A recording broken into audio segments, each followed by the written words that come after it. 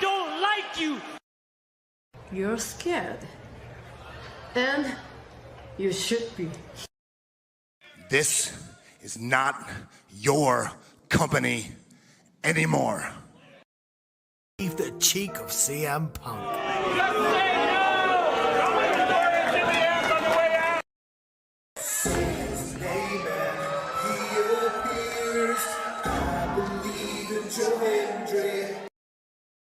Out.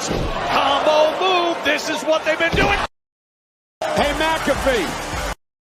Everyone shut the up and sit down! We got a mom in the front row who taught her daughter how to suck dick. I'm Mina Shirakawa. I used to be a model. I want to put on a big show. And that's the bottom line, because Stone Cold said so. What is going on, everybody? Welcome once again to the Saturday Shenanigans, hosted by yours truly, the Renegade J.J. Williams. Hi, guys. Hi, guys. CM Punk drama bullshit to the side. I still consider Heyman the worst AEW champion they've had. First of all, we're going to bring in Walter Cruz. I said that as a joke when, what's his name, did his promo Monday. He said, I'm from a prestige university. I said he majored in Steiner, man. We've got the Heb man, James Hebert, in the house. I do really cool and dumb things on the internet. Right. A lot of shit going on here. A lot of fucking crazy ass shit. Where is Noah JD? Well, say his name and he appears, because we believe in Noah Foster. Fuck is this intro?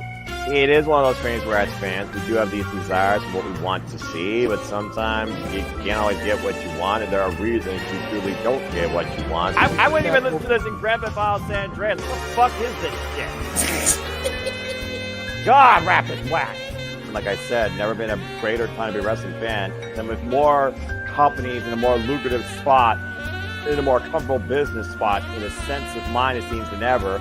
Again, WWE is not the only one. It is not the end-all, be-all. So let's go back to the Renegade Wrestling JJ Williams to get the official word. JJ, speak! Make sure you tune in every week, because you never know who's going to drop in to join the shenanigans. Catboy is in the house. Hello, my internet family. I say if you want to make them as evil as possible, make them really mad. We have Mansfield joining the party now. What is going on, Josh? Like I told no one when we were in Cleveland, him joining JCU was just an unfortunate side effect of my shenanigans towards you, JJ. I know how it can get better, Noah. The panel chooses you. Shut the fuck up, Josh. He said that so like. They got the intro back. Yeah, I was gonna say. Just like how you and I had lunch together the other week. That was different. Ladies and gentlemen, the King is here. Say his name and he appears. We believe in King A-Train.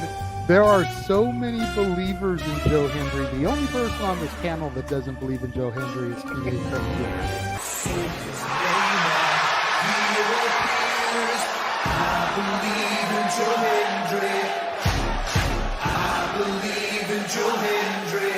Tell the world why you do not believe in Joe Hendry. The reason I do not believe Joe Hendry is he is Fandango 2.0 in a entrance merchant. I rest my case, Your Honor. Hey! There's nothing wrong with being an entrance merchant. He has some of the best entrances of all time.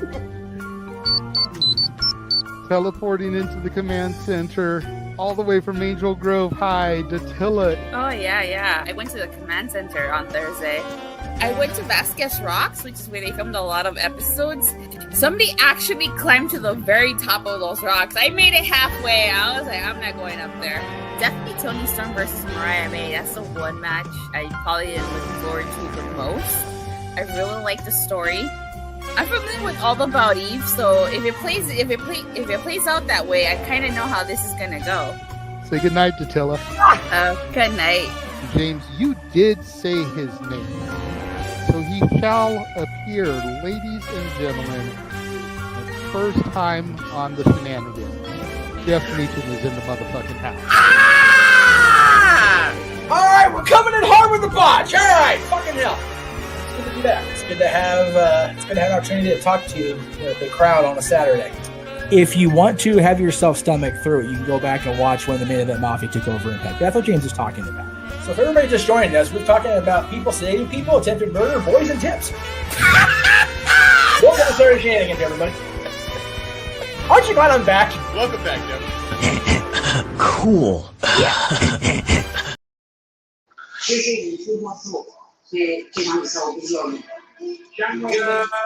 evening, everybody, and welcome back once again to the weekly moderated conversation of Wrestling Madness. That is the Saturday Shenanigans. I am once again your moderator and host for the evening, the Superman Noah Foster, and it's good to see everybody here once again on another Saturday night. Hope everyone's doing all right. Again, thank y'all for tuning in. Please like, subscribe, comment, tell a friend. You want to dictate the conversation, Super Chat, PayPal of Passions. It's as simple as that. Good to see Walker in the chat.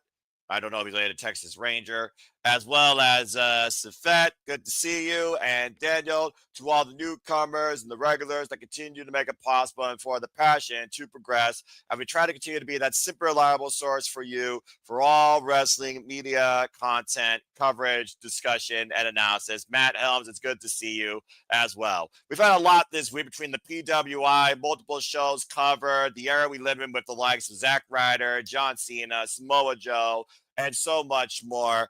And again, I hope everyone just enjoyed the conversation. Of course, you all will have your chance, of course, to further take the conversation in the new segment I introduced last week called Open Mic Night. As with wrestling businesses will evolve, I try to evolve this showcase as well. Let's go ahead and introduce tonight's panel. You saw first and foremost how we changed things up. For some reason, I wasn't solo. Someone already botched production already. Go figure, I got to do everything here. But it's always good to have our UFC expert and the most reliable, hardworking man, 24/7, 365, day and night, whether on screen, off screen, on the phone, never alone. It's always good to have Mr. Reliable, Walter Cruz. Walter, how are you this fine Saturday evening? Doing well. Watching UFC up in the background. There we go. God, that was annoying the hell out of me. There's something we can see the production side that you guys can't see, but that was annoying the hell out of me. But I'm doing well. Coming off the heels of Turning Point, we will discuss that. We'll discuss further things. So I'm ready to go. Let me send Big G the link in case too. It should be already in our chats, wink, wink, because again, I have to do every blocking thing, but that's nonetheless. But always good to see you. And again, I do this, folks, because somehow I love this business so much. I endure the madness, even if it's the last possible minute. And when I'm brought into the hot seat, I step up to the plate because somebody has to. But yeah, and yeah, there's a new thing, by the way, folks. With StreamYard now, it does like portrait landscape. You can hide it. You could basically produce both on YouTube, so that way it's easier for people's phones. I think it's ridiculous, but it is what it is. It's whatever. And apparently you're not alone, Walter, because Fed also has UFC 322 on now on my TV, so I'm sure we'll have UFC talk when we do the Open Mic Night roundtable conversation that I introduced last night, as you are a UFC expert. But yeah, we've had a lot of great stuff to shows this week and a lot to talk about, and also to help people. There you see, folks, various topics we are going to talk about that are on the docket, and that's not even everything. And, of course, we are never alone, but she's yours, she's mine, she's our Canadian friend, Ash. Hello, Ash. Hi. Hi, how are you? I'm good. I've been up since like 5 in the morning, or like 5:45 in the morning. Yeah, come. Yeah, I had I did some volunteer work at this. I did some volunteer work and selling like drinks and whatnot, and all the proceeds went to the Boys and Girls Club of America, or sorry, Canada, Boys and Girls Club. Yeah. About to say you're in Canada. You botched your country.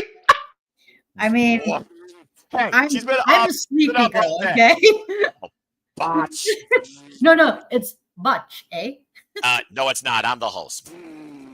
Anyway, shoot, I'm freaking in charge here. Don't forget that, folks. No one's captain now. Damn right. And I steer this ship the way I want. Otherwise, you want to think. Hello, Christopher Lakier. Good to see you. Well, Ash, I will say, as somebody that, of course, is tired 24/7, 365, permanently tired all the time, mad respect to you and those voluntary efforts in supporting a cause. People like you lead by example in what it means to be selfless and better. So, mad respect. And I completely get that. All right. Well, without further ado, it sounds like we got a terrific 3. We'll see who else joins the fray soon enough. But Super Reliable Studios community, Saturday Shenanigans enthusiasts, viewers, listeners, and ongoers. And shout out, by the way, to our other correspondents covering House of Glory Superclass. We'll also be here later to talk about that. But let's get right into it. So, again, we once again had quite a fun week covering all sorts of wrestling. And it started bloody, beautiful, violently with AEW Blood and Guts. So let's go ahead and look back on that. As of course, it was me, the other half of the Canadian Connection, Nicholas Ferrantes, and of course, Walter Cruz that we covered this Wednesday night, this 2.5+ hour special, giving us our first 2 Blood and Guts in a single session since Rampage is no longer a thing, as well as the Falls Count Anywhere match and further developments as we head into AEW Full Gear. So let's go ahead and look back at what we saw. And I think first and foremost, I'm just going to start right here a little differently. Ash, did you see Blood and Guts this Wednesday? I did. I just finished watching the men's Blood and Guts match before the show started. Nice. That's awesome. And you went back, rewind, and watched the whole thing, I imagine. I was watching the match, and then because of how tired I am, I kind of fell asleep during the match, so I had to rewind it, pick up where I left off, because I fell asleep. I think right as I think when Moxley came in. Oh Jesus, that's the most violent bit of the men's. So no, I guess you would agree with me. Since the AEW started with the women's, we should let Ash go first. That's exactly why I put her on blast first, because I think it's only fitting that we get a lady's perspective on what those badass bitches did in the first time ever top that shit. So, Ash, go ahead and give some of your simple takeaways from AEW Blood and Guts, particularly the women's Blood and Guts match. What did you think? Okay, I absolutely love the women's match. Like, I love the way they set up like who came in, because it started off with Willow and Sky Blue, and then because the heels had the advantage, Julia came in. I'm like, okay, so Julia came in next, so that means Harley Cameron's going to come in next because she's Willow's partner. And then Tekla came in, and then I just like how it like intertwined not just the matches for like the women's tag team, but like the ongoing feuds as well. Like they did a good job of interweaving storylines. Yes. Oh my God, this match was bananas. It's like it was bloody, it was violent, it was chaotic, it was everything I hoped it was. I want these matches to be like on all the time? No, but for what it was and what we got, it was really solid.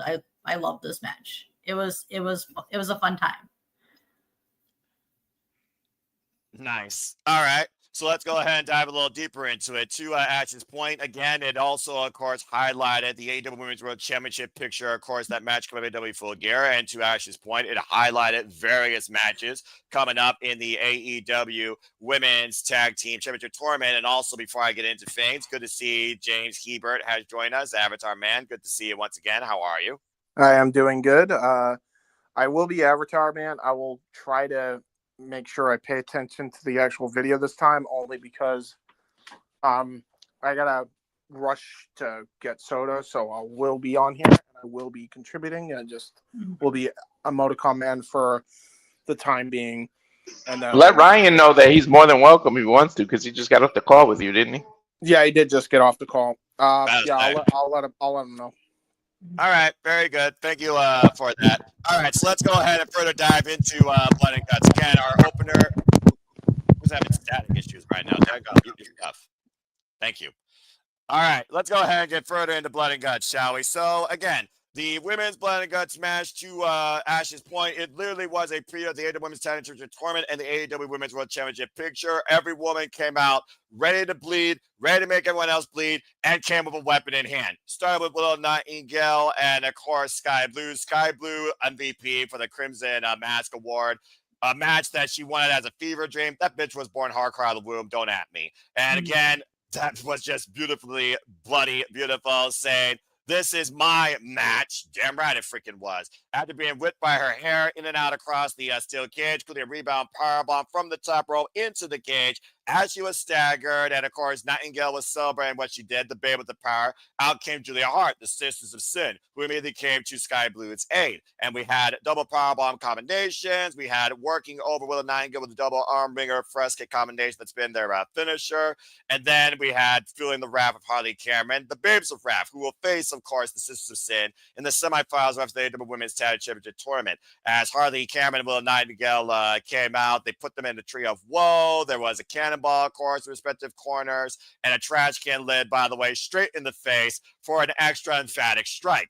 After a brief flurry of offense by the Sisters of Sin, though, out came Thekla as the Triangle of Madness came out into full effect. Thekla had taken a leather belt off her boot and whipping government mule style Willow Nightingale and Harley Cameron, putting the match to her favor. Then came the hardest hitting bitch on the roster, Jamie Hayter, including her own backup text that she unloaded on everybody, and the barbed wire candlestick that Sky Blue came into the first place with on Sky Blue's own back. In the end, though, Thekla was also the next one to start bleeding. Then came probably one of the ultimate difference makers in the match, the Mega Sis Megan Bayne. As Megan Bayne came into the match next, and basically she was a weapon in herself. There was no stopping her, tossing everybody side to side, and you saw Harley Cameron was trying to get back at her after breaking her nose. Also good to see Ryan. Thank you, Ryan, for joining us after your coverage from House of Glory Super Clash. Looking forward to getting your takes on that and everything else.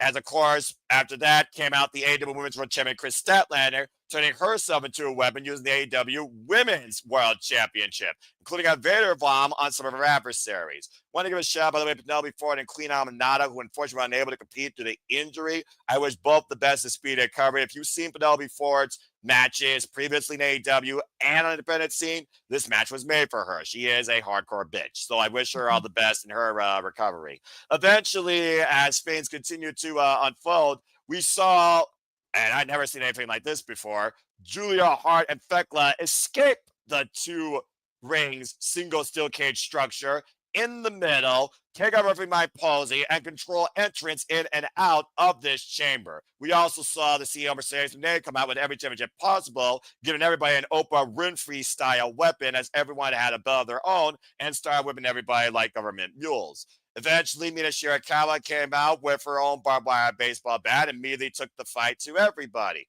Shirakawa was able to duck an attack from Mercedes Moné, and Statlander threw Mina into Mercedes. I love when people use people as weapons because it just works so well.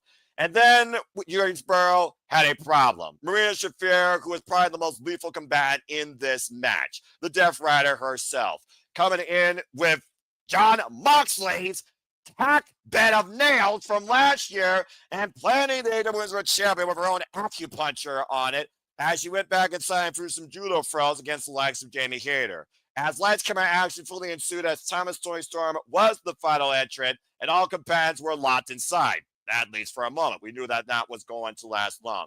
Things continue to escalate here, including a table spot on the outside that wiped out the AEW Women's World Champion and, of course, the TBS champion. Both were basically out of the equation for the time being. Toxic Spear wiped out the likes of Jamie Hayter and Harley Cameron on the outside as things continue to escalate here, including a high pin spot by Thomas Tony Storm, dipping a taped fist into broken glass in a bucket. Shades of what happens at Hollywood ending at AEW Revolution earlier this year as she squared off against Marina Shafir. And for a while, the problem was neutralized, but that did not last very long.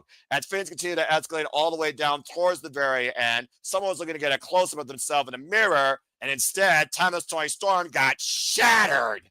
As Mina Shirakawa, Thomas Tony Storm, the Triangle of Madness were locked inside with Maria Shafir. Eventually, almost had a submission spot, but Maria Shafir buried her bare foot in glass and stomped Mina Shirakawa's chest. in something as purely cinematic as possible you could get when it came to the fact that Timeless Story Storm and Mina Shirakawa calls themselves forever lovers. Mina Shirakawa trapped in glass in mother's milk on Maria Shafir while freaking Megan Bain whipped her unconscious body with the TBS championship multiple times over, which of course led eventually, as Timeless Story Storm was restrained by the Triangle of Madness, and Aubrey Edwards was asking her, what do you want to do? As pinfall doesn't matter here, only submission or surrender. Since Mina was unconscious, she couldn't submit, as Timeless Story Storm surrendered on behalf of her forever lover and tag team partner. As Shafir and Megan Bain got huge momentum ahead of their match that could happen with Timeless Story Storm and Mina Shirakawa, as the heels won the first ever women's blood and guts match. Jesus effing Christ, this was freaking nuts. And I'm going to bring Brian in because somebody did apparently bring Brian onto the screen. Ryan, first up, good to see you. How are you? You're muted. Yeah, that's happened to James a lot tonight. This first has happened to me. Doing good. Great night for wrestling. Great week for wrestling. Doing good in general. Oh, well, there you go. Did you get to see Blood and Guts? Yes, I got to see Blood and Guts. I have not got to see Collision yet because of doing the call with James. So that's the next thing on my plate.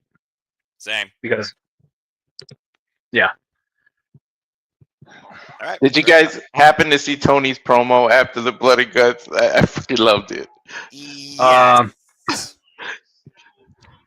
I love that. I love that promo so much. We're only good at two things, and yeah. And either way, you are. It's okay. You can say it in front of Ash. She's not that kind of lady. She's worse than us. Believe me. Right? You come on, right? You know me. I I've was been about to say that together. I can confirm this. I can confirm this. I can also I do confirm appreciate this. the respect, though. About to say, continue, Ryan. We are only good at two things: sex and violence. And either way, you're fucked. It is a bar that I haven't ever needed to hear before. Like Timeless Tony Storm, there's a reason she was, wasn't she ranked number 1 last year? Yes. Yes. And this year she's ranked number 2. There's a reason she's ranked so high on the PWI each year. And just because she's no longer the women's world champion does not mean that she isn't still the biggest star on that show. And she is the best character of anyone there.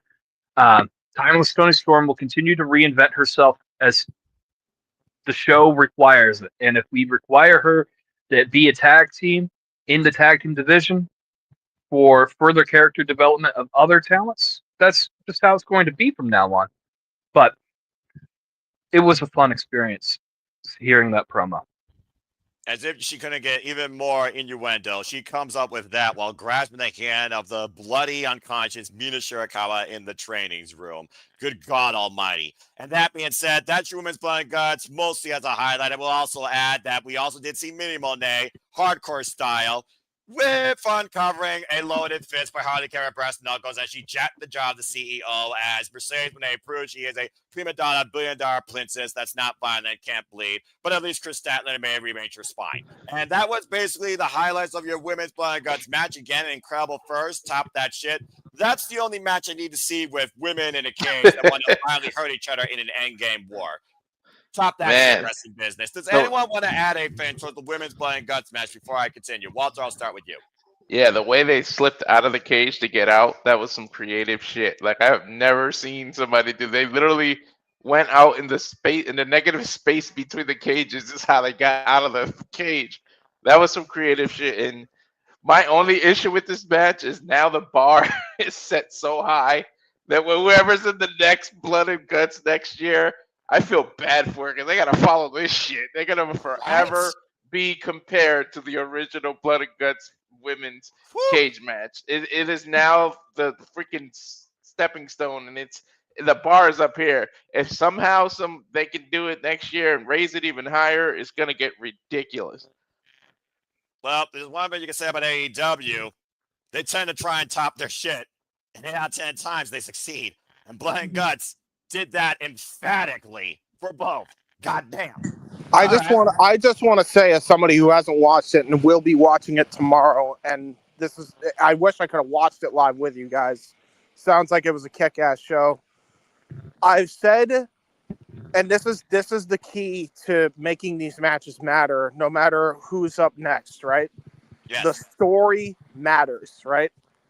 AEW had so much story going into this female Blood and Guts match. So anybody that wants to tell you fucking AEW doesn't tell stories, I raise you this match, because there was endless stories in this one match alone. And that's not even the full story of what's going on in the women's division. And it intertwines so many aspects that was going into it. So as long as they do something similar to that next year, if they do another one of these, I'm okay with it. You know, I don't care. I mean, will they have a tough act to follow? Sure, because, you know, nothing's going to beat the original type thing, right? But evidently, if they can do what they did before and just tell the story the right way, we're in good hands. To your point, James, it started with Jamie Hayter's bad blood against Fekla, who took her out the day after Double or Nothing and declared Blood and Guts. Then you escalate from there with the inclusion of what's going on across all the teams in the AEW Women's Championship tournament. And at the forefront, the AEW Women's World Championship. It talked about a grudge. It talked about the mid-card title. It talked about the world title. And it talked about the upcoming AEW Women's World Championships. You don't get deeper storytelling than that, covering all facets. Yep. After this match, I get the weirdest feeling that Mina and Tony are going to be the inaugural champs. It's just something like, it's just like their way of getting back at it. I don't know. They weren't my original pick. Like I'm still going for Hart Team and oh my god, why can't I think? I just lost my train of thought. Yeah, the Sisters of Sin. That I'm going for them, but I don't know. Something at the way they told the story, as you put it, James, and it seems like Tony and Mina are just like destined to be the inaugural champs. And the promos that they're gonna cut after they win that title is gonna be crazy. The beauty of this tournament, though, we don't know for sure who's going to win. It's not as clear as night or day or cut and dry. We already had a bracket buster when Monet and Athena were eliminated. Harley Cameron pinned the Ring of Honor Women's World Champion Athena, who she will face, by the way, for Ring of Honor Women's World Championship to come, I believe, at Final Battle. And the fact of the matter that the heels, might I add, the team with the advantage, won Blood and Guts. So not only was that Megan Bailey affair, that was the Sisters of Sin included. Just to put that in perspective. And Mira really, she proved how badass she can be. Like it was literally the female version of of Moxley in that match, and the fact that she pulled the fact that she pulled out the bed of nails and everything. Like I don't know who the hell would want to f with her. Like I told seriously. you, give me more of her in the ring. You underestimate the problem. You see what she can actually be when unleashed. John Moxley picked her for a reason as the inaugural Death Rider when he started this campaign last year. All right, well, thank you for that. Ash, I know you gave a brief highlight towards how you felt about it, but now that we've kind of like broke it down, anything further you want to add from it? Yeah, I just like how it adds more stakes to the women's tag team titles other than the championship itself. Fair enough. Because Mina and Tony would want to get their hands on not just their possible opponents in Megan Bain and Marina Shafir, but also the Sister of Sin as well. But if that does become the finals, that'd be one hell of a finals. Like, because you can make the argument that both teams deserve to become inaugural champions. Yeah. Well, again, we talked about the first team since day one. Now we got a whole different dynamic with two teams made impromptu. So again, it's really a who's who if anyone can win after this tournament. Ryan, anything further you want to add regarding the women's Blood and Guts before we move on? I think everyone else has already painted a very clear picture here. I just have to say that for it being the inaugural match, they could not have set that bar any higher. Right? So That's it. Simply put, fair enough. And again, someone's likely in the same settlement. Sisters of Sin for the inaugural win. I mean, again, the jury is out whether or not that happens. All right, moving on from there, going after a segment to clean up. By the way, incredible work by the AEW ring crew to clean up that mess so damn quickly. Don Callis finally attached to Wrestling Express. They prepare, of course, for the trios match, as it seems that Don Callis is trying to recruit the young bucks of the Don Callis family. Okada is saying, decision time, and we'll see what that might mean soon enough, as Matt Somley said, see you next week. As so they put, you don't mess with the family. This family is way too big, in my opinion. I said it on stream. I'm telling you, it's going to turn out to be that Young Bucks owe the Callis family a favor for some money now. They gave them money or something. Watch, it's going to get turned into that story. Because this came out of like nowhere, like the way they did this. I mean, in actuality, we know what it was. It was to distract and have everybody pay attention to that while the ring gets cleaned. I mean, that's obviously why they did that segment. But, but yeah, but yeah, that is kind of telling that they did something for money, and now they're gonna have a favor held over their head. Like, look at that, 2025, all about favors. I'm about to say, the Wrestling Express are already $500,000 richer. They add $1 million to their pot. Jesus Christ. Anyway, moving on from there, we have Falls Count Anywhere match, non-title. It was Hangman Page versus Powerhouse Hobbs. And for what this was, I was quite surprised. Damn. Of course, Hangman Page coming in with bad core and bad ribs after the world's strongest slam off the stage, through a table to the floor just last week on Dynamite. These two went balls to the walls, nuts on each other, as I expected. Cowboy Shiznak in the Greensboro Coliseum. Hobbs at one point eventually ripping the bandages from Page's ribs, kicked him to the outside. And of course, Hobbs, the one-man freight train, ran over Hangman Page with multiple clotheslines, smashing him into the guardrail, throwing him back in the ring like a rag doll, and then sending him into the guardrail again. At one point, literally dropping across the ring steps. Fucking ouch. But then Hobbs, of course, caught him into the announce desk, as Hobbs said, "It's all your fault, Shivani," talking about that little Halloween prank they pulled off. As this continued to escalate, of course, we had to go into the all-elite creep. We had to go into the crowd.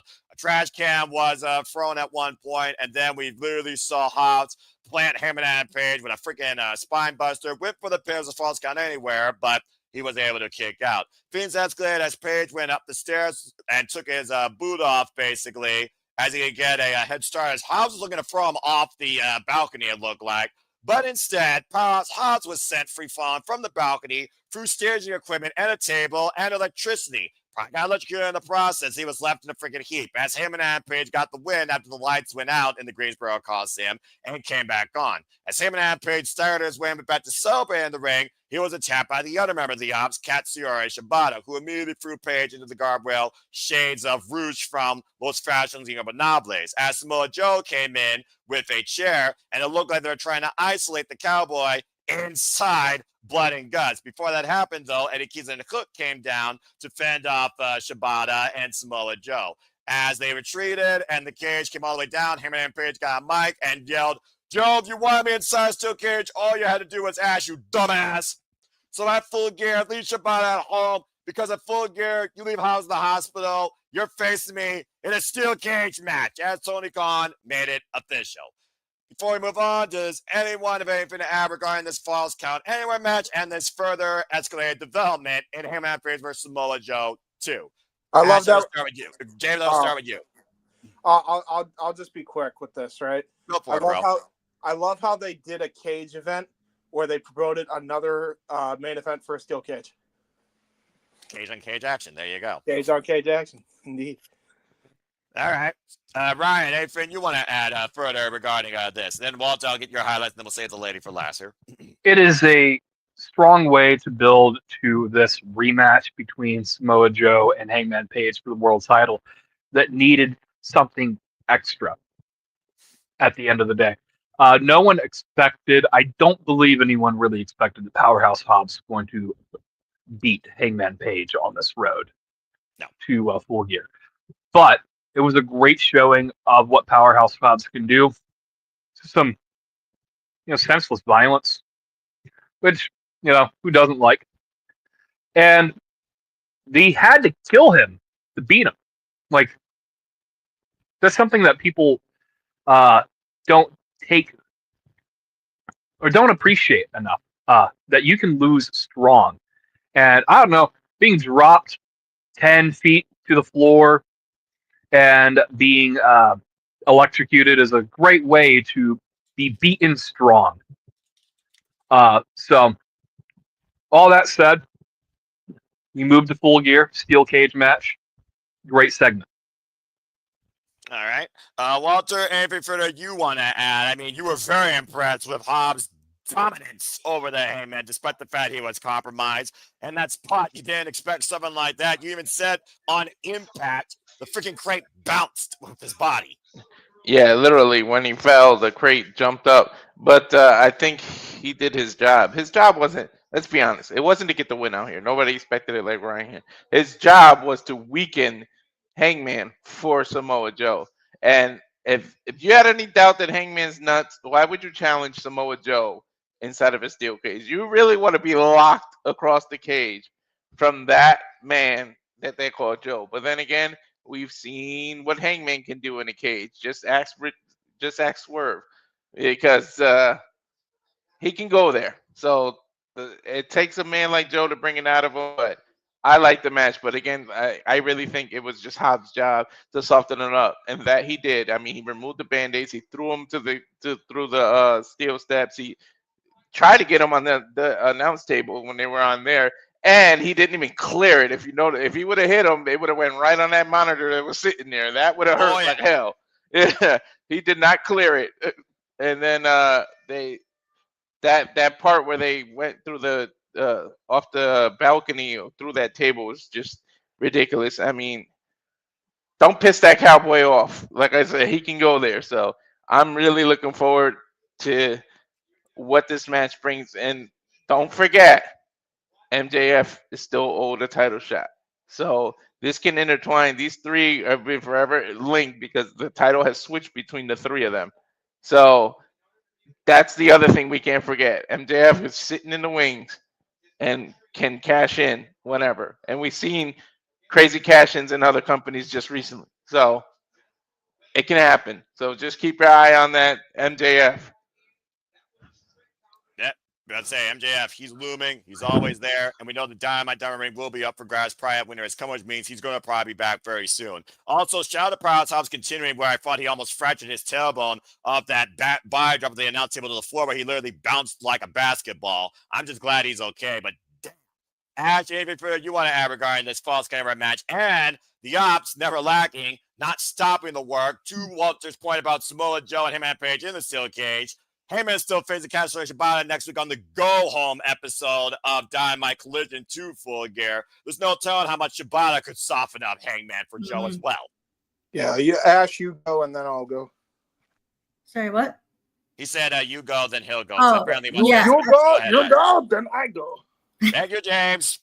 Yeah, I was about to say, yeah, that the match did what it needed to do. It made Powerhouse Pops look strong. And it's set up for the Samoa Joe Hangman match in a steel cage, which I'm not really sold on because, it's kind of funny because I like Hell in a Cell matches, I like war games, but for some reason, just the regular steel cage match, I have a hard time getting into. That's fair, considering most of the time it's supposed to keep people out. They still find a way in. But I will give AEW credit, at least with this steel cage, you can't get a cowardly win by just simply escaping. You still have to fucking win inside the damn thing. Right? The way cage matches were intended. Continue. Continue. Yeah, I was about to say, I was just like, it's gonna be a fine match, but it's gonna be like a really hard sell on me because I like Samoa Joe, I like Hangman Adam Page. It's just I just can't get into this title run for some reason. Yeah, that's fair, because at the end of the day, we're waiting for the other day one to come back. He said his name. So, I mean, I think that at the end of the day, we're just waiting to see that culminate in the 2 day one AEW wrestlers. It's got to be happening. What is it, Walter? I know what you said, Ash, but this title reign is way like a million times better than his first one. I just gotta say. I was just about to say, Walter, and that was going to be my point. I'll interject here. Go ahead, James. What AEW did, and I think they did way better than I think the first title run. And this is not a knock on them, because I actually like the first title run, unlike a lot of people. But I think with this one, they made you care more, because they made the build-up to him getting it so big. And then there's all these established stories that he has now when he was chasing for the title that he can go back to as champion, which is a very smart way to book it, because now you're kind of reverse engineering how to book it, which is honestly kind of ingenious, because now it's like there's the history that he has with Joe when he was chasing for the title. Now he's the champion and Joe's chasing him. So it makes all the sense in the world. And then you have your intermittent,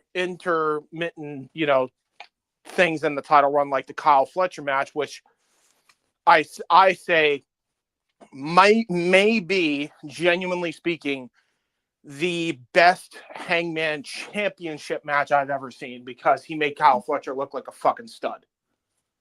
Like, Kyle Fletcher looked like a star in that. So when you combine those two factors, I think this title run is like infinitely better than the first one. And I liked the first one a lot, mainly because of the Danielson matches, right? Mm-hmm. And the Adam Cole match.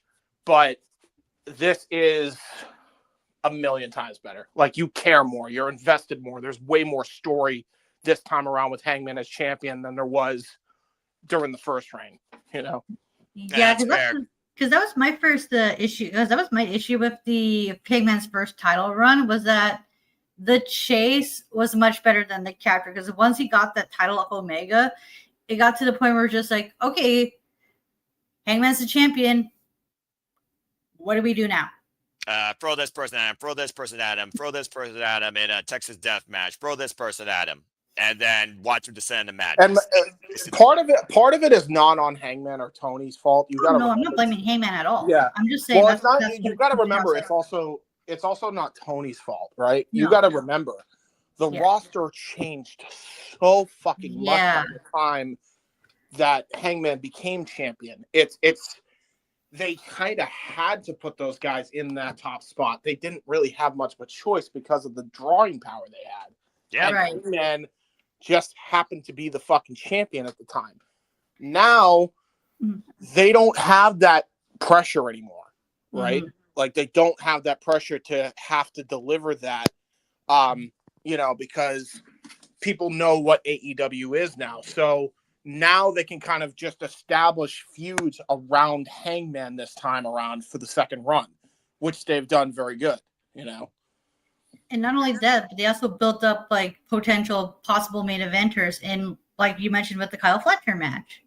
Yeah. Because we knew Kyle Fletcher wasn't going to beat Hangman, but did he have a good showing to prove that he is, once he does drop the TNT title, that he can go up into the main event scene? Absolutely. Yep. That's basically what that's supposed to establish. Well said, James. Again, context behind a championship and the champion's context of challengers goes a long way in proving the value of not only the title, but the man that holds the title. The classic phrase, the championship doesn't make the champion makes the championship. Both contests make perfect sense for Hangman, and he's justifying them in both senses.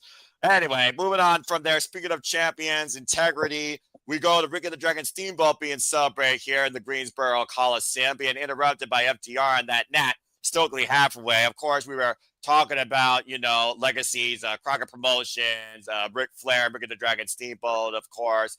And, of course, we saw a great sign about the Mount Rushmore of wrestling that was also pointed out. And honestly, that was a pretty accurate sign. However, we also got FTR talking about the history of Ricky the Dragon Steamboat. Of course, Cash Wheeler and Dax Harwood, I believe Ricky the Dragon Steamboat was part of one of their last matches, or vice versa. And as things escalated and Stokely said some stupid nonsense, Steamboat did come in and said, one thing I didn't teach you is that your attitude has gone in the toilet. And of course, Ricky the Dragon Steamboat will tell you straight up how he feels about you. Going back a few years, I would have told you both to kiss my ass, but sometimes discretion is the bad part of valor. Sometimes you really realize I'm going to be 73.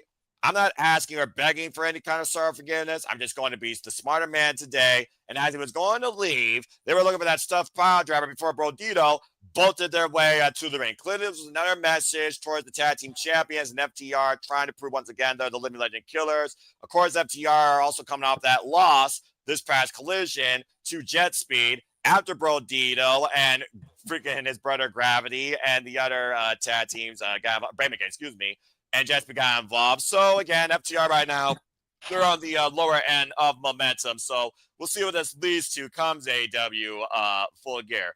Does anyone want to add any takeaways further from this segment before we move into the men's blood and guts match to close this segment out? All right. I'm just a little shocked that Ric Flair didn't show up, but other than that, I mean, they were literally Greensboro. I'm not. Nobody wants that stank on them right now. Yeah. Okay, Nobody wants true. that stank on it. Have you seen the videos of him being a fucking male equivalent of a Karen lately? I would not want to even associate with him and fucking football. The whole time I was thinking though, what the hell's taking Bandito so long? Because damn, they were like this close to actually pulling off that power driver. What the hell? Anyway, all right. Well, moving on from there, as of course they ran down the Full Gear card, and stay tuned, folks. AEW Full Gear, of course, come up this weekend. We'll be predicting for it, and you know we're fucking covering it. So 1 week from today, stay tuned for our coverage for AEW Full Gear. I have no idea who'll be on the call with me, but again, I love AEW pay-per-views. They always set the bar. I can't fucking wait to call this show. So stay tuned for that here at Super Labo Studios. Now let's go ahead and get into the main event of Blood and Guts, shall we? The men's Blood and Guts for the 5th time. And might I add, the baby faces were the one going in, keyword, going in with the advantage. The first person that came out, of course, was Darby Allin with a tech skateboard and who knows what else on his satchel and on his clothing. And who, of course, opposed him? The Death Riders. First one out, it was with a Yuta. And, of course, we had a little bit of crazy action. Coffin drop onto Yuta as he scaled the cage. They went from one to the other. We had a code red. He grabbed the skateboard, which, of course, Tactical on the bottom. We all knew that was going to happen. And he drove that into Yuta's head, which caused Yuta to be the first man to bleed and be busted open. But Yuta came back with a low blow. Then out came freshly squeezed Orange Cassidy, his first time in the Blood and Guts match. And he came out, of course, with a backpack, turning his own sunglasses into a weapon, puncturing Yuta's head with them, and nailing him with a DDT as Cassidy and Darby Allin basically had Yuta on the ropes for the early going, including smashing his midsection. And then we had Darby Allin go straight Tony Hawk on his back with the skateboard with the tacks. Out came Derek Garcia, who later became almost a tag team impromptu. It feels like with Yuta, continuing how technically sound both of these are. It actually makes a lot of sense. Derek Garcia with Yuta were able to put the match in their favor for a little bit, as Derek Garcia had a steel chain, and with a Yuta also seized it. Darby Allin, though, fought back and wrapped Yuta and Garcia in the chains, and out came Mark Briscoe, or so we thought.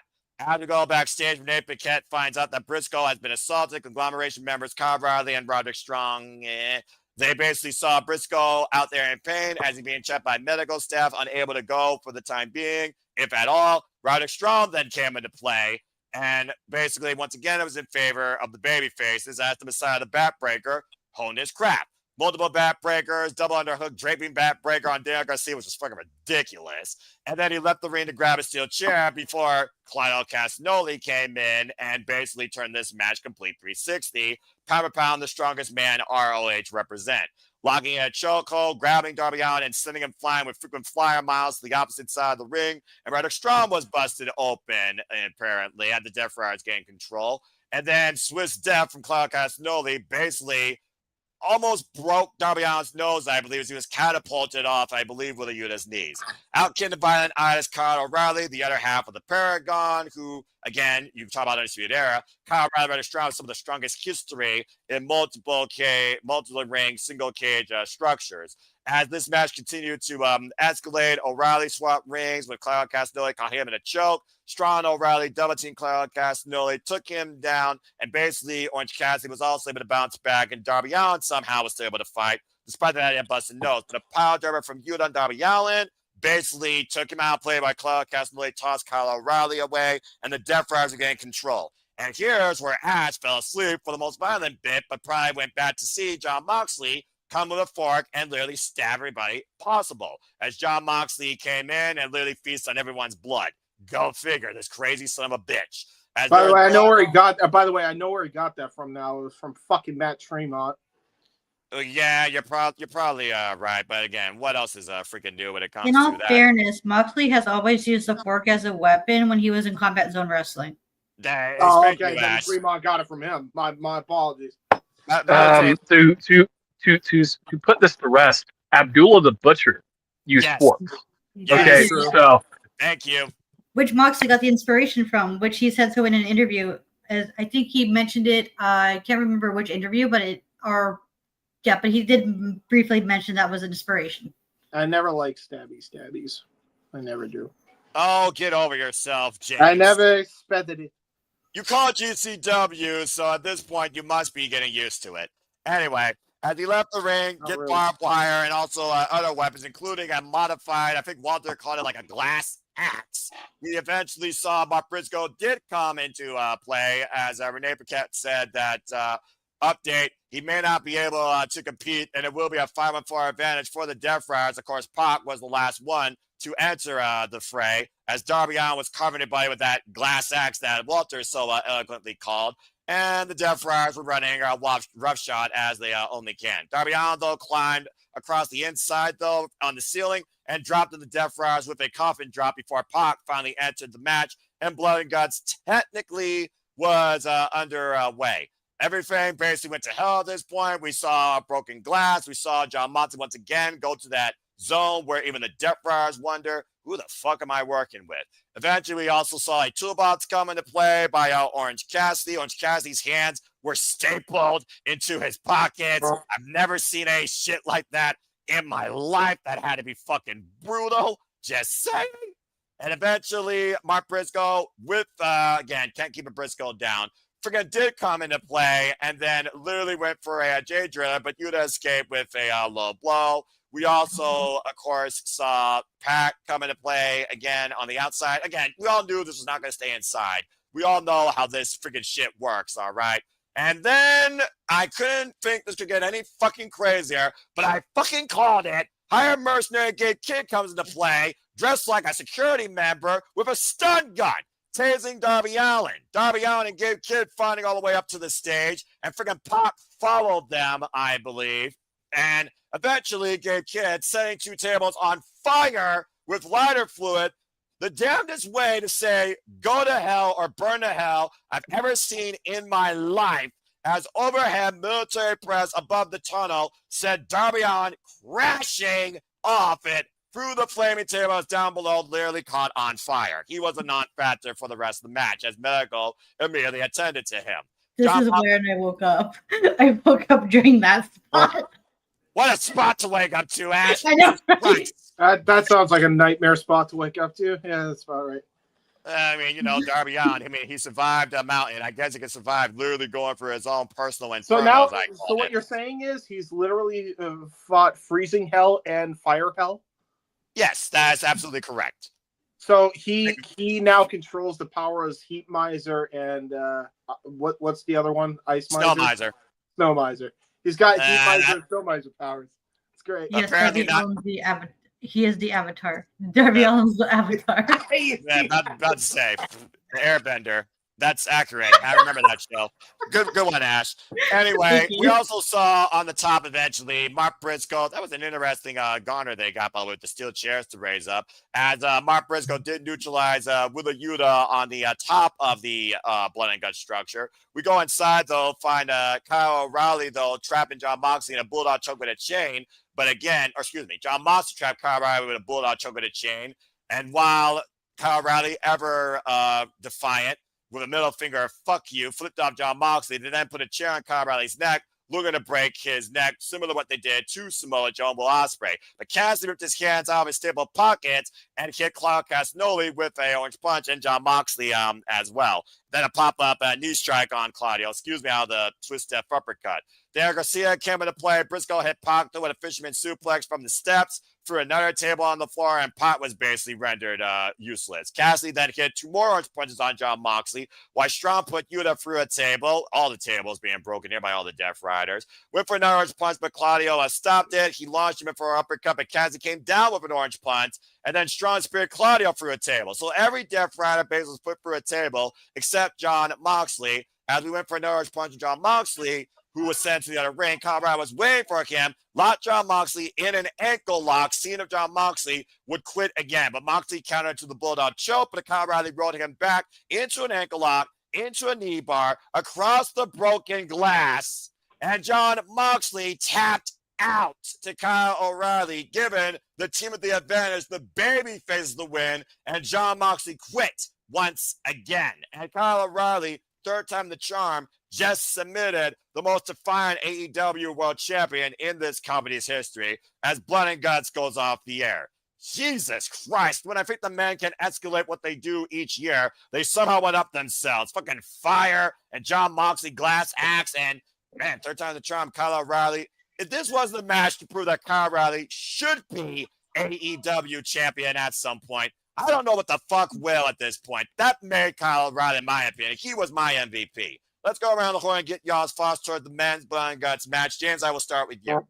I will only give my thoughts because I haven't actually seen any of this event. I'm going to be watching it tomorrow, so that way I'm good for TISM, because we'll be talking about it with, I believe, somebody who was there in the air, there in the area, and actually there live.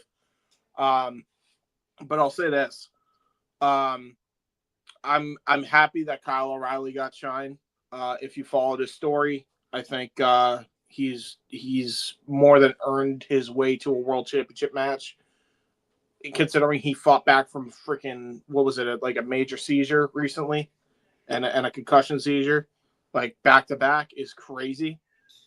So the fact that he's wrestling like this at a high level like this, I think he's owed a championship match. I think him and Hangman would fuck as a match. So honestly, I hope we get it. And I am happy that the Paragon are happy with the conglomeration. So I was happily proven wrong. I thought Roddy was going to turn and join the Death Riders, and I was incorrect. Give it time. Give it time. You can't trust him. You can't. There might be a new leader, and after he quit twice, they might watch. You're gonna see Moxley go away on his well-deserved vacation that he was supposed to take like 3 fucking years ago. Bro, but vacation. Give the man his vacation. But yeah, they're gonna do some kind of internal struggle where he gets kicked out, goes away for a while. It's weird to say it, but we might see in a couple years, or maybe a year or so, dare I say, a babyface Moxley in AEW. It's gonna be weird, but at some point, this can't continue to be like the Bloodline and never fucking end. We gotta end this story at some point. Or somehow escalated more than what they did with the WWE Bloodline. But at the end of the day, I see what you mean. Any further thoughts, Walter, before I go to Ash? The funny shit was when, by the way, Valentina Shevchenko puts the art in martial arts. That she just fucking dominates Zhang Wei Li. Sorry, girl, but you got your ass handed to you. But anyways, the funny thing was with Orange Cassidy, like, it's not supposed to be funny. It's gruesome. But they literally stapled his fucking hands into his pants so that he couldn't take his hands back out. That shit was funny to me. Like, they took a staple. I would have cringed, man. I would have cringed seeing that. That's crazy. This shit was hilarious. Dude, if you get a prick from a staple, it's painful. I can imagine that shit literally stapled into your hands while they're in your pockets. That sounds like a long day. But the whole fire and going through a table, you have nobody to blame, Darby, but yourself. You introduced it when you threatened the Molotov cocktail on Dynamite like a month ago or 3 weeks ago, however it was. And so now they just took what you introduced and took it to the extreme, and that's what you get. You shouldn't have. You play with fire, you get burned. You introduced it, and there you go. Storytelling. That's right. Fair enough. Ash, anything further you want to add regarding the men's Blood and Guts match? And yeah, at this point, I do wonder if Jon Moxley will just voluntarily step away and let the Death Riders continue his mission statement in hiatus, or at the end of the day now, what does Jon Moxley do to back up his stance in what the Death Riders are supposed to mean to AEW? Because at the end of the day, the man has now quit twice. Mm-hmm. And also, shout out to Nicholas Ferrantes, the other half of the TNA Connection, joining the conversation. Nick, since you just joined in, I will go to you next after Ash, from one Canadian to another. Ash, go ahead. I thought that was fine. This was my the Blood and Guts were both my first Blood and Guts matches, because I haven't seen either previous Blood and Guts matches. So for a first time viewing, this was fine. Even though I had to like rewind half of it because of me being a tired girl falling asleep halfway into the match, because I've been up doing volunteer work in support of the Boys and Girls Club of Canada. But yeah, it was a fine match. I'm looking forward to see what Kyle O'Reilly does next and what eventually happens with the Death Riders if Moxley gets kicked out and who takes over.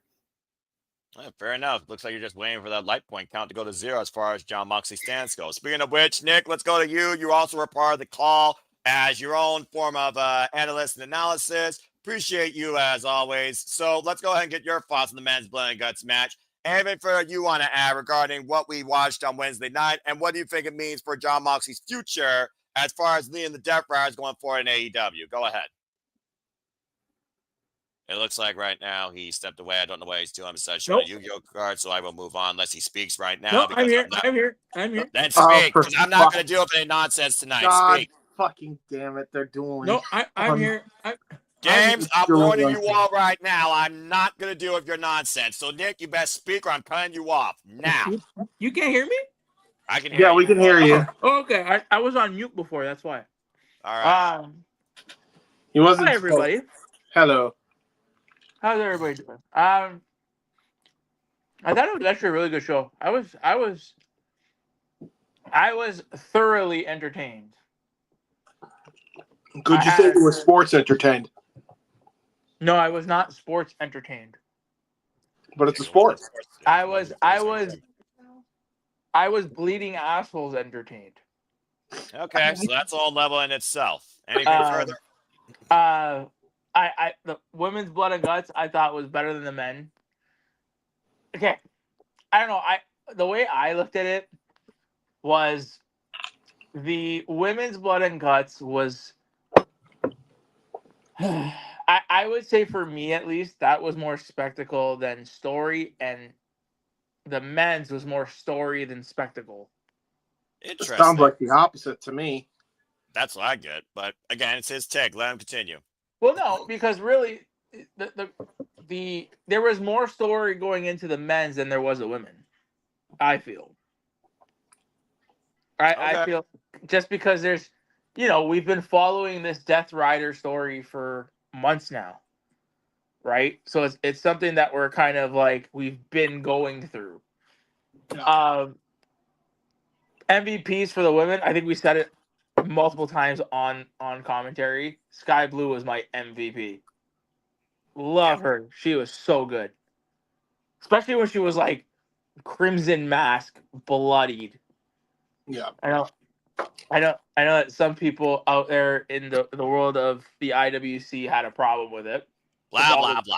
From all the tweets that I saw. Like, I don't know. Whatever.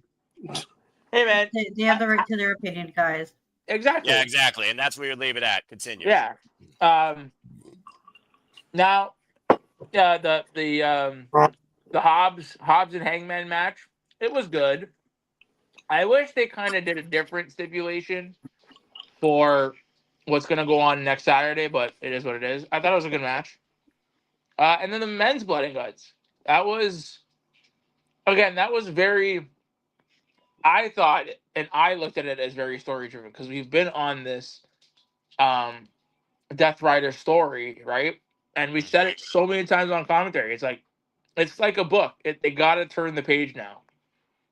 I hopefully this loss that the Death Riders have taken shows us that maybe the group is not really buying what John is selling. And hopefully, the next turn comes and they beg him. Hopefully they beg him. Other than that, I love. Okay, so I love the table spot, and I need to ask y'all a question. Go for it. And I know people are gonna watch this back and be like, "Nick, you're such a dick." Would you guys say that Darby Allin was set on fire? Yes. Okay, so I say it wasn't that he was set on fire. It was more the residual of the bump, not him being set on fire. You think after he hit, he just combusted into flames? Not on Don't impact? you dare start this fucking water is wet argument with how somebody got put on fire. I'm not having it. No. He already did.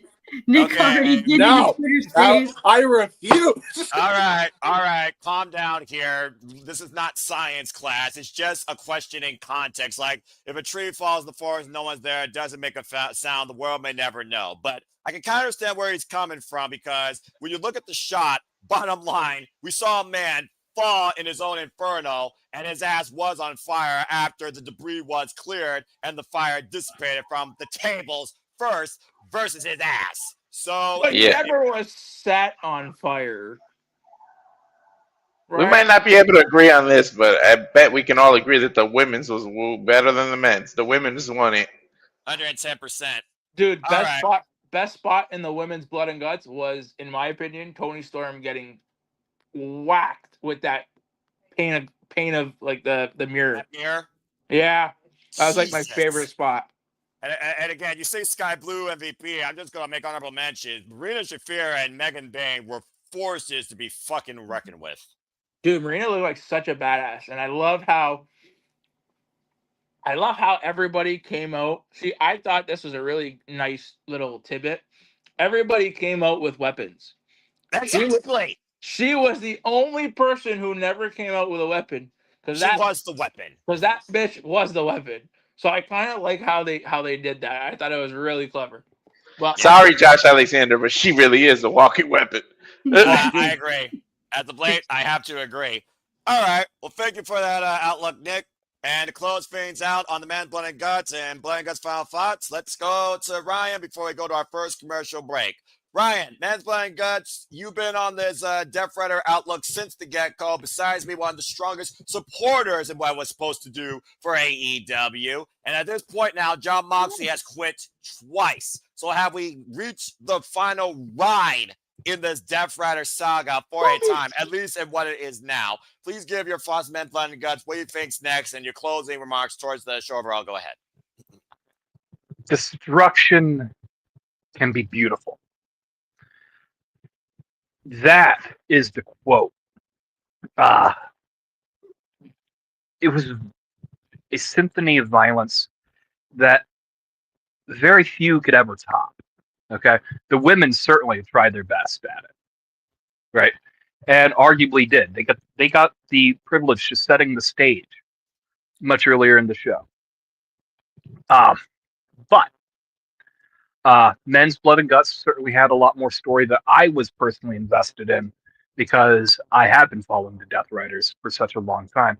Noah, I ask you this question, this little bit of trivia. You might know the answer.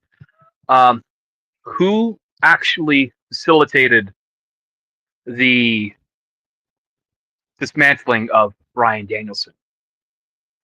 Who actually facilitated the dismantling of Bryan Danielson? I would almost have to say that it would be Jon Moxley, because he was saving him for himself. He didn't want to see his friend hurt. But there also is that idea, considering the close history, if not him, maybe Claudio Castagnoli, because I do remember when Bryan and Claudio were face-to-face, and Claudio lost that chance, Bryan said, hey, man, it happens. If there's no one closer to Bryan Danielson in AEW than Jon Moxley, I would say Claudio Castagnoli is second. Claudio Castagnoli hit Bryan with a uppercut that knocked him to the floor, that shocked him to the point that he couldn't respond. Correct. Okay. And Claudio is the first soldier of the Death Riders. The Death Riders is really just the continuation of the Blackpool Combat Club at this point. And at this stage, for the same reasons that Bryan had to be removed, you have to remove Jon Moxley, because Jon Moxley has lost his spirit for the war that needs to happen.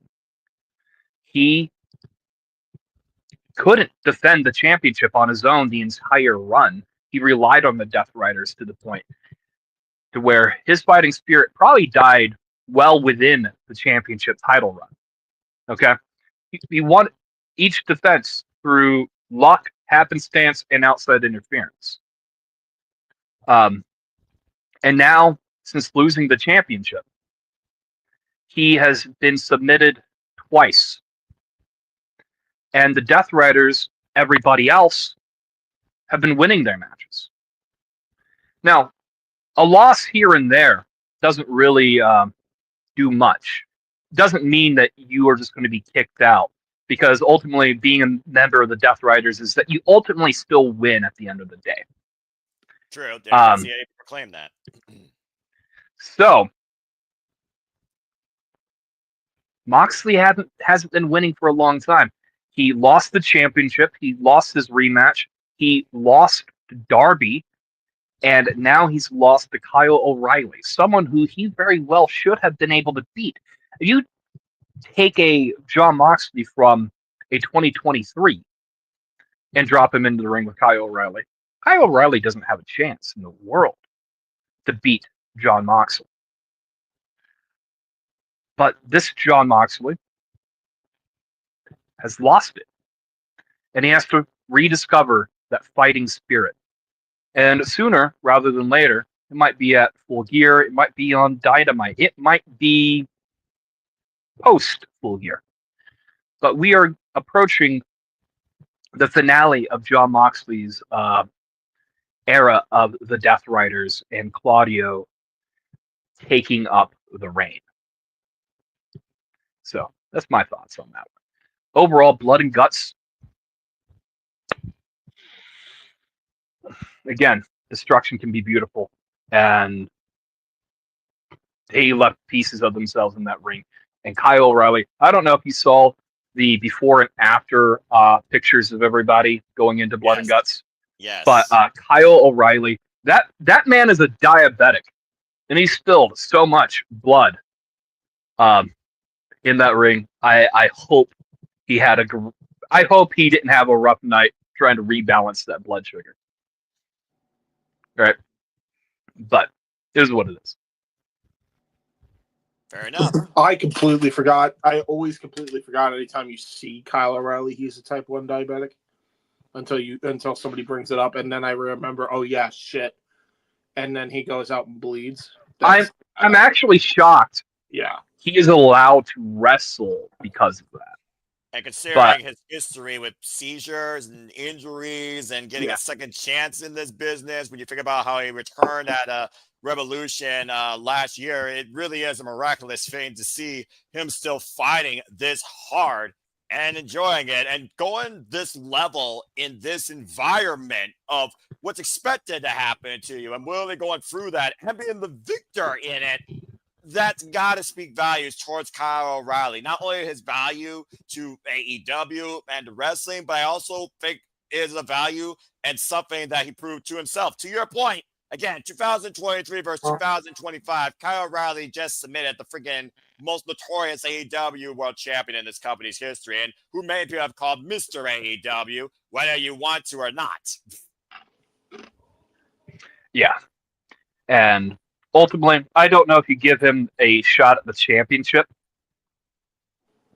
or you give him any championship. I don't know if you keep making the world champion or not. He's owed a second. I think you get what you get in professional wrestling, okay? Agree. Owed, deserved, earned, splitting hairs, right? there's a lot of championships in AEW that you can give Kyle the an opportunity at winning, being the unified champion, because he is a tournament wrestler. So the C2 coming up, you drop him in the Continental Classic, and maybe he wins at the end of it. I was just about to say if Kyle O'Reilly in the Continental Classic would be baller. I don't know where you would fit him on the pay-per-view currently, other than the National Championship Casino Gauntlet. Maybe Kyle O'Reilly becomes the inaugural champion there and gets to go on tour. There's a lot you could do with Kyle O'Reilly. I don't know if you just... I'm just never a fan of... Here, have the World Heavyweight Championship. You're such a good soldier. I'm not a fan of that. Agree. So, this is what it is. Either way, great win for Kyle. Great showing for Kyle. And happy for him. All right, fair enough. I did see that Nick has a question real quick. So, Nick, before we close this thing out, what you got? What do you want to ask? So, I mean, I love that Ryan's here because he can maybe answer me the question. So, two things. Ryan, what was the picture? You posted a picture on Twitter about Claudio. What was the writing on it? That was my first question. It says soon, and one of the various languages that Claudio speaks. Did you make that, or was that? I made that. Oh, okay. So my next question is, now, hopefully we all saw Collision. If we did, we didn't. I'll try not to spoil it. Don't spoil it because not everybody's seen it. No. I'll try not to spoil it. Do you think we would get some sort of tension on TV before the inevitable? Like, do you think we should get a couple weeks of dissension between them before we get John being bagged? Or do you think they'll just kind of do it as a shock moment? The dissension's already there. To answer that question very simply, the dissension's already there. Don Callis and the family last week had offered their services in exchange for a favor at some point down the road in eliminating Mark Briscoe from the championship. And John Moxley said, I don't need it. Effectively said, I don't need a favor. What makes you think I need a favor from you? What makes you think we need a favor from you? And effectively turning him down. But Claudio, over screen right or left, however you look at it, was standing there, and someone had to give the Don Callis family the okay to interfere in Death Rider business. It wasn't John Moxley. It was Claudio. Okay, I have to go back and watch that. There's a reason why here's the other thing. There's a reason why Mark Davis was the guy that attacked him. Here's the other thing too. Well, they do their things subtly, right? They don't throw everything in your face, which I see they don't spoon feed the shit to you. No, of course. They give you bits of story throughout the time that they build the story. So when Claudio, here's the way Claudio's the real ringleader of everything, right? The first segment, which insinuated the Death Riders was going to become a thing. It was a promo Danielson cut when he was going into Anarchy in the Arena. And it was Blackpool Combat Club versus, I think, the Elite at that point. And the Elite had gone rogue. This is after the Punk thing, right? And he said he wanted to defend AEW, and Claudio threw his hands up in the fucking air. That's huge. And now he was the first one to hit Danielson. He will be the first one to assault Mox. That's all the story you need. He's the guy. He's the true Death Riders lead. Always has been. Just was kind of in the background of everything.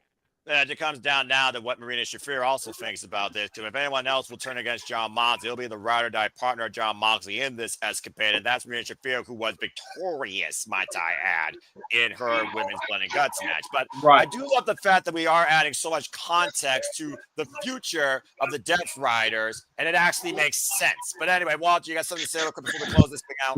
You just mentioned it, but I think what would be more interesting is if they did it, you don't have to kick him out. If they did it where Jon Moxley goes in, he says, I got to go find myself. I'm losing confidence. I can't ask you guys to do what I can't do. I've been letting you down. I'm going to go away for a while. I no longer see fit.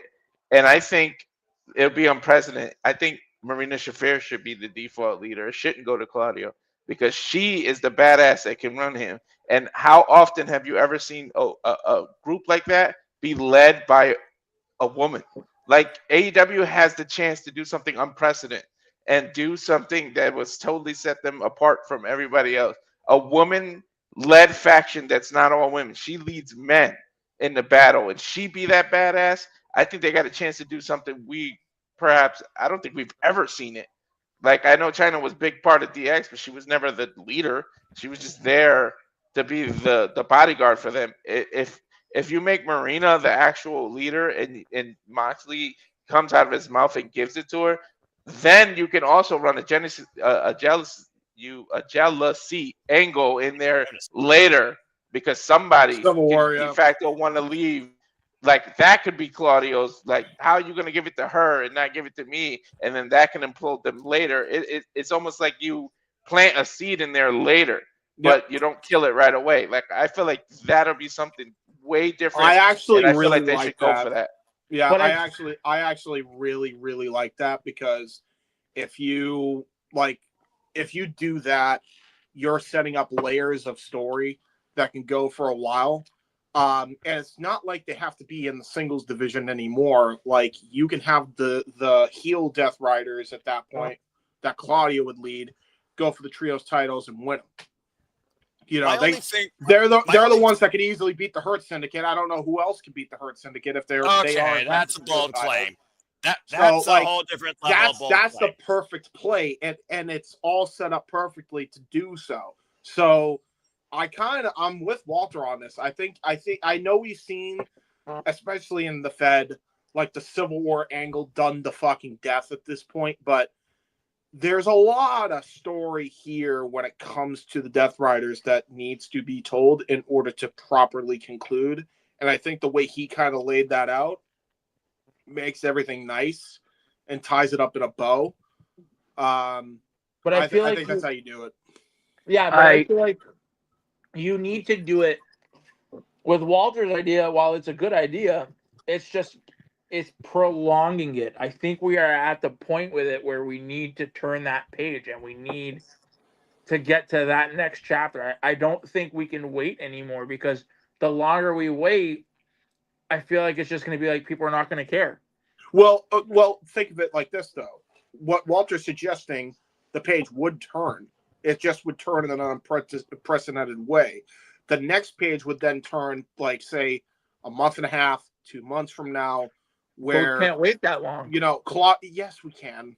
It depends on the context, Nick, because if there's context, then it's not old news. And this would be unprecedented, but I'm also going to say this before I give it to Ryan. When was the last time you fucking heard Marina Shafir say something in English, let alone give a promo? Her as a leader would be mostly just death staring and expecting the Death Riders to do what John Moxley expected. That would be unprecedented. I didn't even think about that. Yeah, how about that? A leader that doesn't speak. A leader that doesn't speak and goes. Hey, actions speak a lot louder than words. But go ahead, Ryan. Get that, but there's only so much you can interpret from an action versus verbal context. And at the end of the day, John Moxley has verbally contextualized what this has been all about, and also what has failed him since Wrestle Dream, a level of strength. Darby Allin had more strength. We haven't heard John Moxley post what Kyle O'Reilly had. And whatever Kyle O'Reilly had was enough to force John Moxley to tap out. So the problem now is, but this is the way you can do it, right? She says her orders in the language she knows, and then you have, what if it's one of the language that Claudio understands and he's her translator? Okay. I'm just respectfully. Respectfully. Ryan, do you want to go ahead and give a closing thought on this? I know this is a nice private topic, but right now, until we see the next fallout, let's go ahead and wrap the bull up on the AEW conversation. Ryan, go ahead. Respectfully, Marina would be a terrible leader. She has not shown any any feats of charisma or mic skills suggest that she could be the leader of the Death Riders in any way, shape, or form. Claudio, he never is given the opportunity to speak, but we know that he can talk, and he can talk. He can do pre-tapes, vignettes. He can cut promos. He can cut promo. He can cut promos in at least 4 separate languages. He can turn you into a pretzel in at least 4 separate languages. That's also accurate. The point is, whether it's Claudio, whether it's Wheeler, okay, there are only 2 options for the next leader of the Death Riders, and that's them. The reason why Claudio is, well, he's the first soldier. He's the guy who put the bullet in Brian's head, okay, and did the job. He's the hitman, the underboss, the general, okay. The reason why it could be Wheeler is, well, he was the first student within the Blackpool Combat Club. And if you don't know, well, they beat him religiously day in and day out until they sharpened him into a weapon. And honestly, the weapon that very well could be the dagger in the back of Jon Moxley. Now, we just said this. I don't necessarily think that Marina Shafir is a good promo, nor can lead. She hasn't really been given the opportunity to do such a thing. Neither has Wheeler Yuta. Wheeler Yuta is a great talent in ring, can do a lot of... Clearly, he's learned a lot, right? I don't think Claudio is going to be the one to put the dagger into the back of Jon Moxley. It's going to be Wheeler Yuta, and Claudio will be the new leader. And that is from the foremost Death Rider expert on the planet. Yeah. Right. There's nobody that knows this story better than Ryan. Save maybe Noah, who's stayed up on a lot of... But that's my final thoughts on it. Well, like I said, Ryan, if you ever wanted to do a one-on-one conversation and break down the Death Rider storyline like a Wrestling Bios video, whenever it reaches its end or reaches a turning point in who leads it and what direction it goes to, you let me know. But the bottom line is this, folks. AEW Blood and Guts this year was pay-per-view quality level, bloody, beautiful, violent television. And now we see what happens as we kick it into full gear. What is it, Walter? I would just really like your opinion on what I said, because you and I usually aren't on the wavelength. I would really like to see what you got to say. Like I said, it all comes down to context, but it comes down to what sort of leader are you looking for, and what did Jon Moxley see in Marina Shafir versus Claudio Castagnoli. We heard the close-up of what the perspectives of both Marina Shafir and Claudio Castagnoli are when they joined Jon Moxley in this escapade. The bottom line is this. Jon Moxley's ride or die. We'll see what happens sooner rather than later, whether he willingly steps down or whether he's suffocated and dropped out. But again, there's a turning point coming in the Death Rider saga. Well, is it the Russian language, dude? You could say "I love my mother" in Russian, and it sounds badass and crazy. Like it's so aggressive. Yeah, like if you just have her cut in her native tongue, like it'll just sound badass and scary. By the way, the last time I heard Marina Shafir speak in a prolonged promo, it was in the 20-minute interview from like February. Right. Okay, that's the last time she's talked at length in any capacity. So I think she's better as the silent gun in a way. Yeah, now kind of overthinking it. But anyway, let's move on. We're stuck literally on overthought it for 30 minutes, but at least we're invested in AEW, and that's what some people need to actually try and put into context. Bottom line, though, you want to learn about Marina Shafir and what she truly is, go listen to Rule Breakers with Saraya, or go see more of what Marina Shafir does outside AEW as the Fight Women's Champion, asking somebody to solve her. A problem in AEW is a problem waiting to be solved. I don't have the equation or the work for it, but I know there's a turning point coming for the Death Riders. And that being said, incredible chat by everybody on AEW Blood and Guts and the Death Riders ride, where we go from here as we head into full gear. After this commercial break, the wrestling talk continues as we talk about TNA Turning Point and House of Glory Superclass, and the Saturday Shenanigans to continue. We'll see you on the other side of this commercial break. And now for a taste of things to come.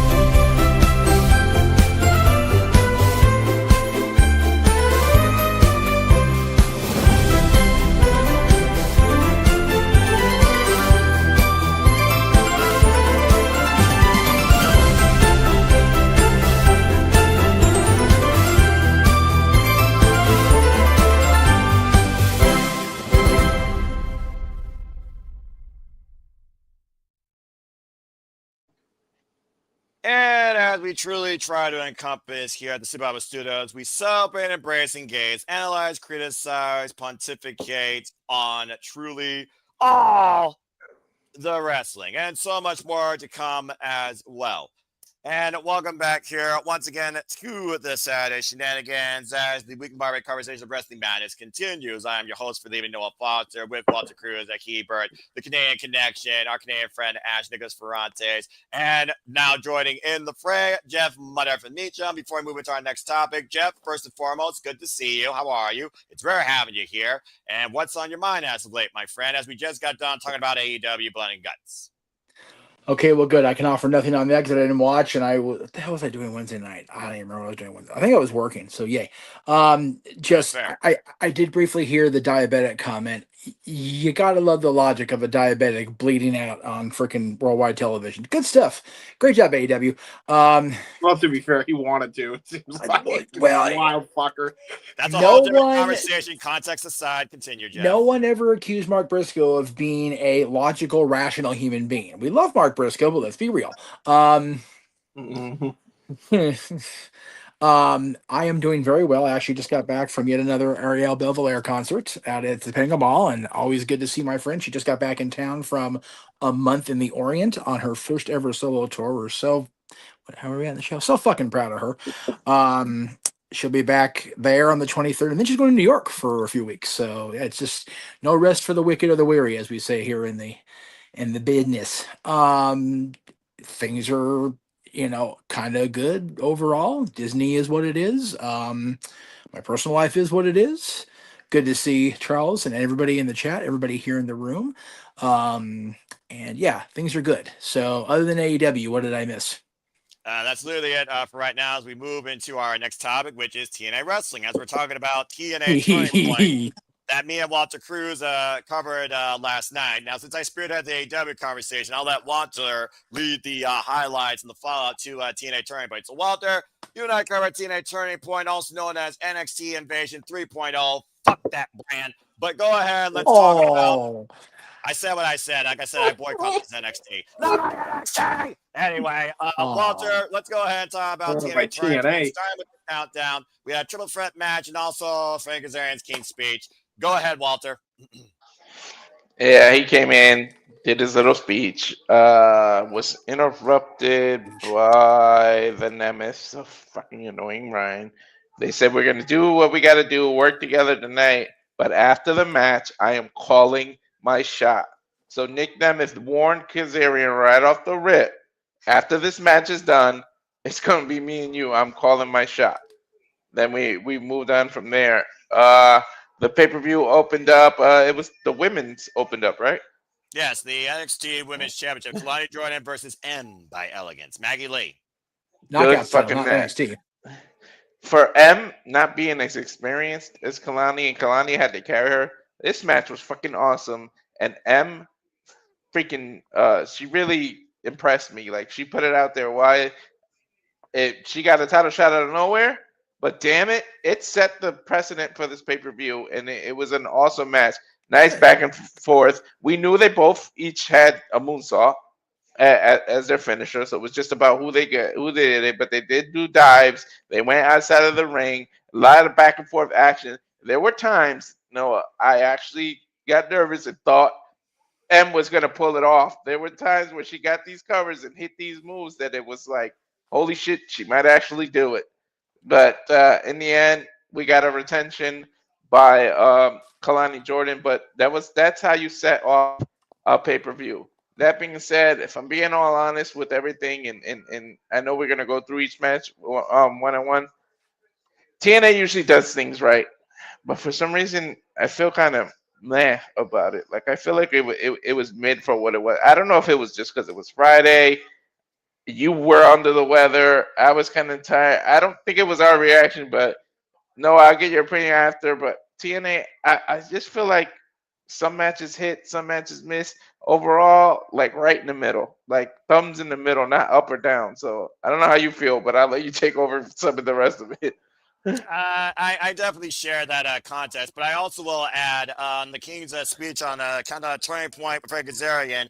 Carlos Silva says he's now starting an internal investigation. Kazarian right now is one of the prime suspects. As Nick Nemeth also accused Kazarian. He was also part of the conversation. Since Team Morella did hire extra security outside every entrance of the building, not wanting any of that nonsense. At one point, we saw verbal blows come almost between Ava Rain and Santina Morella, while the liaison of NXT, Ariana Grace, was also there. So tensions are definitely here when it comes to this TNA NXT. Everything's fine, not relationship. But yeah, I will say that Maggie Lee, for her first chance, and by Elegance, both women about the same level of experience. One an actual wrestler, the other one coming out of the NIL program and proving that she can be quite a wrestler the last 3 years. I thought that Kalani and M had a respectable match, and why it feels like it's heel versus heel, even though she's the NXT outcast now by her own locker room. And TNA, a couple of them want to welcome her, but she's like, nope, don't need that. I thought this was pretty even, back and forth, and I thought it made M very strong. I enjoyed the fact that we didn't get much involvement by the Elegance brand, and M got to showcase what she could do as a single star. But at the end of the day, one of a kind split leg moonsault, Kalani Jordan did retain. Following that, like I said, there was more backstage altercation. Ava Rain did hire some extra security, but Ava also said she knows nothing, about NXT crashing TNA Impact. She did make a good point. She said, I vouched for this relationship. I was the main one that put this relationship. Why would I jeopardize this? But then again, like you said, she is The Rock's daughter. Enough said. Moving on from there, AJ Francis, BDE. There was a Canadian Destroyer spot, 2 choke slams. Match was over. Moving on. Going on from there. Poor Brandon. I love that kid, but damn. Look, when you're in the ring with that other guy, you're irrelevant. I want my boy to get up there, man. Brandon's the best. He's actually one of the few even YouTubers Dylan that made knows it, who bro. Brandon He is. made Like, it. damn. He's one of the few YouTubers that made it. We got to represent our boys. Come on, That's now. right. Say, you're right.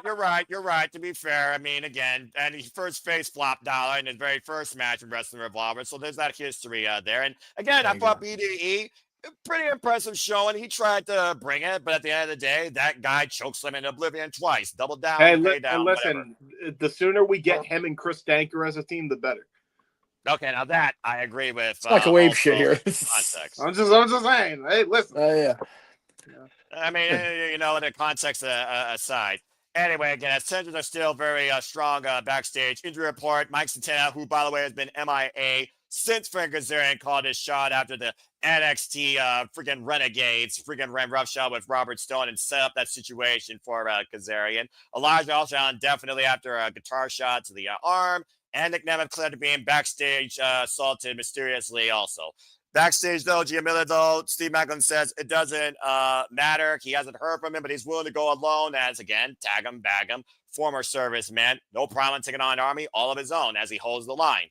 Here's where things really did pick up, Walter, and I'll let you talk about this because Indy Hartwell and Danny Luna, the no disqualification bout, they brought it to each other. Oh, my God. She brought a side of Indy that only select few know is in there, but we had the equivalent of TLC. We had tables, we had ladders, we had chairs, and that ladder shot with that she gave her was freaking crazy. And then what'd she do? She tripped her on the stairs, and her eye was like the story was her eye. Yes. Like her eye was just really messed up on when she ran into the steps. And these women brought it from candlesticks, chairs, I think powder. Was it powder that was involved in the event? Yeah, you gave that crazy ass deadlift German suplex from the apron inside the ring, almost dropped her on her head. That made you even cringe. Dude, that crazy ass delayed German was freaking That was sick. Could you say she had a thorn in her eye? Yeah. But yeah, I mean, they brought it at the end. It's not worth it, Jeff. Doesn't get it. Go ahead, Walter. I get it. But Indy, in the end, Indy wins. But man, that's a side of her that's freaking scary. And only a select few. Like I'm telling you, I know she had her shot at her title, but Kalani better watch her ass because I think she's coming back for it. And Indy's gonna get her just deserved. Like I'm telling you, in 2026, Indy's wearing that title. Walter, This is a woman that married Dexter Loomis and partnered with The Way. Okay, she a little out there.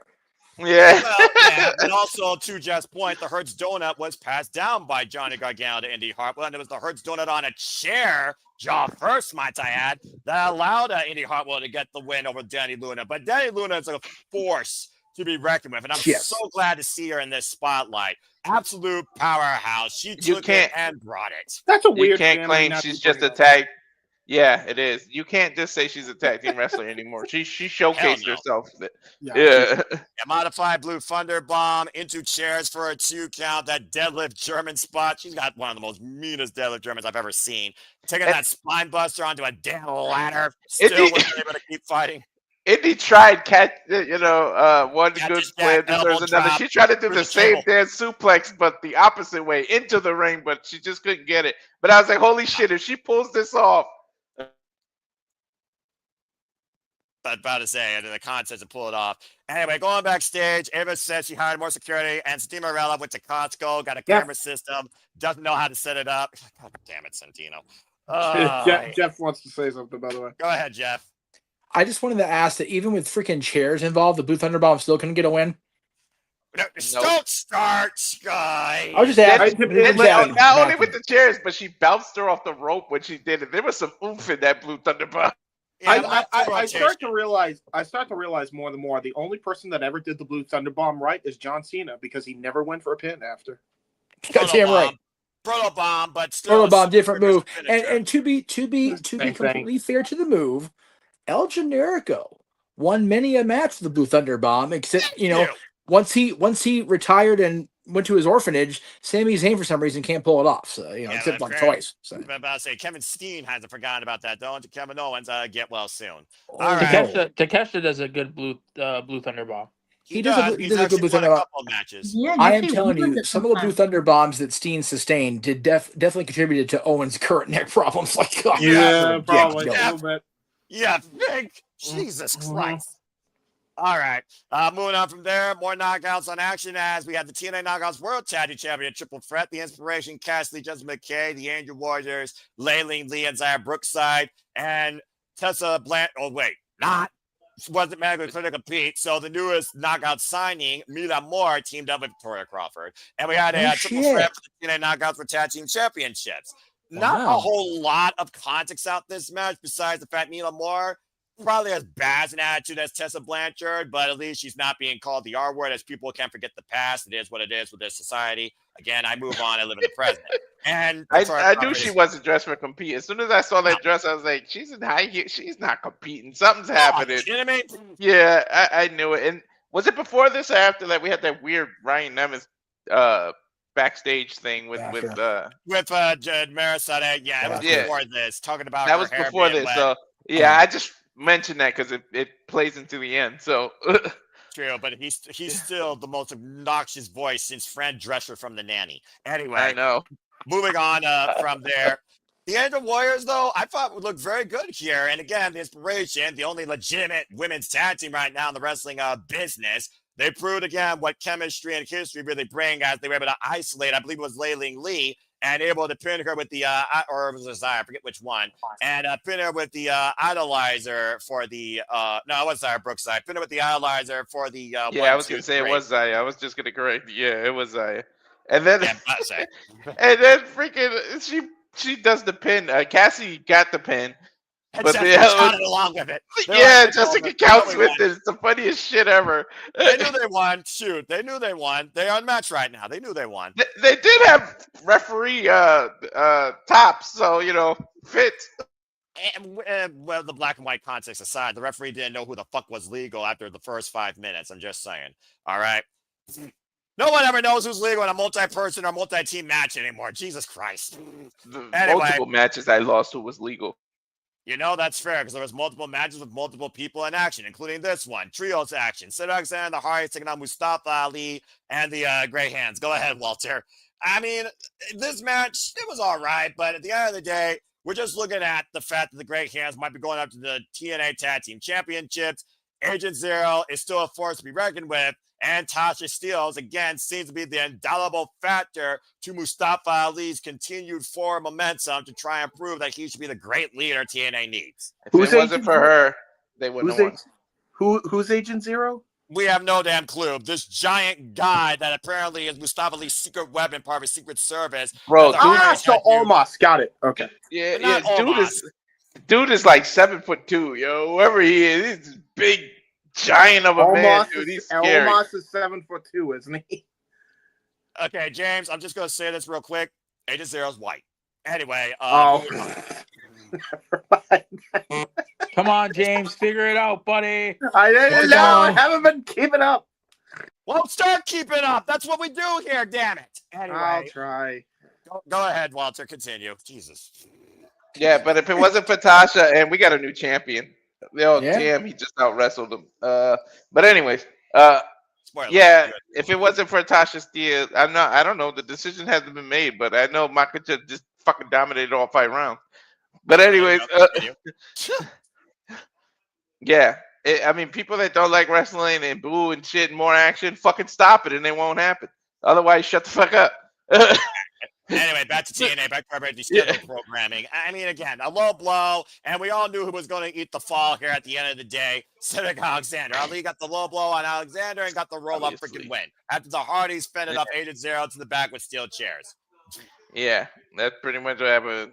And then, damn, what was next? The other tag, the system with Alicia Edwards and the Rascals. First time ever to get her the foursome as Desmond Xavier returned home. Yes, and this stole the night to me. It was awesome to see. First time, all 4 of these Rascals in the ring together in TNA. I almost said Wesley, but yeah, Desmond rejoined them, and this was an awesome. And I totally forgot that the system are faces now. The fact that they respected each other, these two went at it. Couple of slips by Moose, but that headbutt, man, Moose, the size of that man's head, it's like getting hit with the damn Patriots helmet by itself that he uses to use. Like, holy shit, these headbutts that this man does. But you know, it's weird seeing the Jezebel not out there and cheating for them. It's so weird to cheer her, but I should have known to not pick the system because of this mystery partner. But yeah, the system failed, but it was an awesome match, showcase. Everybody shook hands, stood and in the middle of the ring, raised each other hand because JDC has announced that he is retiring in January. So this could be the very well last little showcase for him. So I feel like they pulled this match very good. But yeah, to me, match of the night is stolen. You got your high flying, you got your heavy hitting, the spare by Moose, freaking ridiculous. The headbutts, that climbing the rope thing that he slipped when he did it. But I mean, he got it. And then the cutters that these people pull off. What's the not Miguel, not Barry Wentz, the UFO cutter. No, not Zachary's. The other guy. Myron Reed. Myron Reed. That freaking reverse cutter that he did, that he went all the way down on it. It was like a jawbreaker / stun, like a stunner cutter. Yeah, dude, that man could go. Like, and I think he deserves more credit. And then at the end, of course, it was Desmond hitting the 450. Spiral tap. The spiral tap. Yeah, I always get those two moves, but he hit that and he got the win. So Desmond won for Rascals, like in his coming home, like literally coming home, because one, it was in Full Sail University, but he came back to TNA. Right, I have the freaking irony there. Jeff, I did see your hand up for a moment, then I'll go to Nick. Jeff, would you want to say something real quick about this? Oh, Nick can go first. Okay, go ahead, Nick. I'm just raise my hand to let you boys know that I'm going to be taking off. Okay. She 1 a.m. in the morning out here, so yeah,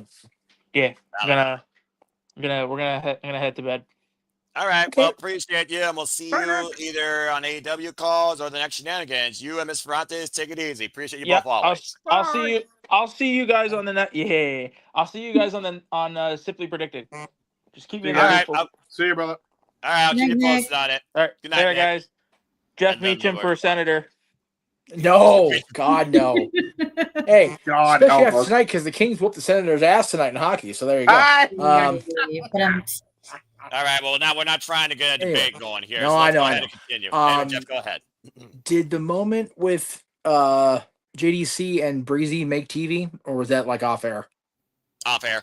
Okay, I was just curious because it was really cool to see them pose together after the match. That was neat. That was kind of Yeah, cool. I'm about to say, I mean, I was actually wondering if it was going to be Tyler Breeze just because of the context history with JDC. I mean, at one point, JDC almost fandangled again, and I was like, do it, damn it. At one point, though, to this point, yeah, it was really great seeing how well these units worked together. At one point, each side did 4-on-1 offense. There was an absolute system overload match spot with backpack stunner, spear, elbow drop, guillotine leg drop by the entire system on one of the Rascals. Still wasn't enough. And the Rascals came in with cutter after cutter after cutter, hot fire flame on the outside, hot fire flame on the inside, and it still wasn't enough. And again, to Walter's point, it was a midair cutter on Moose, followed by a UFO cutter by Zachary Wentz, and then freaking Xavier hit JDC with the spiral tap. AJ Styles move for the 1-2-3. So it was a really great match. This definitely, again, reminded me what TNA is all about. This was my match of the night. Continue. I definitely have to rewatch this show because I missed it last night because I was out and about last night. I'll have to go back and rewatch this show. I know what happened in the main event, and I gave Mr. Silva a small piece of my mind on social media about it that I'll elaborate on when we get to that point. But, I'm sure you will, and I'm sure I will too, because again, this is not my NXT, and I'm really getting pissed off at this shit right now. But I'm going to save that for later. Anyway, moving on from there. After the match, both teams, You ain't the only one. said, embraced in the ring, and Eric Young blames Team Morella with these problems of TNA with NXT. He actually might be right, and he led them a sign that says a cleanse is coming with a QR code. What the hell does that mean with Eric Young? Who the hell knows? Dude, I so want to know what this means. Like, I see gonna be a leader of yet another kind of cult faction. Like, what the hell? I don't know at this point. He's done how many factions? You had Super Elite with him at one point. You had Violent by Design. You had Sandy in NXT. You had almost the Northern Army before Sinister betrayed him. He's been in more factions than Randy freaking Orton. There's an entire country pissed off right now at the United States, specifically Los Angeles. The Dodgers beat the Blue Jays, and then the Kings beat the Maple Leafs here this week. It could be Team Canada. Scott Moore may be coming back after all. You know what? Honestly, I would have ruled that out, and Scott Moore might be the savior that TNA needs. Anyway, moving on. TNA X-Division Championship match. Leon Slayer versus Rich Swann. Go ahead, Walter. This I saw. This literally the present versus the past. I said it. It was like he was staring 15 years into his future. And Rich Swann, to his credit, I'm telling you, 2020 during the pandemic, I know we don't like to remember, he was TNA. He held the title. It's not his fault that the pandemic happened, but I mean, let's not forget this man. This is only 6 years ago. The man was carrying the company on his back. So let's not forget who he is. Yeah, he's annoying, and it's more about who he associates with right now that we don't like him, because he has to deal with AJ and being in that fucking group. But anyways, these two brought it. High flying action, back and forth. There were times where I literally thought he was going to pull it out. He hit his own 450 flash on Leon, and the referee's hand was like right here, like before Leon kicked out. But I mean, the fact that he dedicated this match to his Nana, as they say in the UK, like he had extra motivation. But what pissed me off is it reminds me of what stupid ass WWE and NXT did last time, because they robbed us of an awesome match, because Leon keeps proving that should have had, the last match should have had a better ending. But I don't want to make Noah go on a rant. But these two went at it. The freaking, when he ran and cleared the ring, Leon, to do that was it a corkscrew he ended up hitting? It's a freaking corkscrew, that's correct. Yeah. And he like almost damn near from the middle of the ring to the outside. Like the distance that man cleared with that move is ridiculous. But then Rich Swann gets to hit the same moves. Like it's literally the Matrix. It's like the Spider-Man meme. They literally were like facing one another. Like it literally is that. And then at the end, Leon gets the the fact that he was teasing this, he kept trying to hit the Styles Clash. And that was a good way to stop it, by the way, to hug your own body, to not give him the arm. But then he finally hits it. If you fuckers don't give me AJ Styles and Leon Slater, like, I don't know what the fuck the point of this union is. But anywho. brave, continue. But then he hits, of course, his 450 Swanton, puts it in, and I got to give Swan the credit.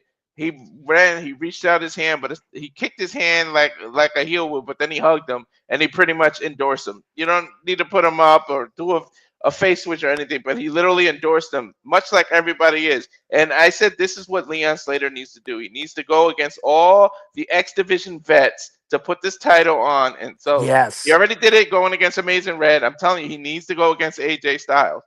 And damn it, if Jerry Lynn wasn't so neck broken and at his age, they could have did that too. Or in AEW, that's part of it too. Samoa Joe, another one, and Christopher Daniels, who's now retired. But also, to your point, he hit Utopia following the Styles Clash. That was the setup, of course, for the Swanton 450. And this was the match about the eye, particularly because Slater's eye collided with the steel ring steps after a body drop on the outside, as Slater caught Swan and drove into the mat with a spinning side slam. And again, the whole idea of the X Division, the vision about no limits, the innovation behind these two men's moves and countering each other, springing out of nowhere at times, was really impressive. And this really did feel like the Rich Swann that led TNA in the past, former X Division champion, TNA World Champion, who of course beat Moose to unify the TNA World Heavyweight Championship and Impact World Championships. It was really good to see Rich Swann in this light, but also give that nod to Leon Slater, as Leon Slater, of course, said that this was in memory of his grandmother. And of course, they talked about that at a post-match interview with Mean Jay Miller, as of course he and Devin Evans challenged Retribution for the NXT Tag Team Championships at freaking Gold Rush. And this match was just awesome. And I mean, this match had more flips than Big Show's heel turns. Like, I'm telling you. That might be, in Jeff's word, accurate. All right. And as we go from there, that is fantastic, that analogy.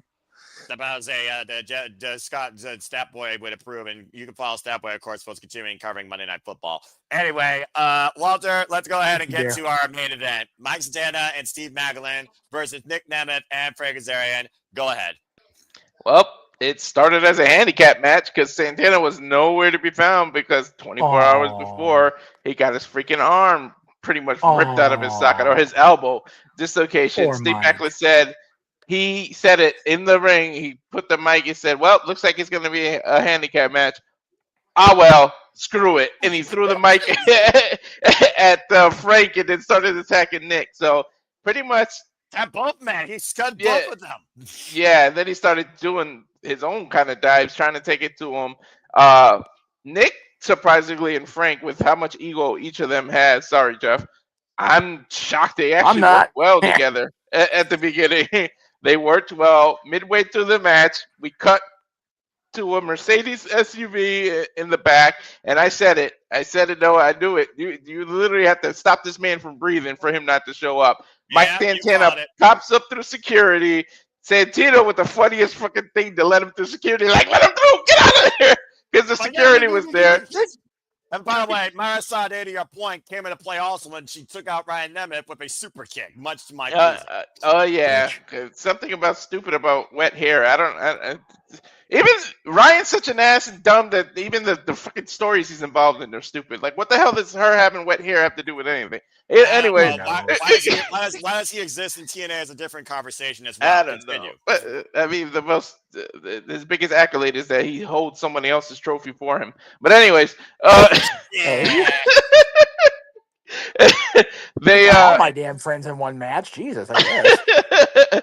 But then Mike Santana gets in, gets the hot tag, goes freaking crazy. But again, that arm is hurt. Nick and Frank eventually start getting on the elbow. Then the worst part that pissed Noah off. These fucking Timu rejects from NXT. Before that, I will say, It was a nod back to Thursday where he tried to spin the block again, wasn't able to. Kazarian went for the roll up. This time Santana kicked out. He actually hit it though. He hit the spin the block. He did spin the block and pinned the TNA World Champion to get the win. A little side after redemption for Mike Santana. And then afterwards, Walter. The stupid NXT where how did they get in the building with security, which means they were in the building prior to security probably, but they come in, attack everyone, then Frankie conveniently was in the corner, Nick's outside deciding whether he's going to cash in his opportunity. He goes to the referee, gives him the trophy, says that he's going to cash in, but then he gets beat down, and then suddenly NXT attacks Frankie, bringing it into question whether Frankie really did orchestrate it. See, exactly. But you know Frankie's lying, Jeffrey. You know how Frankie's lying. He's talking. How long did it take him to attack Frankie Kazarian? All right, hey. I'll tell you what. I'll let everybody say their piece on the TNA show, and then I will give my further thoughts on what I said to Silva on Twix. But go ahead. Running around the room, Walter. Running around the room. Go ahead. But yeah, so that's how it went off the air with NXT looking down. Like, I don't know what this is. Robert Stone, Lexus King, that fucked up tag team, and Brooks Jensen, and Charlie Dempsey. And Charlie Dempsey. Far more in Superior Light than this bullshit trying to create Invasion 3.0. He doesn't have a quarter crew anymore, and yet he gets involved in this shit. You show that you can't even lead your own team. Everybody wants to leave you. So like, what's the point of this? So I don't get it, but that's how we went off the air. So go ahead, Noah. You're the host. You can give it around the room and give your thoughts. Look, this is not about me ranting how much this is not my NXT, and fuck Robert Stone, and the jury is out whether Ava Rain is trying to corrupt TNA from within with these fucking Temu extras that haven't been released due to budget cuts. But nonetheless, I have no idea what the fuck's going on right now, as TNA is definitely reaching a turning point where, again, my greatest fear is becoming a similarity than alternative, and I'm just waiting for the word acquisition. That being said, turning point, it was a mixed bag. It definitely picked up later in the show. The knockouts delivered as I expected. Hell, I'll give Kalani Jordan even credit for where credit's due. But this was a bullshit ending on multiple facets, and I hope that this gets corrected somehow permanently, where I thought we had Robert Stone left behind the past. But anyway, turning point, it could have been better, but for the last few years, turning point's kind of been a throwaway. So this was also just meh. And you can even tell the crowd reaction was meh, especially when these guys show up. They're not a draw. If nothing else, this hurts TNA, in my opinion, in more ways than one. Bullshit. But the jury is out. Is Kazarian actually involved in this? As Carl Silva internal investigation continues, who truly is at fault here? Is it an inside job? I don't know. I'm not Jesse Ventura. I'm not Mr. Conspiracy Theory. And fuck anything regarding NXT when it comes to me being TNA faithful, because at the end of the day, I want TNA to be what I've always known it to be. But I certainly don't know what I'm doing right now in TNA wrestling with this invasion of NXT. But turning point was okay. Then I'm just going to leave it at that. Now, as Walter finished out and I finished out, let's go around the horn and get everybody else's thoughts. Ash, as always, I see you always so attentive, doing your notes, doing your homework. You're always a great learner. I appreciate your open-minded outlook towards all things wrestling. You echo the sentiments of me, so I respect that. Based on what you heard, because I imagine you didn't watch, and again, I understand that. Mm-hmm. What do you take away from what we said about turning point in TNA? So, from what I've heard, so ever since 2007, the TNA knockout, the TNA women's division has been kicking ass, which is really good. At least that you can say what you will about TNA, but at least when it comes to the women's division, they've always been consistent.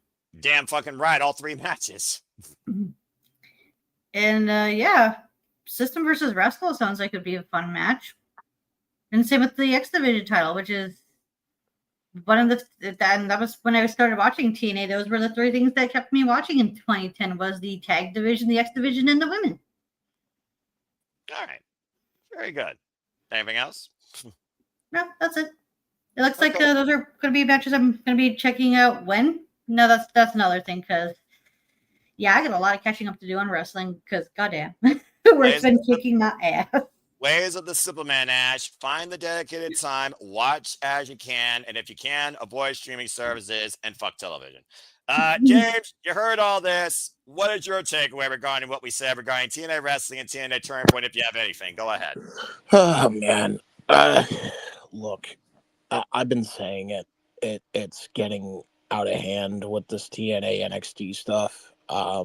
Charlie Dempsey, by the way, and all these cronies also laid out the director of 40s and Tina Morella and Sinner and Saint. I mean, Oh, I forgot they were in TNA. yeah, like here's the other thing too now, right? So the guy who was on NXT for a whole year comes like there's a couple problems I have with this show. The guy who literally shows up to TNA now, Desmond Xavier, who was known as Wesley for ages, now has to go back to his indie name because he got released from WWE. Yet he goes back to the company that, they're in a partnership with. Tell me how that makes sense if you were just going to fucking get him in there anyway. Like, this is where the Fed logic needs to die. The name conventions need to die because now it is proving to be a problem, because now companies you are partnered with will now have people they'll come in under different fucking names, and it's their indie name or it's their WWE name, and you're confusing your fucking audience, and it's making more people tune out as a result of that. I have a huge issue with that. The other issue I have is just give fucking Frankie Kazarian the goddamn title already. He has it. He is the champ. He is the champ. Good. Okay. Yeah. But I just want to bounce off your point. Yeah, he did. There's ways. This is a business decision. They release them and allow them to go to TNA as a way to cut the money, salary off of them and put it on TNA's books without losing their books. I'm telling you, it's business things. Okay. No, his indie names are better. Indie names are better, but he's now made his name with Wesley. Either let him keep the fucking name, or don't fucking change his name at all. You can't have your cake and then eat it too. You can't. In WWE world, with their conglomerate taking over everything, apparently you can't. I was gonna say they sure as shit can, and it tastes like it came out of first class catering now, because it is. Not only can WWE have their cake and eat it too, they fucking own the bakery that made the cake. No, and it's flambe right now. They're making so much goddamn money. I'm They're on saying from fire. a viewer, I'm saying from a viewer's perspective. Viewer's perspective, okay. From a viewer's perspective, that's going to fuck with a lot of people's canon. You are really screwing people. Like, this is the same issue with Mia Yim. I had the same issue when they did that with her, because she was known as Jade in TNA, and then she comes back as Mia Yim, right? Had the same issue there. So I'm very consistent when it comes to this. I have a big problem with her Twitter name being Big Meech. It's like, no, bitch, that's my father is Big Meech. You can fuck off. That's a whole different conversation. I know. This is fair. I know. This is fair. Continue, James. But no, like that's my biggest takeaway. I'm glad Frankie finally got the title. Long fucking overdue. Personally, in my opinion, I wish that he had won it in LA because the scene was set. And then also, by the way, they, did the same bullshit with Mike Santana. And then the two guys who really needed the fucking title, they have them fight against each other. And one looks like a fucking jabron against Frankie. Like, what are we doing? I don't understand what we're doing. Like, there was no way we couldn't have had both and made it work. Frankie didn't even need to be a long-term champion. He just needed to get the fucking belt to be classified as a fucking world champion. Why couldn't you have done that in LA and then give the goddamn belt to Mike Santana in Brooklyn? Because that would make too much damn sense, and they had to include quick wins for every fucking reason. And you know why that got fucked with? NXT. Fuck this partnership. I'm over this goddamn partnership. And fuck who's the president of TNA? Carlos Silva. Carlos Silva, stop cucking yourself. That's all I gotta say. Oh, okay. Okay, James. That's a hell of a last statement. It's Well, true. I don't know if All Kurt of his Angle plans agrees. that he had set long term, you could tell, have been. He is nowhere Screwed near over. that the level of that Tony Khan is. Let's Gonna get yourself in trouble, girl. Yeah. To say. Yeah, about to say it. Thank you, James. Okay, Jeff, you've been quiet here, my brother. Go ahead and talk about your thoughts on Turning Point, Kazarian now champion, his involvement possibly in this angle or conspiracy theory, Invasion 3.0, whatever else is on your mind. The floor is yours, my good friend. Go ahead. I've been quiet because up to that last few words, James is making my point for me. Look, damn, Carlos, you're sending this first of all, decent show. From what I read, didn't have a problem with it. The X Division title match was as it should be, next level, because it's the X Division. There are no limits. Yeah, exactly. But as far as this World Championship scene and the involvement of NXT, look, you know, I'll be respectful, Mr. Silva. You told me to call you Carlos, but I'm going to call you Mr. Silva here on a public platform because I have respect. You could have prevented all of this. You could have prevented Frankie may or may not be involved in this NXT thing. You could have not had NXT be involved. You could have maybe not lost Joe Hendry to WWE now if you had just played things straight back in April. You and your little director of authority or whatever the hell you're calling Santino Marella allowed an NXT contracted superstar to be involved in your world title match here in Los Angeles. If there's no Ethan Page, it's Frankie Kazarian versus Joe Hendry one-on-one. And Frankie beats that guy straight up in front of his wife, his boy, his family, his friends. What? And Joe Hendry gets to go off as champion like a superstar because he gets beaten by royalty in the man's kingdom. But instead, Joe Hendry retains the title because of shenanigans involving Ethan Page, who I love Ethan Page, by the way. I'm not even going to try to shit on him. I love Ethan Page. But then Trick Williams has to get himself involved because he's pissed off at Joe Hendry. If Frankie just faces Joe one-on-one and Frankie wins the title here like he should have, there's none of this bullshit the last 7 months. You brought this on yourself, Carlos, Mr. Silva. There's no need to investigate. You're the one at fault. You and Santino. You did this. You have Anakin Skywalker. You have done that yourself. Get over it.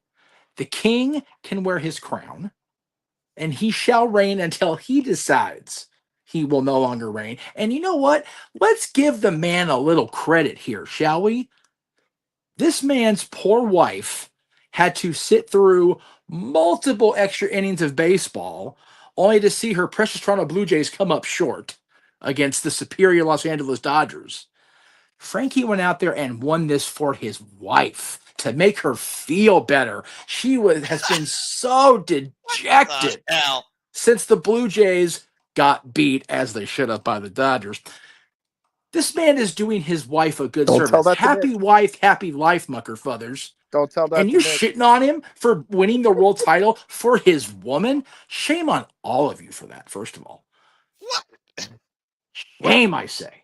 What the hell did this turn into? But I will say this. I do think Joe Hendry versus Frankie Kazarian would have been a much more captivating one-on-one, whether Rebellion or pushed out to Slammiversary, than including fucking NXT in this shit. But yes. Anyway. And again, from a kayfabe standpoint, I said what I said, right? I know. From a business standpoint, looking outside of it, I like the NXT and TNA involvement, but it's becoming like, okay, where are we going? What are we doing?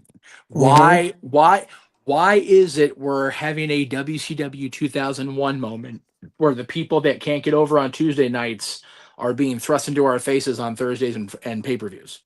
Thank you. Why is that? And this is not trying to shit on anybody. I love Robbie E. Robert Stone. I love Charlie Dempsey. I love all these guys we're seeing do this invasion, but it makes them look like, with all respect to the departed and the released, the Chuck Palombos, the Sean O'Hares, the freaking, Bill DeMotts of the world. Like, who gives a fuck about these guys being here? No one gives a flying fuck. I guarantee you people walked out that damn building when those shitheads showed up.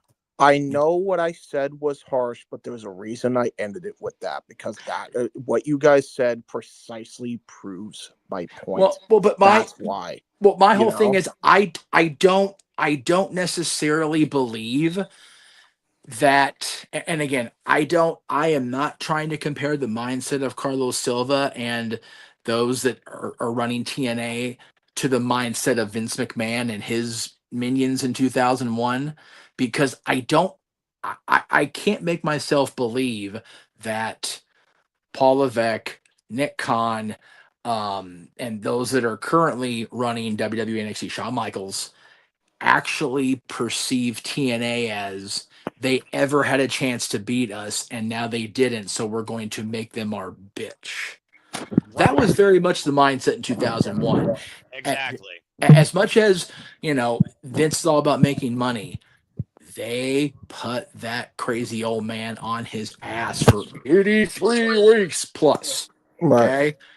Vince, dude, Pritchard and I have said this in a roundabout way more than once. Bradshaw said it. Vince is a vindictive mucker father. All right, he just is. Okay, that's who that man is. I personally, based on the way that they have evolved, both on screen and behind the scenes, and the fact that at the end of the day, TNA was never. Look me in my eye. I loved TNA from the beginning. TNA was never going to take over the top spot in the wrestling world. As awesome as they have been, and as shitty as they were at times, they were never going to be. Again, I'm not speaking ill of the dead, but yeah, pretty much. Yeah, that's enough said. Continue, Jeff. TNA was never a legitimate threat to WWE. They were always going to be the alternative. So I don't see the partnership as NXT trying to make TNA their bitch. So I'm not sure what the end game is, except to get some of these people. We often, as a collective, whether it's here or on the No DQ review or on the Greg Cherry show, bitch about so many talents not getting the opportunities on the main roster shows because there's just so many goddamn employees right now. Right. Maybe for whatever reason, this is the way. Sorry to Johnny and Candace for using that phrase so many times. This is the way that they're going to get these guys on TV. I want to see Charlie Dempsey on my television, whatever night of the week it is. I don't need to see him with the No Quarter Catch crew. I thought that was a dead end from the beginning. I really did. And Lexus King again. I would love if they developed more of him, if they developed more of Charlie, if having Mr. Stone being the NXT intro guy with whatever the hell her name was, that blonde that just stood out like a sore thumb. It didn't make no sense that she was there. Stevie Turner. Thank you. Sorry, that's not trying to shit on Stevie. I just didn't know her. I don't pay enough attention. No, that's right. I knew her from NXT UK. Continue.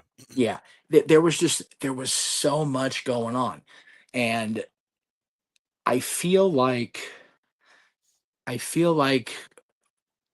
we as a fandom are being guilty of what we criticize others about is impatience. This new invasion or this latest incursion from NXT is 2 shows old. Really. Impact and last night. I would love to see what happens on Thursday. I would love to see what the road to what's the December show? Final resolution. What the road to final resolution brings. If the final resolution show does bring a final resolution to the battle between the two brands, cool. If it doesn't, then we can revisit this at the end of the year and go, be like Craig Ferguson. What did we learn during the year today, Jeff? It went batshit. But for now, it's 2 shows old. And at the end of the day, for me, I went to this weekend. I got to see my Christmas parade at work. I got to see my friend of 2 decades become a world champion. I got, I forgot what I was put in that post, but I am the most content I've been in a month, professionally, personally, fandom wise. I have zero complaints. And I am happy for my friend. And on the real, I'm very happy for Frankie and Tracy and Rebel because it's so freaking cool that even at 27 years in, he can still be a world champion and a credible world champion and legitimate threat to everybody around him. This is the guy that couldn't make it a year in WWE because they were blowing their themselves up about having the cruiserweights be revitalized, and he went, "No, you're not." This is the guy who was wrestling in a freaking Jewish community center 22 years ago against the current Raw GM for a championship that, for a very long time, meant a great deal to the wrestling world. Now he holds the championship that should have been his a long time ago. And I'm trying not to get too emotional because it's late and I'm tired and I'm overstimulated. But fuck me, I am so happy for my friend. I can't even. I could spit. I'm so happy. All right, I'll give you that. Right. You know what? Me too. Me This too. is King's best friend speech. Go ahead and continue. I mean, this It is actually is- a very positive light, and in real context, I will say this: as TNA faithful, it is very, very, very cool to see one of the last standing true TNA originals finally win the big one. It's one of those of that group of the four of them. Frankie, AJ, Joe, and Chris. Chris not He's the having won the last. Chris not having won the TNA World Championship or the NWA Championship before it would bother me a lot more had Chris not won the Ring of Honor title. That's the kicker. But he got it. Yep. So every one of them has been a world champion where they should have been a world champion. Yep. And Joe and AJ have been champions in multiple promotions. Yep. So God damn, I wish JJ was here. I wish freaking work and traffic and rain wasn't what it was. For those of us that sat in that little sweat box, and it was the sweat box for a reason, Jeebus Christ, and watch these guys ply their trade when they weren't trying to get TNA off the ground. It is so fucking gratifying to sit here now. And yes, would I be happy if Nick Nemeth, was in the picture more than just getting himself clunked over the head backstage or, having his shot called, taken down? If he hadn't already been world champion, I would be a lot more pissed off for him. But Nick, if you listen to Nick's interviews when he's just being him and he's talking to Van Vliet or whatever, he's content, dude. He is so happy with where things are going on right now. And I personally like Ryan. I know a lot of people don't like Ryan in the character. Kid busts his ass. He really does. And I think that he's got a legitimate staying power beyond just being Nick's brother, beyond just being Nick's tag team partner. I think there is something there for him. What else? Santana, kayfabe wise, aw, poor Mikey hurt his little arm. Ain't that a bitch? Real talk, Mike Santana's a fucking stud. Dude is a badass. He should not have been a 2-week champion. That's fucked up. And I feel bad. Right? I really do. For real. I watched him and Ali tear the freaking Galen Center down back in April. And I'm like, God damn, why weren't these guys on television sooner in I saw Big WWE? Moose last year at Bound for Glory. It just those guys. Ali still not being a megastar befuckles me. Don't understand it. And same with Santana. Santana was a castaway, more than one company, Including here. including TNA. Yeah, and there is so much good within TNA, even with the befuddling NXT partnership, whatever it's going to be. There is so much genuine, good talent and quality human beings on that roster. I got to interact with every title holder in that company at that time back in April, and every one of them is a genuine, decent person, which in this business, to have that many people be decent in a room was like, huh, Okay, cool. Haven't seen this in a while. What happened to Ash sucks. Not I love our Ash too, but Ashley's family. Ashley, what happened to former Dana is fucked up too. Just I hate that for her. But it's letting Did they actually reveal what it is? Because I never read or heard.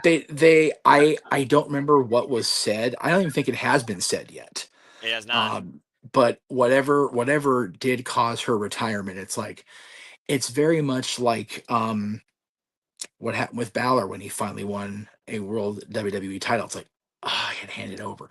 It's like when Sting finally came and then he had to, it's sometimes bad shit happens to good people. Sometimes bad shit happens once people have their lives cleared up. This week is an anniversary of that. Somebody who was clean and sober for over 4 years drops brushing his teeth because his body's like, okay, cool, but you ran me hard for a while.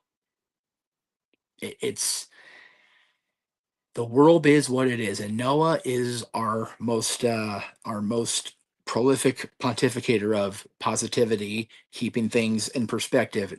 But sometimes bad shit does happen to good or redeemed people. And Mike Santana is on that list. Ash is on that list. Adam Cole. Adam Cole. Fuck, dude. I am still so bummed for Adam Cole. I can't even deal with it. Whatever is going on with Britt Baker, don't understand that. But when you think about it, that woman had a stroke and still came back. And even if it was just one more match, she had a stroke and came back and wrestled the match. Fuck. Yeah, exactly. I have said for about 2 weeks now, wrestling has been the one aspect of my life that hasn't been a complete shit show of 2025. But there's been some crazy shit going on. Oh, yeah.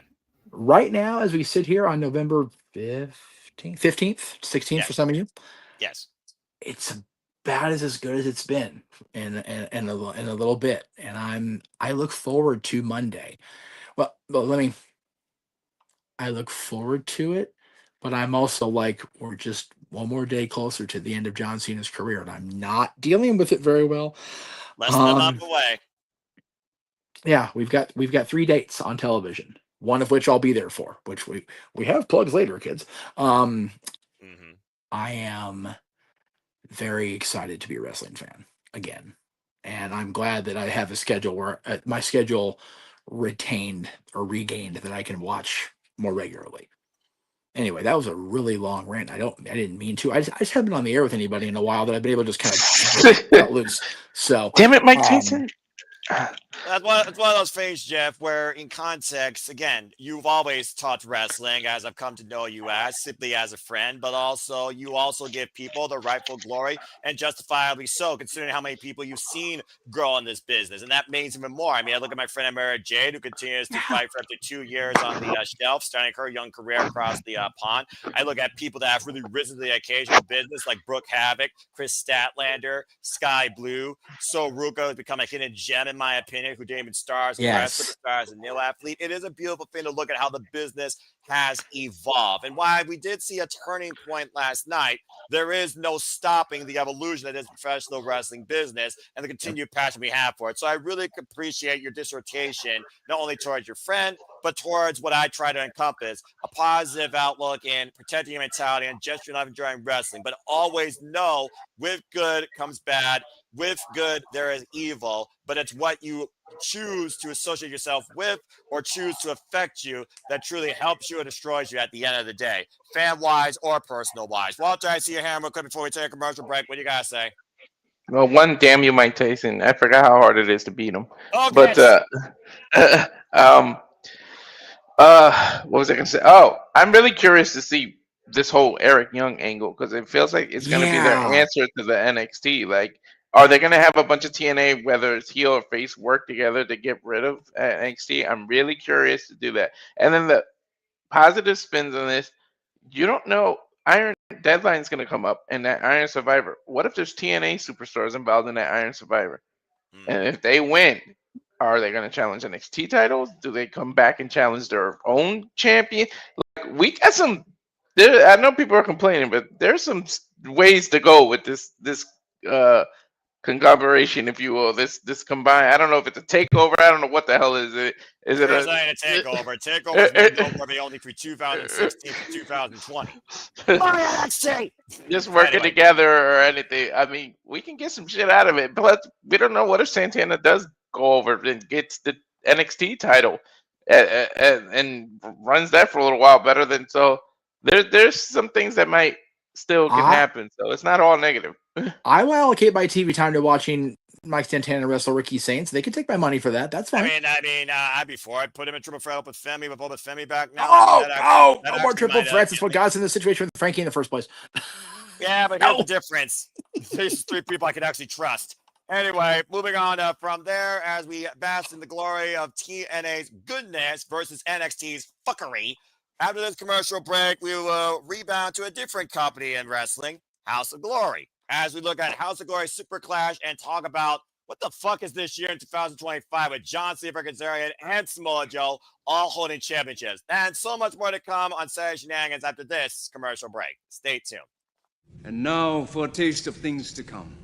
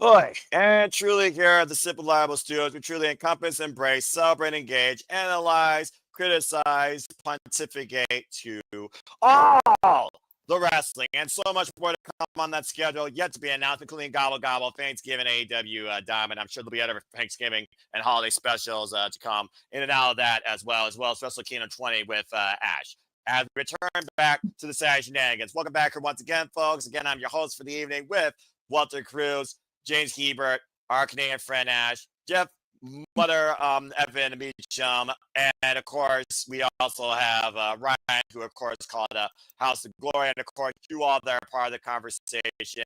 And also, teleporting in, thank you for that.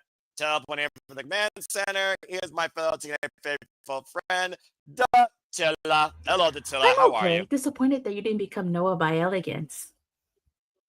Never. All right.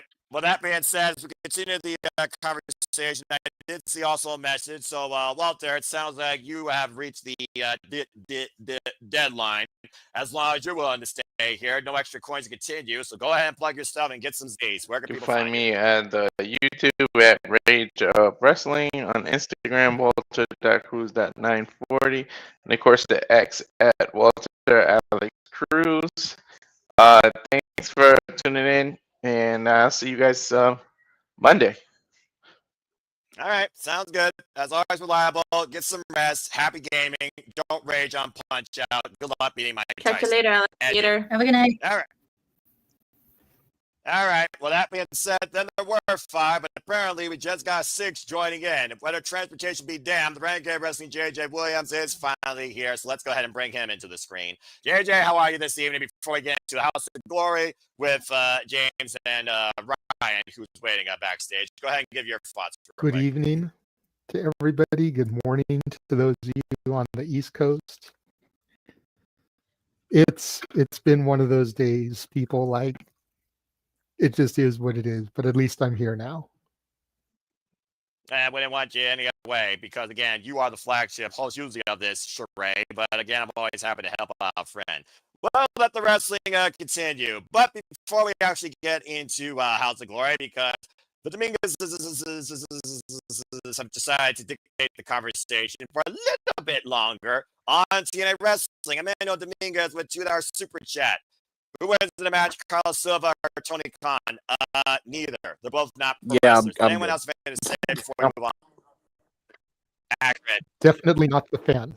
I was about to say, which wrestler would you think they would have wrestle for them on their behalf? Let's see. Carlos Silva, Frank Kazarian, he's a TNA World Champion.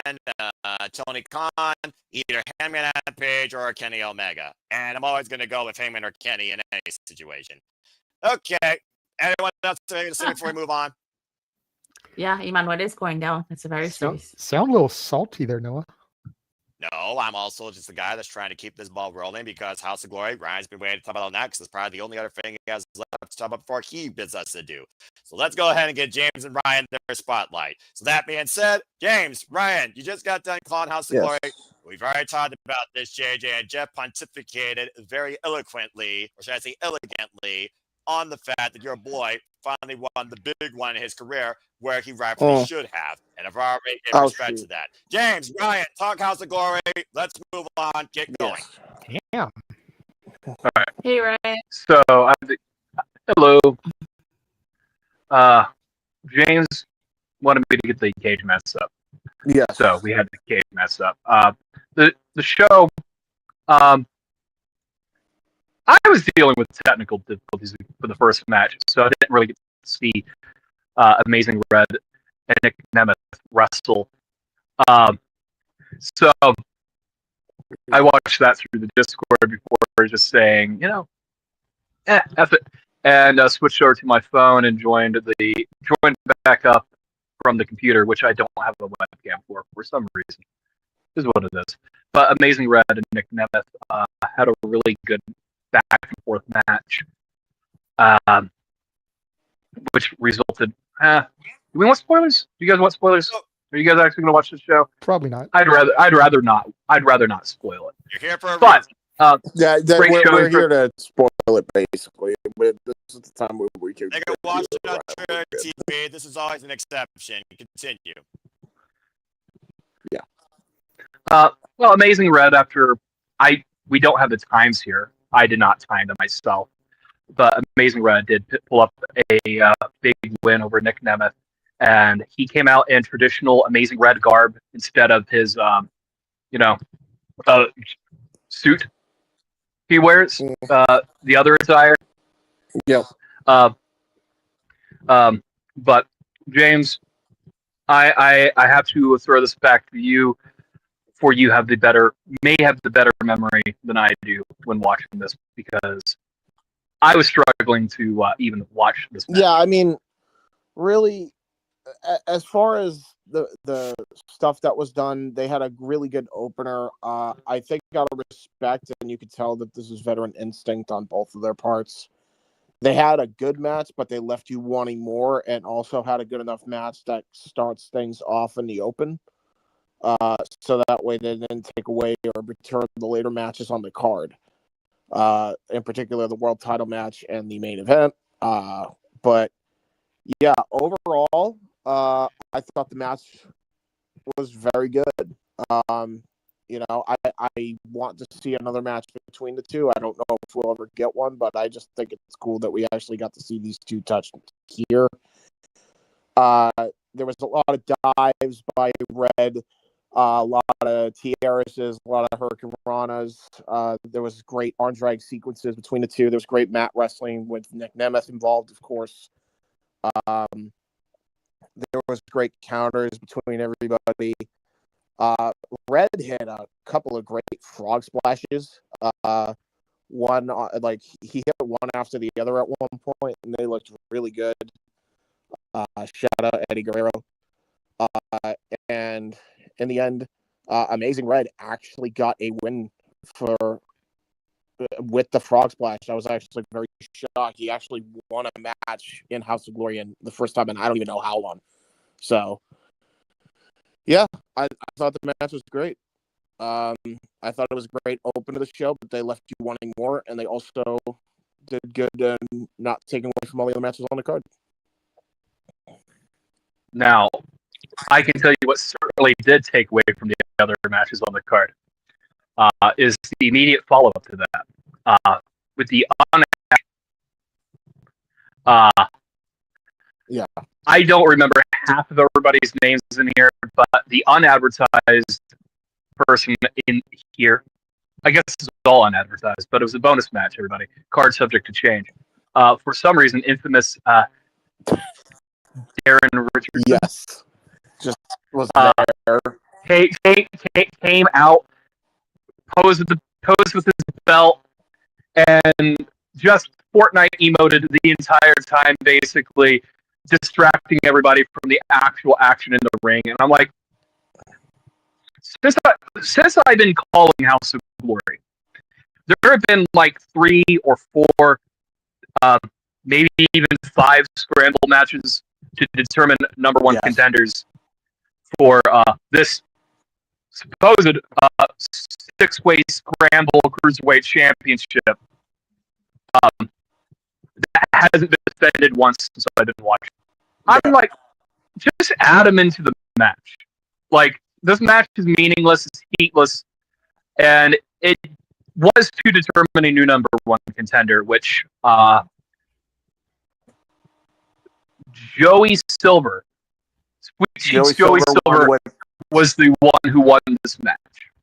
By the way, I do want to clarify as well the finish that he used. I'm going to explain, and I want everybody's thoughts, so I'm going to pay attention to everybody's thoughts here. Imagine you going for the kill switch, and then turn it into a shoulder Canadian neckbreaker. It looks as stupid as you think it is. It's like one of the worst finishes I've seen in a long time. Was that move equally? I think Go ahead, Ash. Like, what move was dumber, that or the one Byron Saxton tried to do when he was in NXT? No, Byron Saxton's always going to be okay, but this is pretty close. Okay. This was not great. So there you go. Go ahead, Ryan. I think I used to use that as a backyard move back in the day, and it didn't look good then either. Okay. No. So, man. It is what it is. But you know, we have a build up to being between Silver and Richardson. Yeah. I do want to just point out too. So Silver wins the match, right? And then they do this thing. We thought Richardson was going to be a part of the match because I just want to point out he comes out with the belt at this point, and he's around ringside emoting with the belt, like Ryan said. So I'm thinking he's eventually going to try to get a sneaky pin. He doesn't. He's never in the match. And he just mollywops everybody afterwards and just stomps a mud hole, with the exception of like one guy, and I think it was the Nueve Narcissist or whatever his name is. What Angel Jackass? Angel Jackass. Yeah, which sounds like Jackass. It's a really bad name. They gotta change it. Holy shit. Anyway, so because I guess they're buddies or whatever. Yeah, it just made everybody look second rate, and then Darren Richardson he's already been like assaulted basically by Amazing Red, right? And then I think he challenges him on the microphone, although you couldn't hear it because they've been having audio issues the whole. He walks away, and then they schedule yet another match later in the show where Amazing Red is going to be fighting who, Ryan? In December? Amazing Red will be. I think they said he will be facing Richardson in December. I don't know. Because it went by really fast. They never.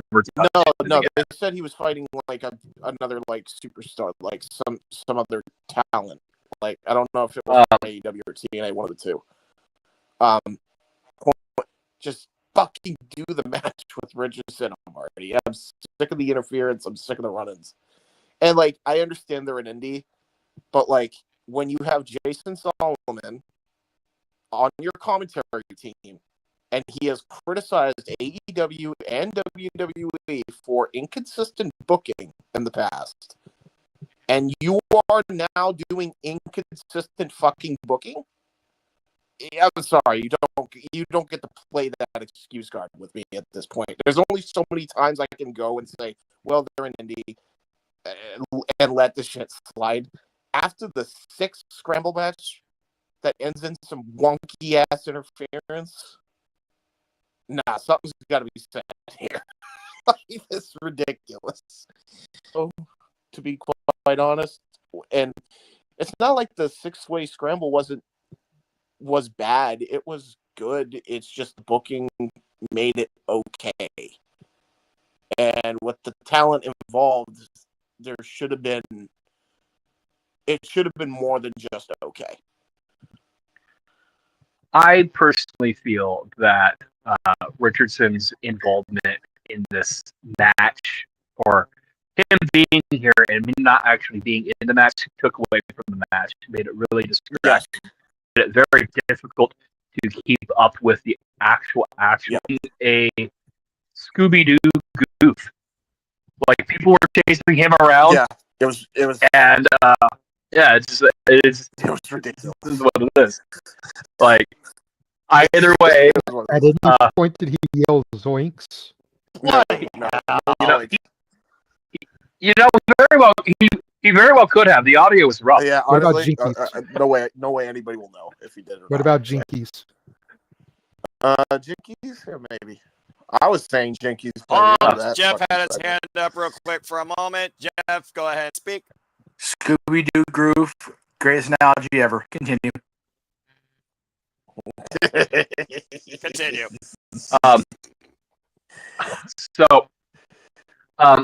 That's all I can really throw up on this one. The match was difficult to watch because of all the distractions. It's very difficult to have a memorable moment from this. But congrats, Joey Silver, #1 contender. Will he get his title shot? Who knows? Find out next time on Dragon Ball Z. Yeah. Damn it, Ryan! You fucking anime idiot!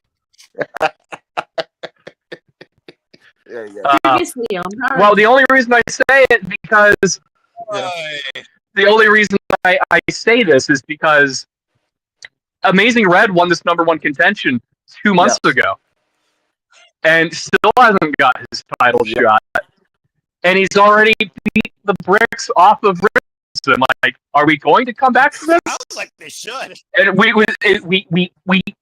laid the groundwork for it again tonight after declaring a new #1 contender, and I'm like, it's whatever.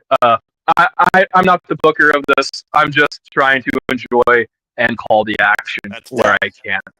The smash was. I remember you couldn't forget it because you know why? This is the second low point of the show, not because of the match, but because of before the match. It's Idris Jackson versus Killer Cross. What was supposed to be Andrade versus Killer Cross, but we know what's been going on, right? So Idris took the place. Yeah. He comes out with this manager by the name of Hillary P. Something or other. Hillary P. Wisdom. Hillary P. Wisdom. That's a name. I kid you, even though I think he's a horrible human being, I would rather JD from New York be his fucking manager. Because at least that dude can get fucking heat.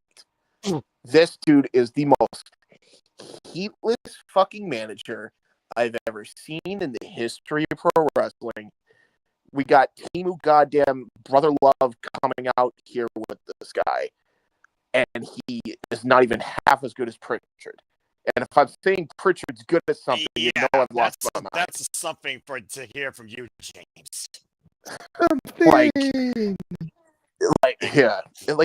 This guy sucks so bad.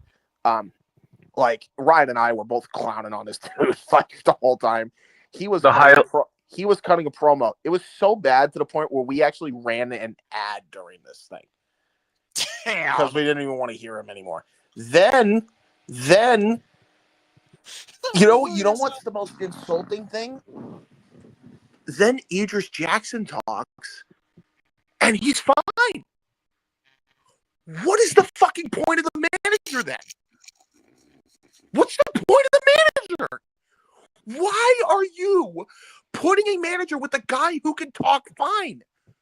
How does that make any sense?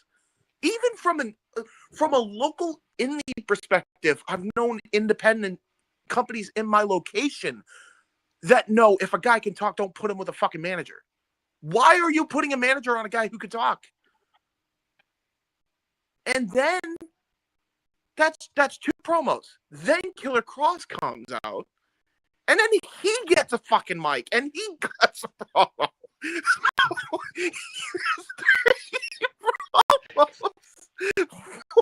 no reason. I seriously thought, Ryan and I seriously thought, oh my God, they're going to end this in a squash, aren't they? They're going to have Idris Jackson, who's actually a pretty damn good wrestler, get squashed by Killer. Luckily, that didn't happen, because at that point, I would have shit fucking breaking out a lot. Luckily, it was competitive. Typical stuff, Killer Cross wins with the Saito. Lol, right? Idris put up a pretty good match. And yeah, and then after the match, by the way, then they show Hillary P. Wisdom. Hillary P. Wisdom also gets taken out, by the way, by Killer Cross with a vicious headbutt. So I was happy about that. And then they both pick each other up to walk to the back, defeated. And it was the saddest thing. And it was this is not a good. Ryan outright said at that moment, this is not a good use of your airtime. It's not wrong. Still trying to figure it out, apparently. I just want to put out that this is Cross's 5th match. Yes. Since leaving WWE X amount of months ago. Yeah. 5 matches in what feels like 5 months. Cross is working slower, not. He's working smarter, not necessarily harder right now. Conserve the bumps, conserve your. Basically, don't put too much work on the body at this point, right? He's not going out here doing these shows every weekend. He either has other intentions, other goals, or he's just trying to figure out what's next. Yeah. Right. And he's still in that feeling out process of what's next. In the post, Cross did lay the beat down on Hillary P. which was completely necessary. But I do think this actually happened after what was the 3rd match from the card. Now that my memory's coming back, because something I really hate is inconsistency. As sometimes, someone be out cold and the referee will raise their hand once, call it, and it's done, right? And other times they'll check it 1, 2. He's still alive. Yeah. It's just I hate that. Be consistent. If you're going to do that, do that all the time. If you're not going to do that, then oh well. Yeah. Yeah. Either way, it's an interesting position for Cross. I would have preferred to see the advertised match, but things happen, right? Things beyond control. A card subject to change. We say it all the time. Yeah, for sure. But the next match was Shayna Baszler and Maki Ito. This was here we go. surprisingly good. This was actually I'm not very surprised. good. This was one that I had high expectations for. Continue. Yeah. Maki is an example of a Joshi who is a comedy wrestler who can actually wrestle. Like she's good. She's good at her job. I prefer her like doing this than wearing the images of Nick Gage in GCW, where she has her own iconography and her own real character. She doesn't really get to do that in GCW. They just throw the murder, death, kill colors on her and let her go, right? And sometimes you still get a lot of that, right? But here's what it is. She came out to her actual theme music, which is something I've been wanting to hear for a while and see for a while, and I'm okay with that. Shayna comes out ready to kill, and these two wrestle a surprisingly back and forth contest. Yes. And sorry, a lot of the action went by in my head. ADHD, autism. I'm struggling to find it. James Orator. Yeah, Go. I mean, there was a lot of mind games in the match. Like Maki Ito does her like crying fit, like mind game, only to then do the mashed potato and step on her foot, which I always find hilarious. Like anybody that does a foot stomp is on the foot is great. Like, I think it's underrated and more people should do it. And there was a lot of joint manipulation as Shayna Baszler does. She worked over Maki. Maki fought with a lot of heart. She actually got in some really stiff shots, showed that aggressive side, the little violent streak she's got since teaming with Nick Gage. So definitely helped her in this aspect, especially for a match like this. And she was close to winning. She was about to hit her finish, then got caught with a suplex into the Kirifuda clutch. And then this is where Ryan goes haywire. She is, given the 3 arm drops by the ref. And then she goes to the ropes. And then Shayna captures her arm, doesn't let her get to the ropes. And then the referee just immediately rings the bell after she drops the arm down once. And Ryan says, "You can't do that. You can't do that. It's inconsistent." So that was a funny clip. But yeah, that's pretty much what happened. Very good match. Overall, definitely highly recommend this one. She actually did get to hit her head drop, or yes, she did do the falling head drop, which was fun. Yeah, headbutt. Her headbutt, yes. But I enjoyed the match. All things considered, good showing for both contestants. Shayna looked like a killer, and someone is going to make the most of Shayna Baszler one day. Maki Ito too, for that matter. The next match was Allie Katch and Priscilla Kelly versus Scarlett Bordeaux and Shotzi Blackheart. There was we were gone for reasons. There was a lot of fine women in there. After a few minutes, while I regained my composure, this turned into a really good match. All things considered. I do believe Scarlett and Shotzi pulled out the ultimate win, but this is a good showing from everybody. I think this is Allie Katch's first House of Glory match back. This is her first match, period, since 2 weeks after GCW versus the World, I believe. Like, this is her first official match back since that injury she received, as far as I remember.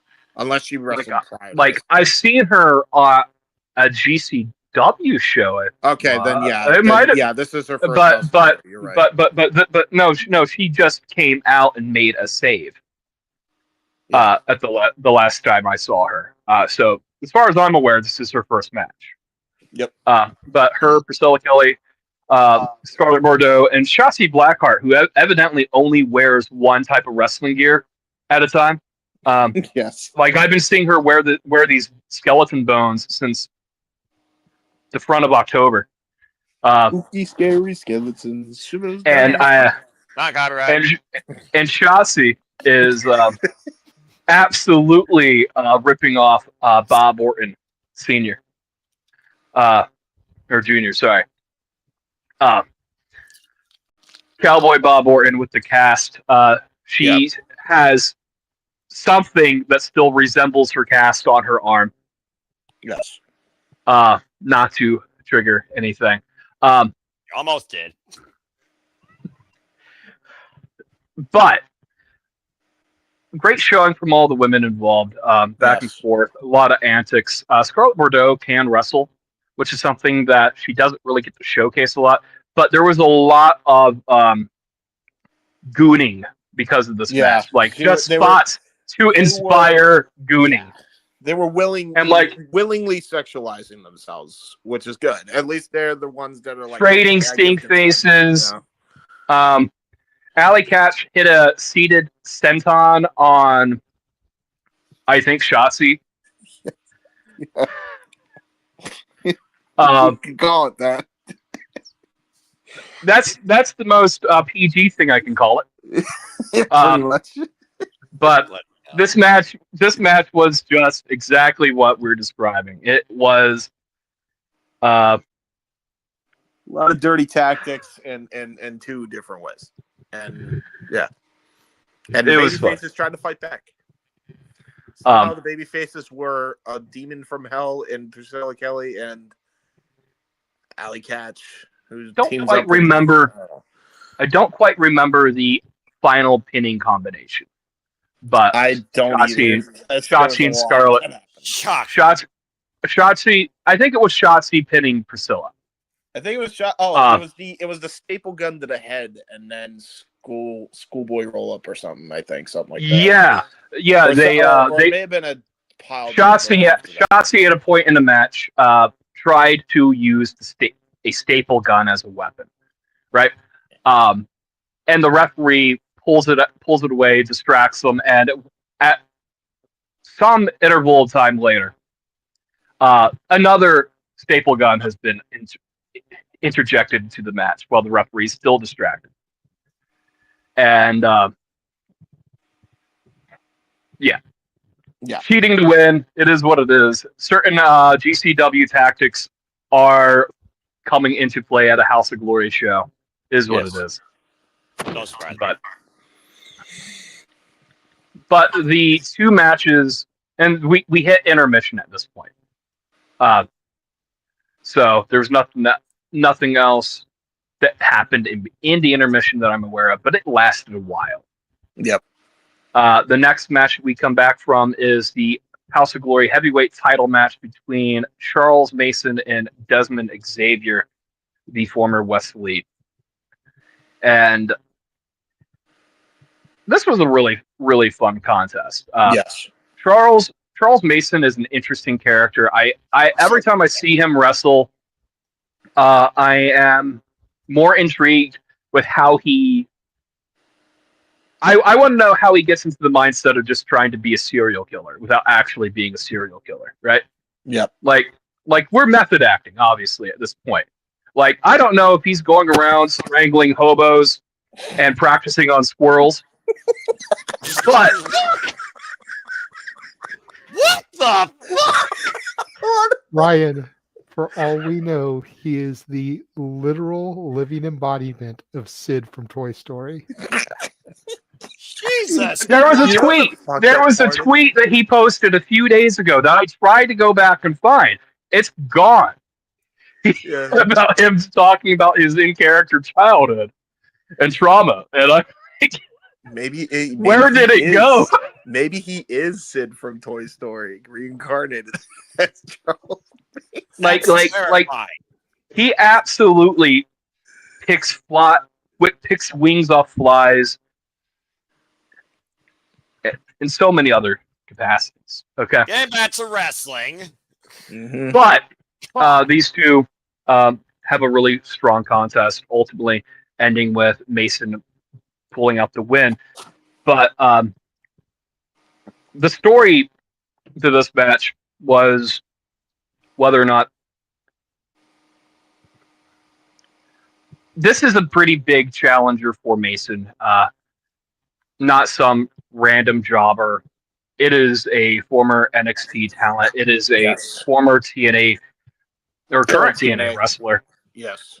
All things considered, this isn't a Zilla Fatu who's been tearing it up on the indies. This isn't insert random talent here. So, big opponent for Mason to fight against, and Mason pulls out all the tactics that he normally does.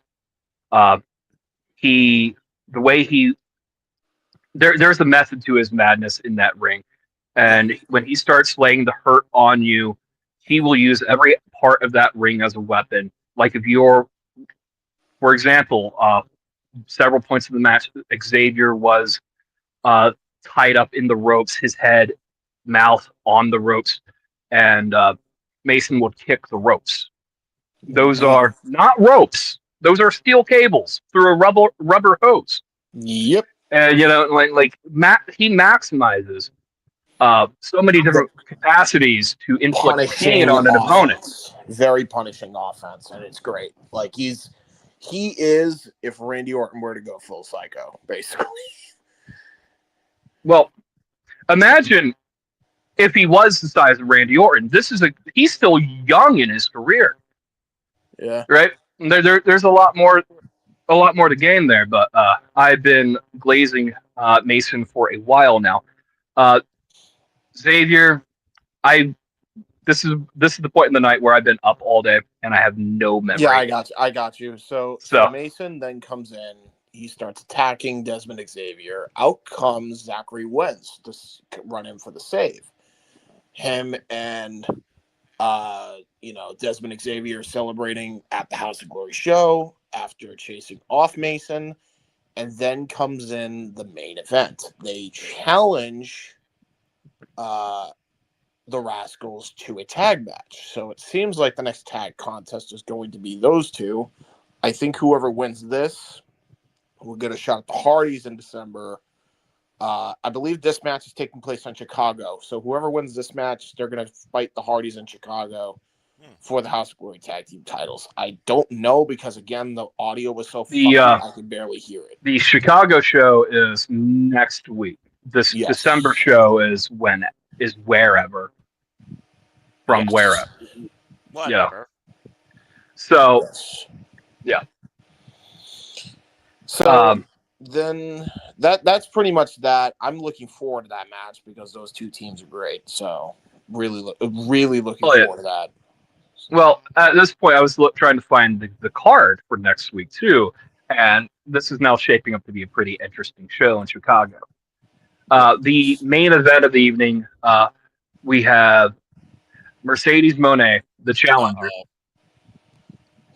versus Nor Phoenix Diana, who is the APAC women's champion. Not to be confused with some lobbyists out there. I did my homework. I did my homework on Diana. She's 25 years old, and she's been the champion for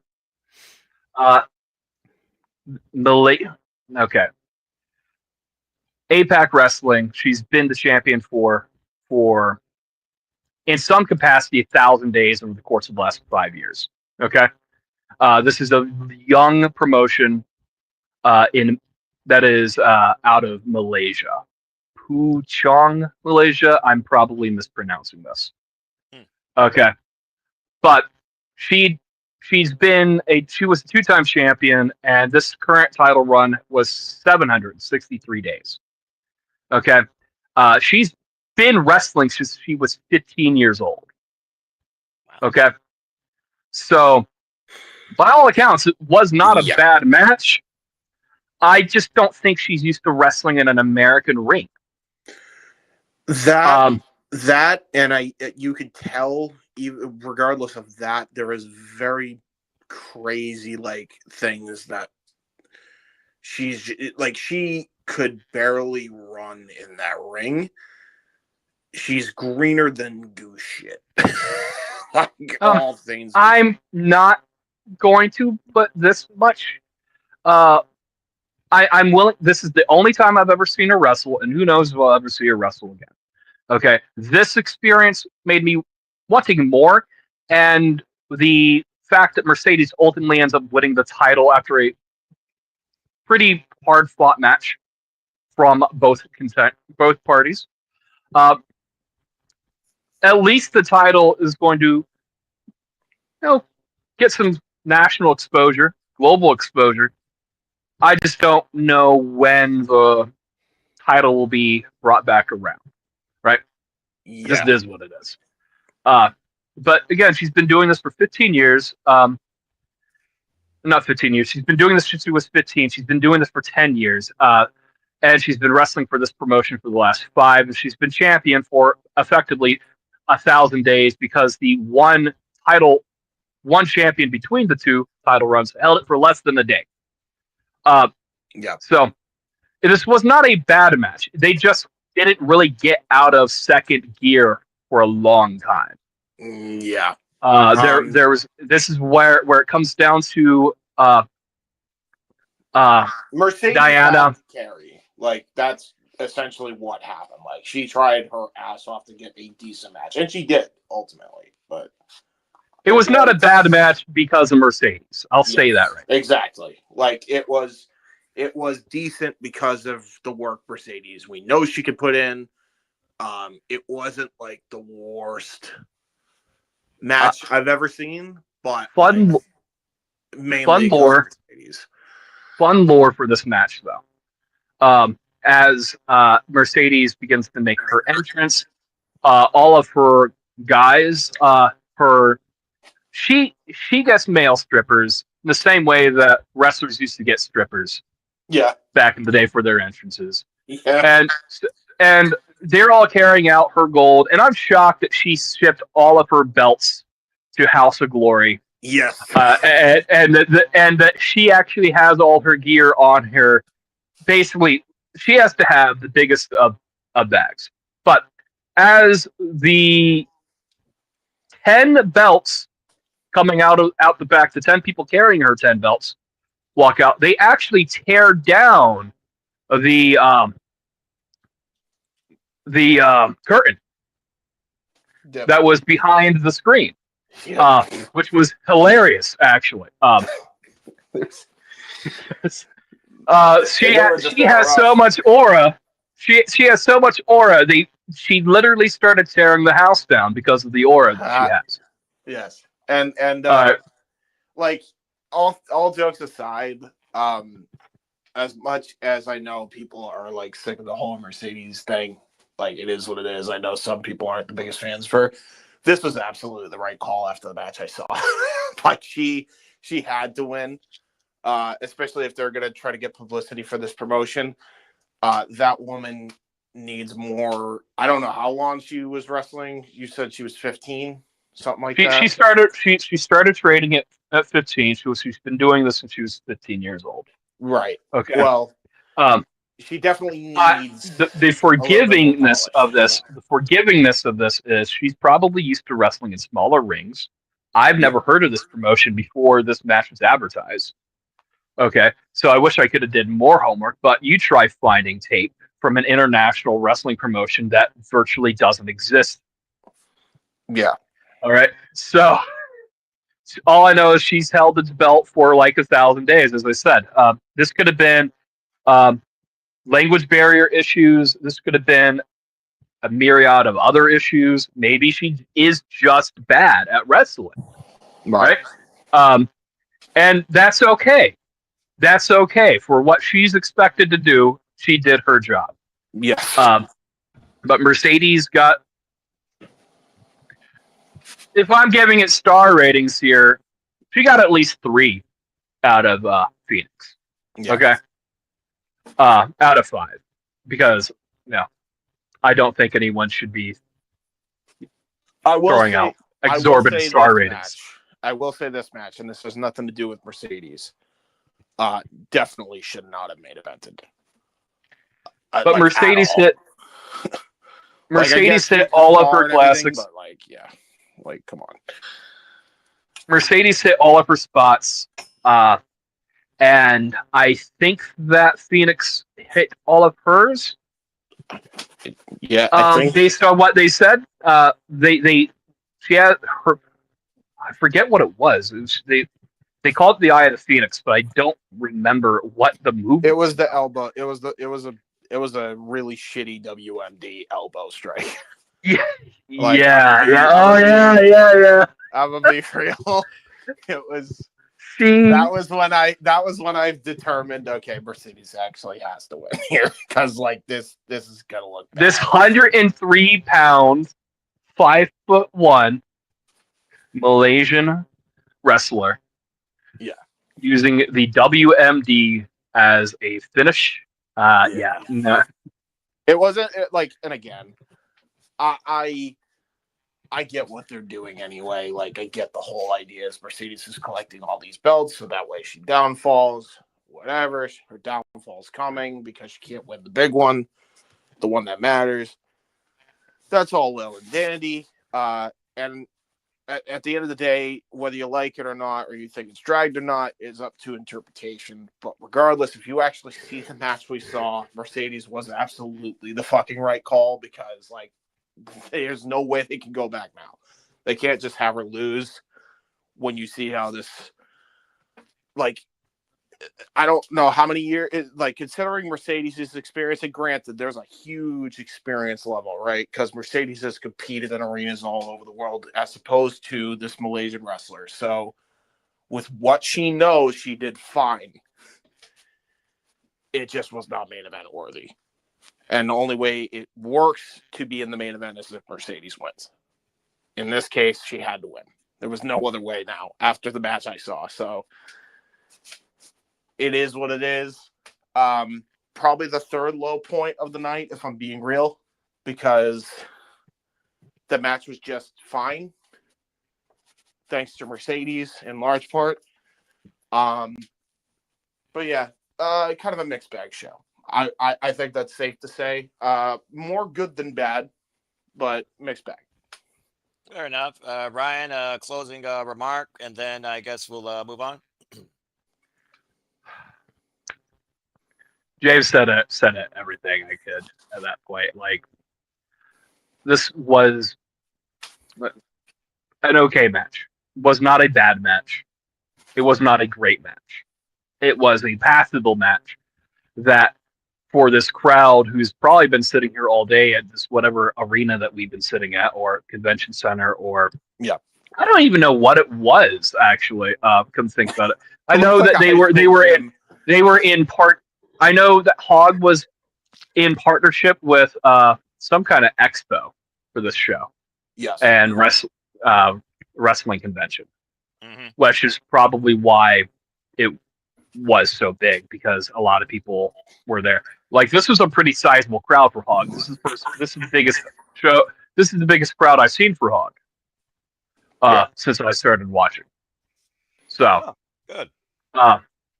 So like the overall night was a good night. For the match, some days you just have a bad night at the office. So I don't know what the barrier was. By all accounts, she should be a good wrestler, Phoenix. And I'm going to try to find other tapes. I'm going to try to find some matches. Like, Cage Match is a great source. It's just finding the matches. That's fair. Yes, this is true. Yeah. All right. Well, thank you very much to Ryan and James, our House of Glory commentary. And again, folks, you can keep up with House of Glory not only here with our watch alongs, but on Triller TV. Overall, I definitely, the couple matches I was looking forward to, Shanna, Mikey, and the women's tag, and Charles Mason, crazy motherfucker, definitely seemed like they were the highlights. So I'll definitely go back and check those out, because I watched House of Glory here or there. But hey, you all literally kept us in tune for the last 40 minutes of this show, so you probably kept more people here motivated than the crowd was probably sitting in their seats during some of this. Again, up and down is expected with independent showcases, audio quality, and God forbid you're dealing with anything on Fight TV or Triller, you're going to have technical difficulties. That's just the lay of that friggin' budget land. But thank you very much, James and Ryan, for your House of Glory Super Clash recap. Before we move on, does anyone have any thoughts regarding anything that you heard from House of Glory, even if a name you didn't recognize, or we will move on to our next topic? I will leave the floor open for the next few seconds. Okay. Well, thank you for that. With that being said, do you believe we've only talked about House of Glory for 40 minutes? Because that's exactly what we did. And I think because we have not gone a full hour, I'm not going to say his name, but I am going to allow people that haven't speak now to open up on our next topic. Because Adam Pearce, quote unquote, it's official. The most viral sensation in the professional wrestling business. 250 pounds of pure motivation. The answer to all life's questions. We all know his name. And of course, that name is Joe. Jeff Meacham? Well, I was, Jeff Meacham's definitely viral, but I was going to say Joe Hendry. I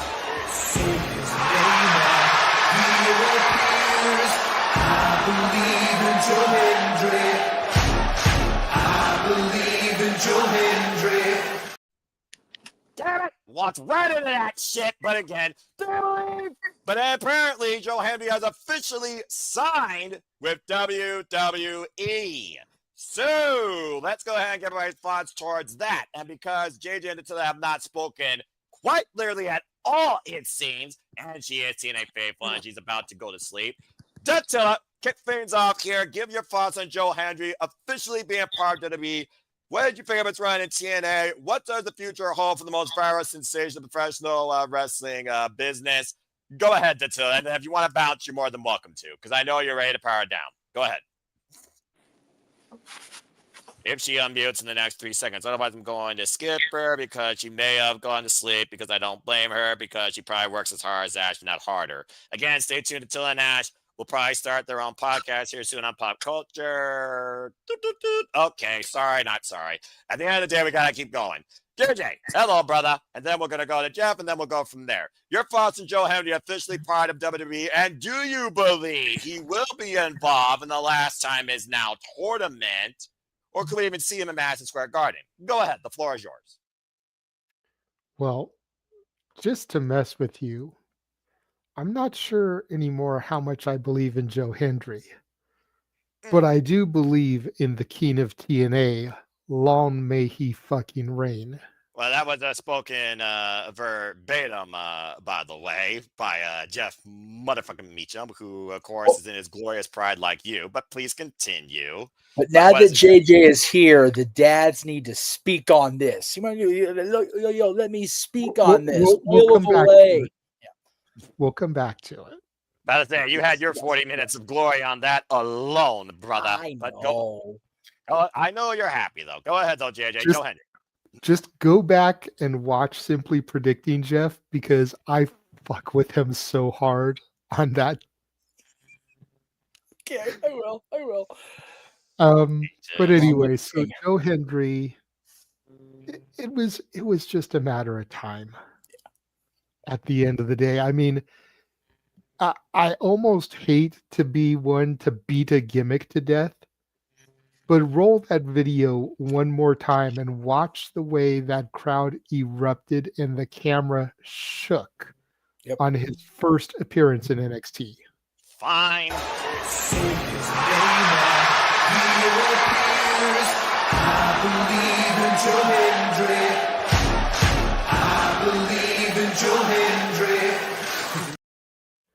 Look at the expression on his face as he takes it all in. Now, granted, that is a smaller crowd than he was even seeing in TNA at the time. But that was foreign territory. It's the epitome of, okay, your shtick may work in, Mid-South, but is it going to work in Crockett? Is it going to work in, Smoky Mountain? Is it going to work in New York at the Garden? Joe Hendry could be the number one wrestler in the world, but that doesn't mean that it's going to transcend to another company. And when they gave that reaction, we all knew it was a matter of time. Then you had the Rumble. Then you had Mania. And look, is he going to be in the Last Time Is Now tournament? Honestly, at this point, I don't know. And I only say that because now that we know he's signed, it almost feels like it's too obvious. Everybody swore Joe Hendry was going to be the surprise on Friday. And it wasn't. It was Zack Ryder. I said, as soon as Raw happened last week, Joe Hendry was going to be at the Garden. If anything, he was going to be the mystery opponent at the Garden, because even if he lost his match, it still gives him the opportunity to interact with John Cena. Then Netflix announced that John Cena is defending his newly won Intercontinental Championship at the Garden. And then I began to think, why put him in the tournament? Why not just let him be Cena's challenger? Because then you can set it up where Cena even says his name. Cena can be in the ring cutting a promo. I don't care if you're from SmackDown. I don't care if you're from Raw. I don't care if you're from NXT. I don't care if you're Joe Hendry. And that's how he makes his official debut. And we get Cena versus Joe Hendry for the IC title. Does he win? Does he lose? Does it matter? Joe Hendry debuts in official capacity in the WWE at the holiest ground for the company. Because even Vincent J. McMahon used to tell Vince McMahon, the Garden is the Garden, Vinny. All right. Fair thoughts. And again, we will be covering Monday Night Raw for Master Garden Goats. Please stay tuned. All right. So I'm going to give you one more chance here because I know you're ready to power it down, but you're powered up enough that I can actually see your face. So please speak, because you and I have believed in Joe Hendry since day one-ish. So go ahead and let your thoughts be known. Joe Hendry and WWE, do you believe we will see him in MSG Monday night? Or what do you see his short-term future being? Go ahead and lend your thoughts. And if you want to power down for that, you're more than welcome to. Well, before I give my thoughts, I want to show Ryan this cool custom Zeo crystal that I found on eBay. That's random as fuck, but okay. Continue. Well, that's cool. You have to remember, Ryan missed the last couple weeks of Power Ranger talk when we just spiraled into pop culture nothingness. That's fair. And aside from Dattila, he's probably the biggest Power Ranger nut that we know. Because even I have a limit. Even I have a limit as how far I go with my Rangers knowledge. And again, folks, you can stay tuned to the middle row, possibly starting their own pop culture podcast on their respective YouTube channels. Follow Rangers of Wrestling and Bag for Wrestling Today. Okay, to Joe Hendry, speak. So before I even get into it, I just want to say, like, I'm so happy for Joe Hendry. You know, I saw the rise. Well, you and I saw his rise in TNA. Mm-hmm. You know, and I have to say, it's just been one hell of a ride with Joe Hendry. I'm so happy for him. He definitely deserves this. And I hope he continue to give credit to AJ Francis, because what's to say if he doesn't feud with First Class, he doesn't go viral with the whole apology. So, you know, I hope he continues to thank AJ Francis for that. And, you know, I wish him well in that they're doing. I really hope he finds success in WWE and that he, you know, he got to main event. He got his WrestleMania moment all because Kevin Owens got hurt. So, you know, I wish him the best. Okay. And I do think that he'll be on Monday Night Raw at the Garden. What do you think about the fact that he also will be, no matter what, at the Garden in the theater, considering he and Thea Hale are challenging all Ethan Page and Chelsea Green for the AAA Mixed Tag Team Championships in the opening match on Tuesday night? Do you think that Joe Hendry goes, 1 for 1, 0 and 2. Do you believe Joe Hendry leads with gold in some capacity from MSG? What do you think? I always believe in Joe Henry. I've always believed in 252 pounds of pure motivation, the answer to all our life's problems. There you go. Questions. Say it correctly. Fair enough. That being said, is there anything else you want to say regarding Joe Hendry, or was that all do you want to share? Look at JJ was on here. Stay a hell. He's got to stay a hell. Yeah, of course. I said Fia Hill's name, and Fia Hill's probably the next biggest believer of Joe Hendry, let alone herself. And this guy's the biggest believer of Fia Hill. All right, fair enough. Is that all, Dattilo? Yeah, pretty much. I can't wait to see Raw on Monday. For once, I actually can agree, because it is also MSG. That makes Raw actually mean more than usual, even for me. So I'll give you that credit. All right. Well, thank you very much. And if you want to stick around for the remainder of the conversation, you're more than welcome to. But again, if you want to power it down, just let me know in chat. Okay, let's move on down the line, right down the middle. X gets the square. Jeff Meacham, Joe Hendry, and WWE. What do you believe comes from this? And do you think that we still could see him still some point again in TNA? Like, you always can return home. It was TNA that kind of put Joe Hendry on the map in the first place. So we definitely got to give credit where credit's due. But with the whole way this relationship, pre-acquisition, quote unquote, is going, I don't know. But what's your thoughts now? It's officially part of WWE. They got Joe Hendry. I wonder how much they're going to say his name and use that gimmick for their own ploy. But what do you think about this? Let me first ask a question that I don't think has been asked as far as in any of our own, no pun intended, spaces. Has it been formally acknowledged outside of the report that went out last week? Like, has it been stated that he's going to be a WWE person?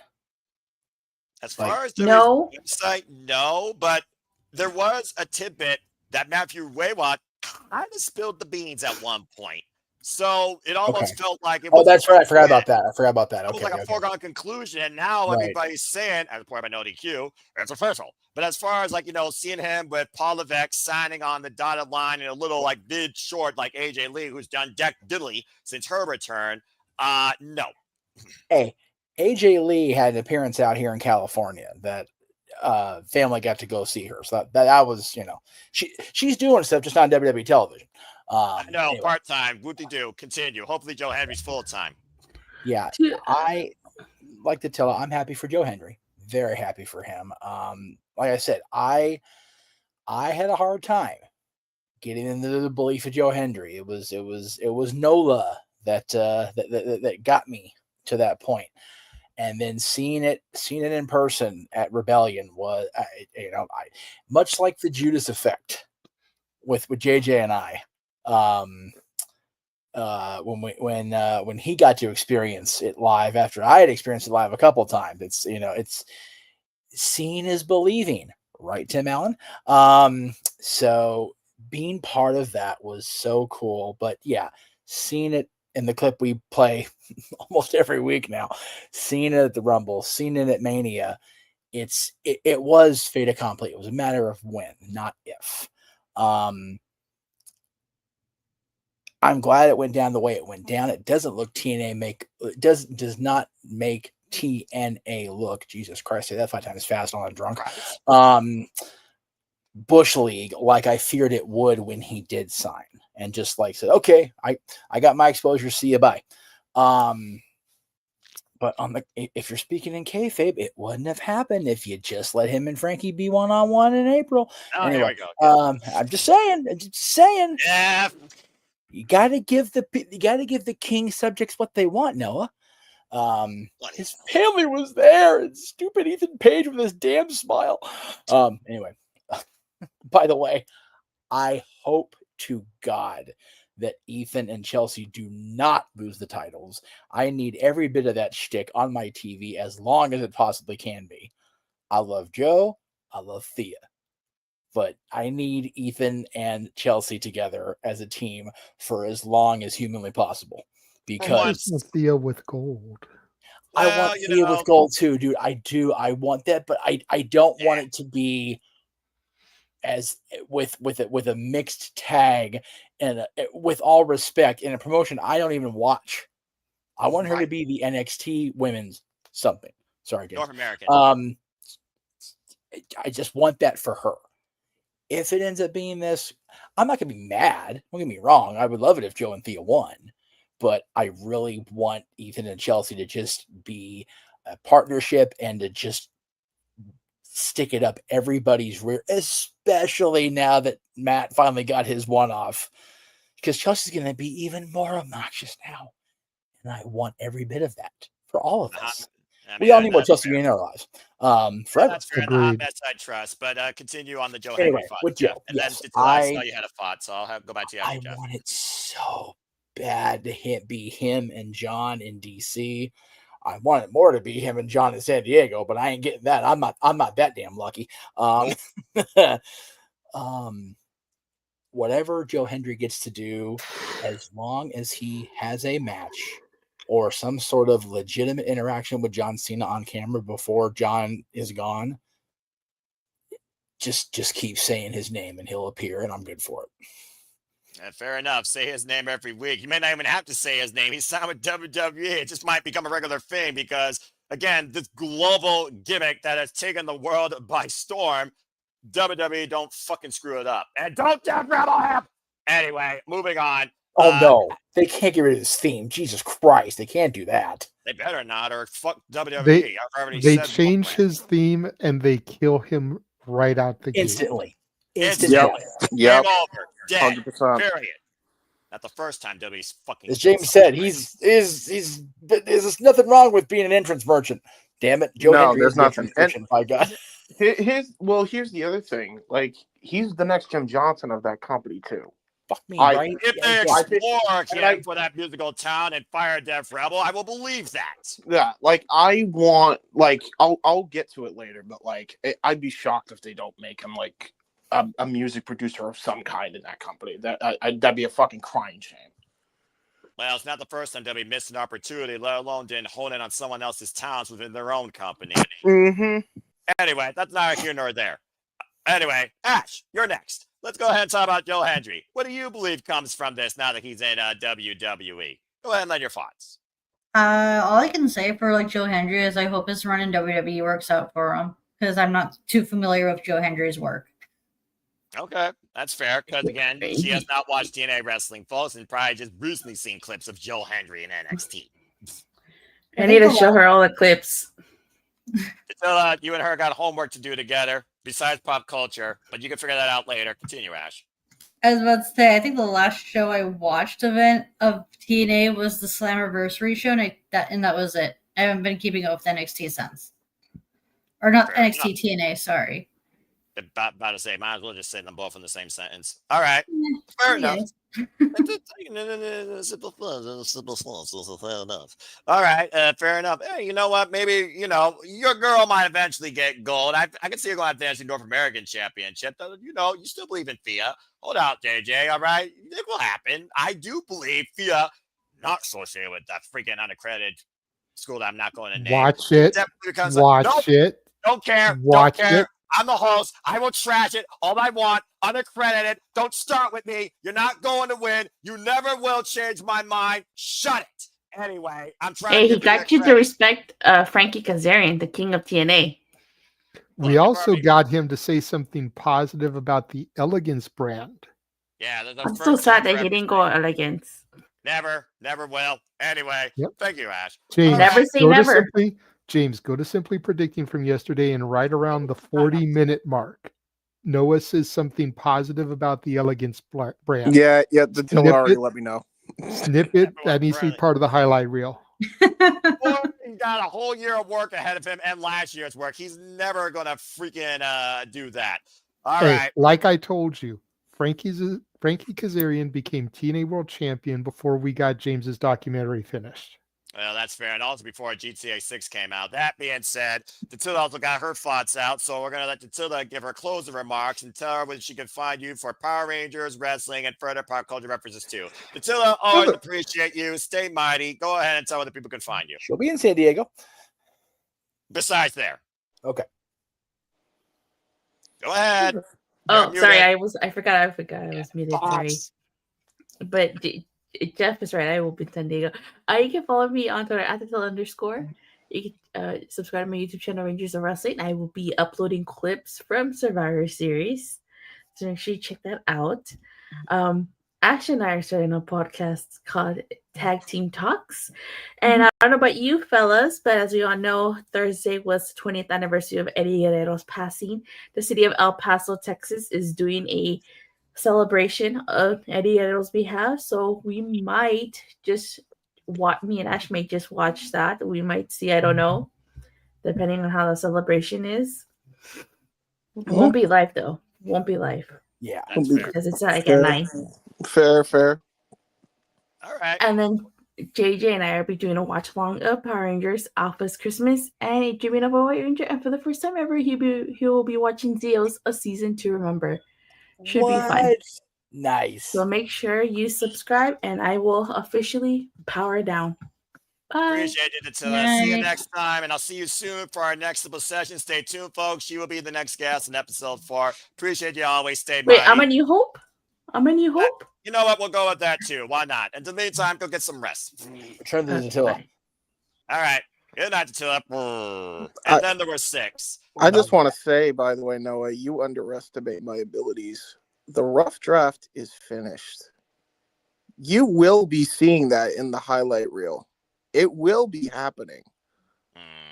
I guarantee you it will be happening. I have already started clipping for last year's and this year's highlights. Hey, careful throwing that word guarantee around. You don't have that stupid freaking chin cleft and the big broad shoulder pads in your suits. I'm about to say, don't say a word that your ass can't back up, because guarantees 100%. You definitely on 100%, boy. But all right, I respect that take. Let's go ahead and go to Ryan now with his takes and Joe Hendry. As apparently we believe in James editing. Let's see if we believe in Ryan's take. Ryan, Joe Hendry and WWE, what's your thoughts on it? Well, so Joe Hendry, he's an interesting character, right? He made himself. TNA didn't make him a name. WWE sure as hell didn't make him a name. He made himself a name. Correct. Sheer talent. All right. And this is the thing.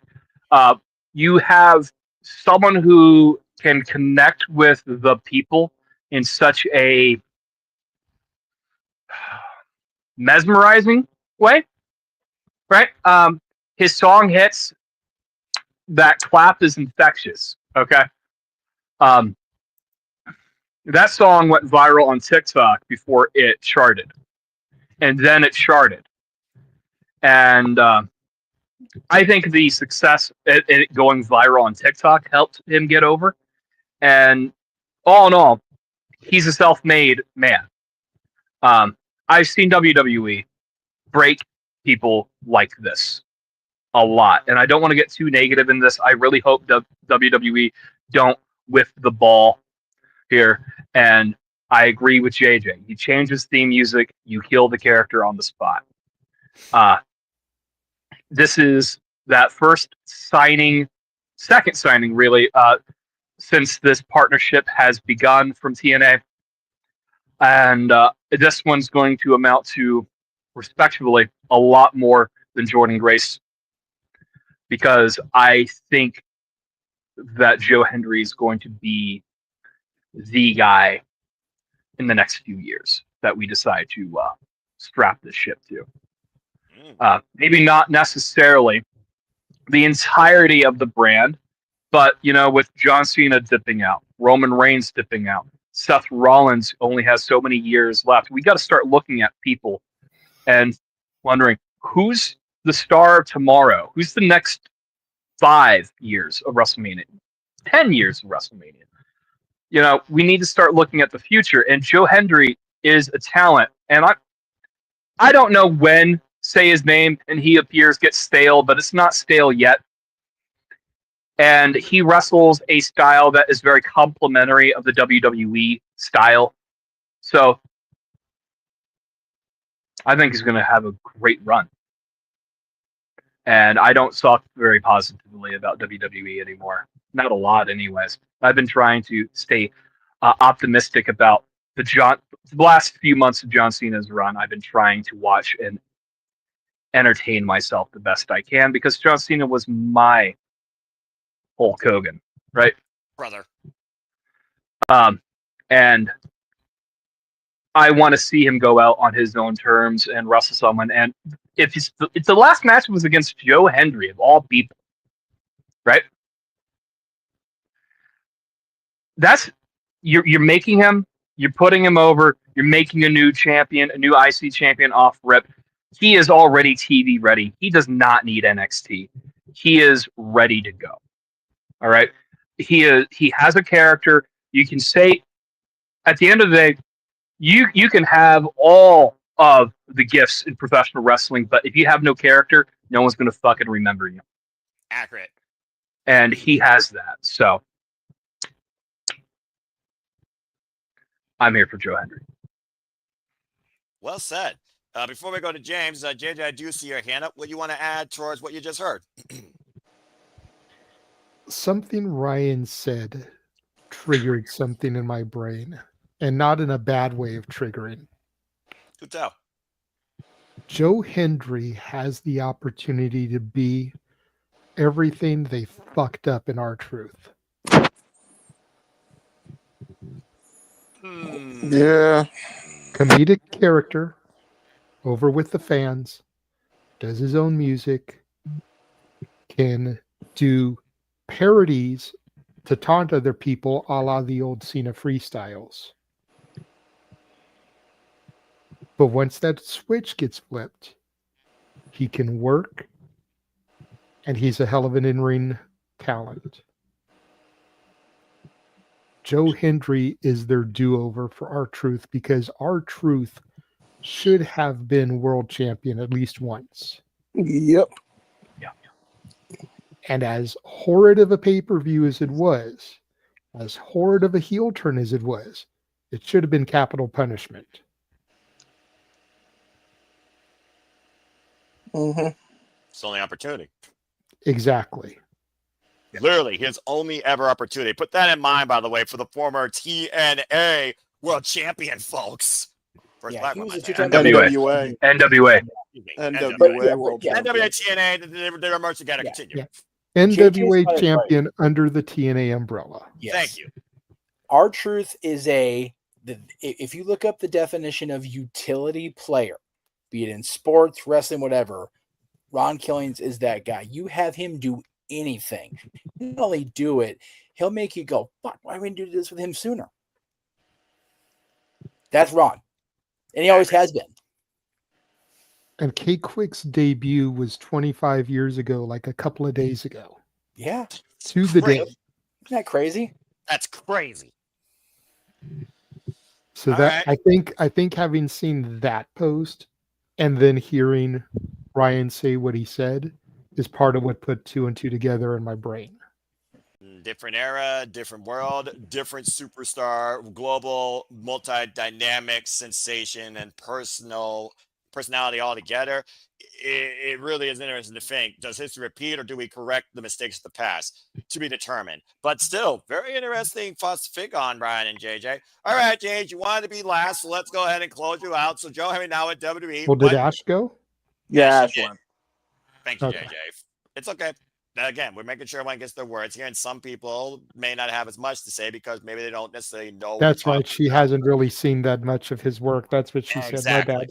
No, you're fine, JJ. Again, it's good to recall, and I appreciate that. All right, James, let's go ahead and get your thoughts. Joe Hendry now in WWE. What do you believe comes from this for Joe Hendry? I agree with everything you guys said about Joe. I think he's a utility player. I think he's going. You can put him anywhere on the card. You can have him do any act, and it will get over. I've been following this guy long before that song was ever a hit or viral or ever created. I've seen him since WCPW. Same. I seen him his later work in ICW when discovering him in WCPW, and this guy is a talent. ROH. ROH, yep. The ROH, by the way, fun fact, that's where that song debuted, by the way. Just a fun little trivia there for you. Yeah. Which is freaking funny now. So Joe Hendry is a megastar in the making if you use him right. And at the end of the day, here's one thing that I think people have to keep in mind. You got him for 3 years. He's pretty up there in age. I think people got to remember that. He's pretty up there in age. He deserves to be at the top of the card somehow, even if it's in a mid-card, top mid-card role, whatever. But he's a world champion might be iffy, right? But the thing that you absolutely have him for, and where he should be, he should be utilized because his talent is just so damn great, and he has a lot of connections that could help out because he's actually friends with some music people, is him as a freaking music artist. He is your next Jim Johnson. 100%. I still maintain that. I still believe that. I know other people think that, well, because he did a few covers doesn't necessarily mean he's the greatest artist in the world.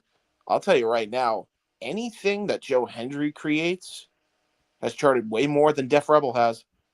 And there's been some good Def Rebel songs, but none compared to Joe Hendry's parodies. And if he gets in touch with people that also happen to have some musical chops, which Joe Hendry has those connections, why the fuck wouldn't you tap into that? You'd be a fool not to tap into that. Genuinely. And I think that's where he's going to ply his trade in the most. It's not going to be in the ring, although he'll do very good in the ring, even if it's only 3 years. It will be in a backstage role as a music producer. I really do. I think he's got a job for life there, just based off of that. Genuinely.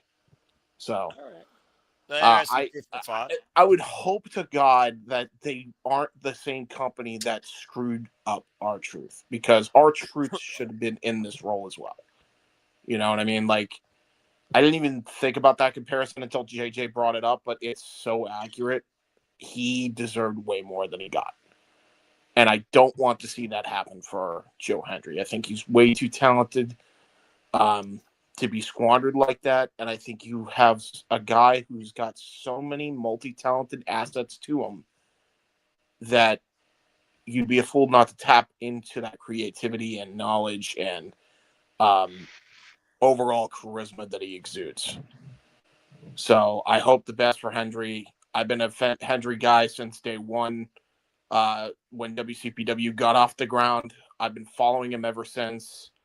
I was a prestigious one before it was ever included in that fucking song. So here's to you, Joe. Get that bag, brother. Get that bag. Well, Joe Hendry makes things better. He can wrestle. He can sing. Joe Hendry makes things better 7 days a week. We'll see which night he starts doing that. All right. Well, thank you for that, James. Now, Jeff, I did see your hand was up. What do you want to add further in regards to this before we, I think, get ready to close this thing out? James, I like to ask you. You mentioned Joe Hendry. You know, he's up there in age. He, as Noah pointed out in the chat, he's 37. Yep. Would you say that Joe Hendry at 37, in the shape he is in, is doing pretty damn well for himself? Right. 100%. Yeah. Oh, yeah. I will offer up two examples. One is not wrestling near as much. One is wrestling quite often. Billy Gunn is 62.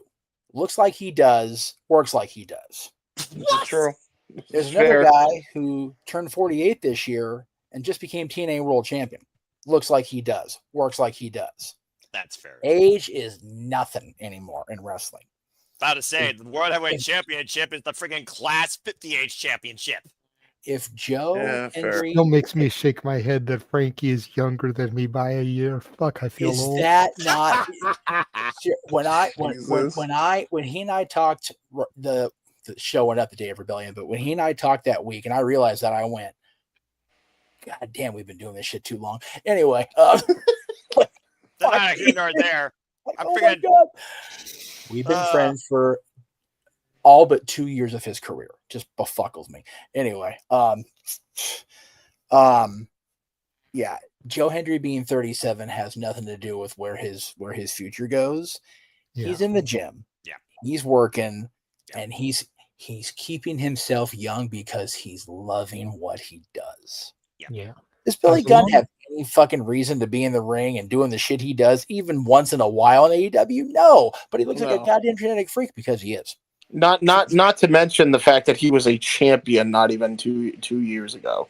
The trios champion. And Exactly. Look at Bobby Lashley and Shannon Benjamin, both men near their 50s and look like they're still wrestling as if they're in their damn 30s at the peak of their careers, better than ever, it seems. Literally 2-time tag team champions already. Yeah. And yeah, like you said, as long Billy as Gunn Joe was Hendry a- can stay healthy, then he's got at least a decade still to go. Yep. Bottom line. I think more.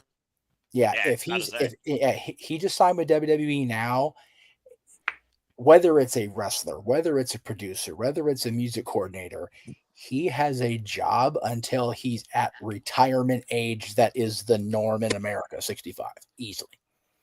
Yeah, He's got a 30-year career ahead of him between the things he can do. Yep.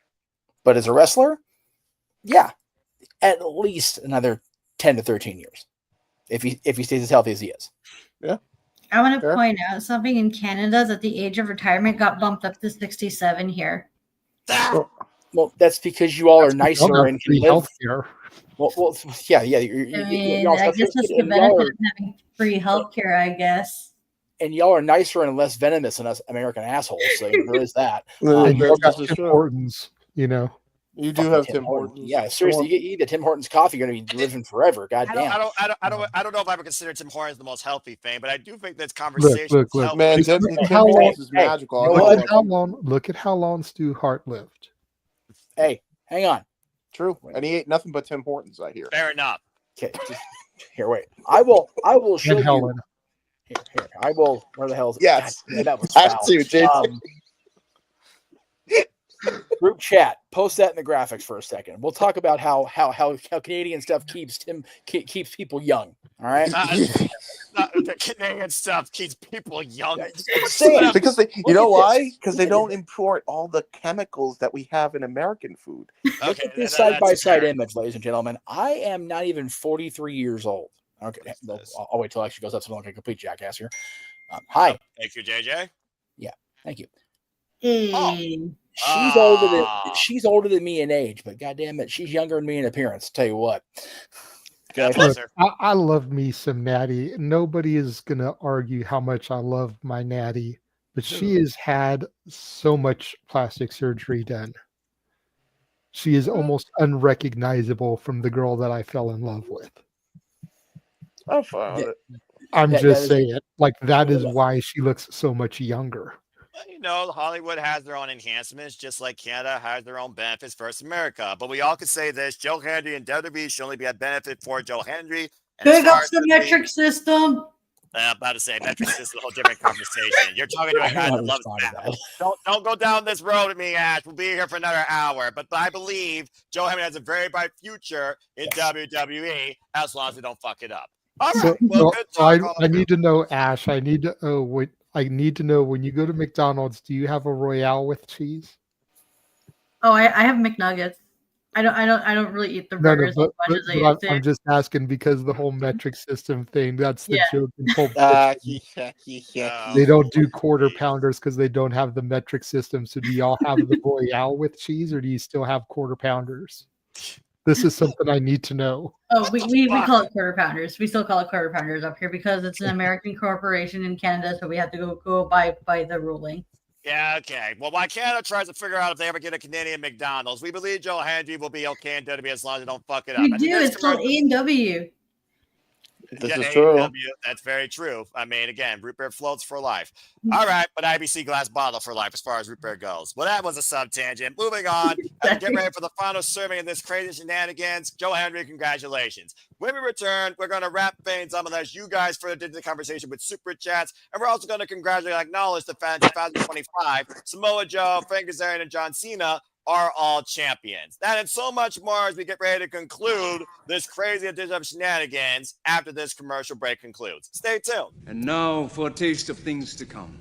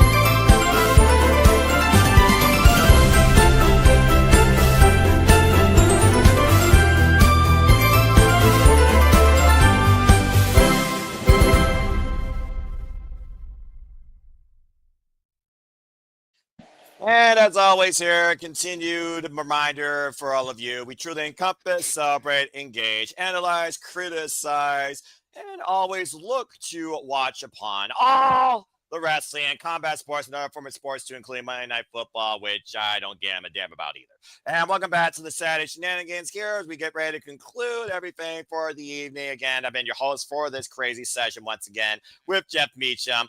Always a pleasure. The regular wrestling JJ Williams, a Hebert, Ash, and Ryan, who actually has been around for the long haul, and I greatly appreciate everything that he has brought.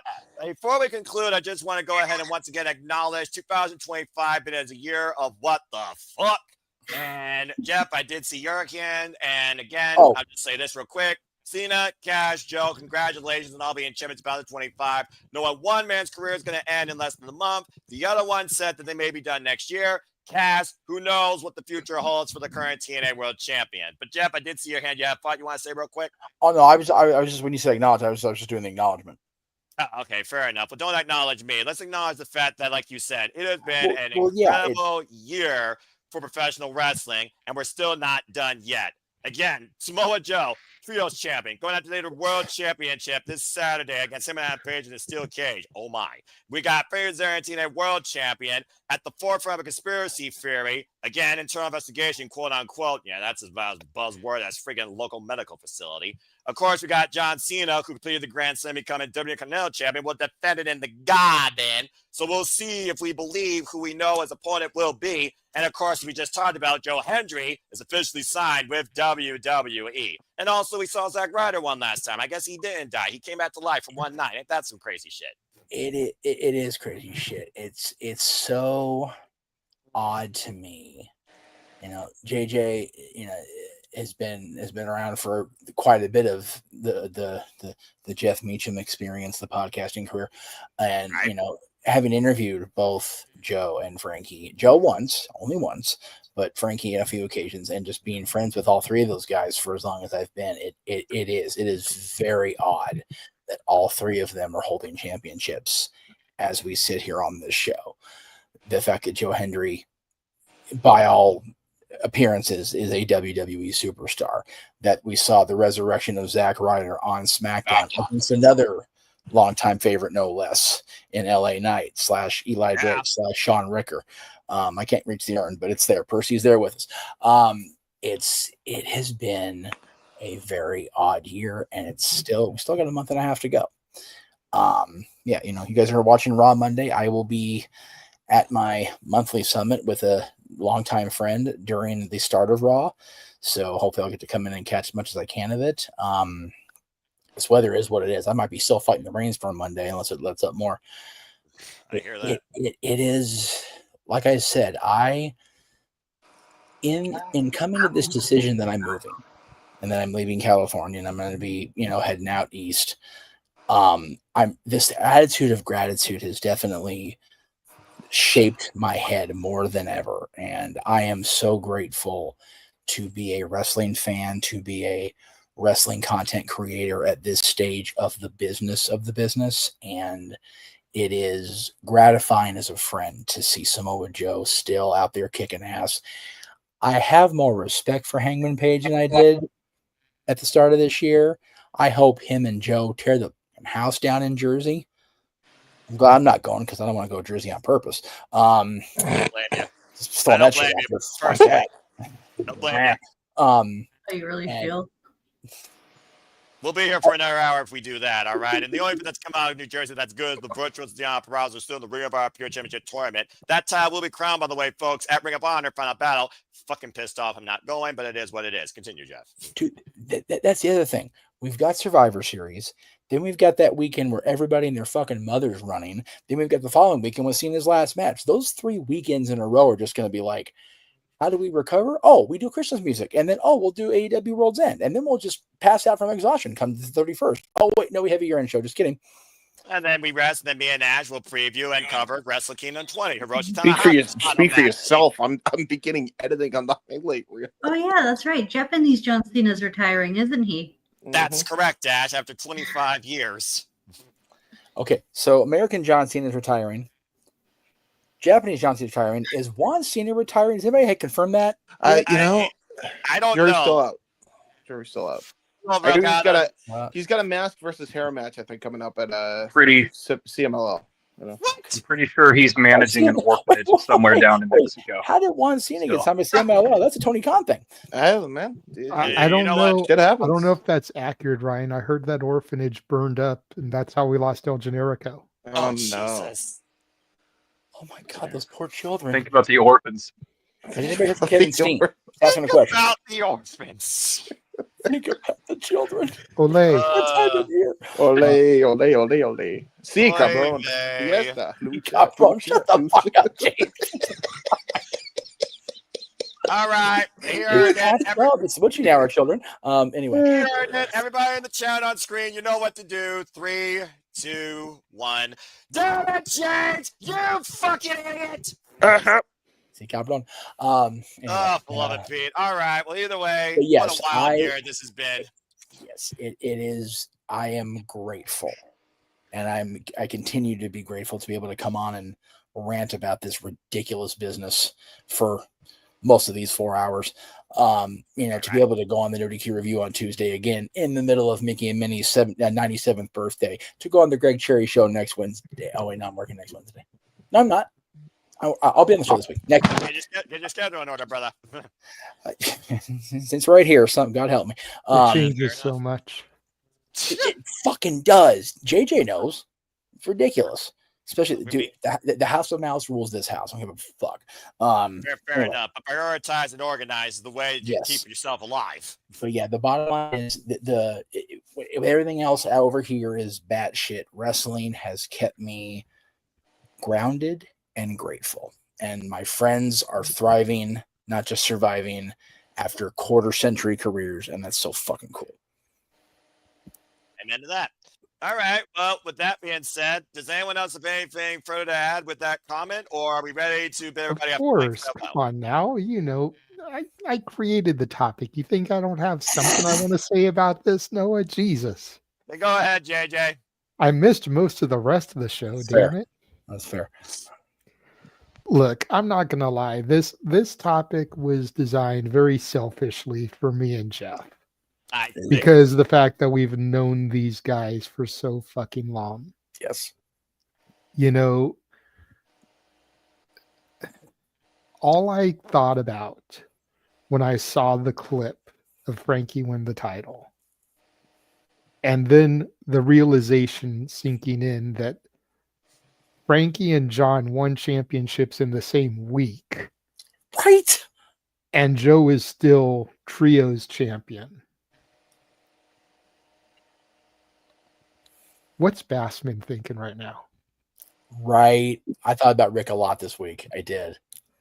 For those of you that don't know who we're talking about, Rick Bassman is the guy that owned, operated, founded Ultimate Pro Wrestling, which is where those three kind of cut their teeth and got their start. So the fact that he welcomed them through his doors, got them trained, and now all of them have been world champions. And they're all holding titles at the same time.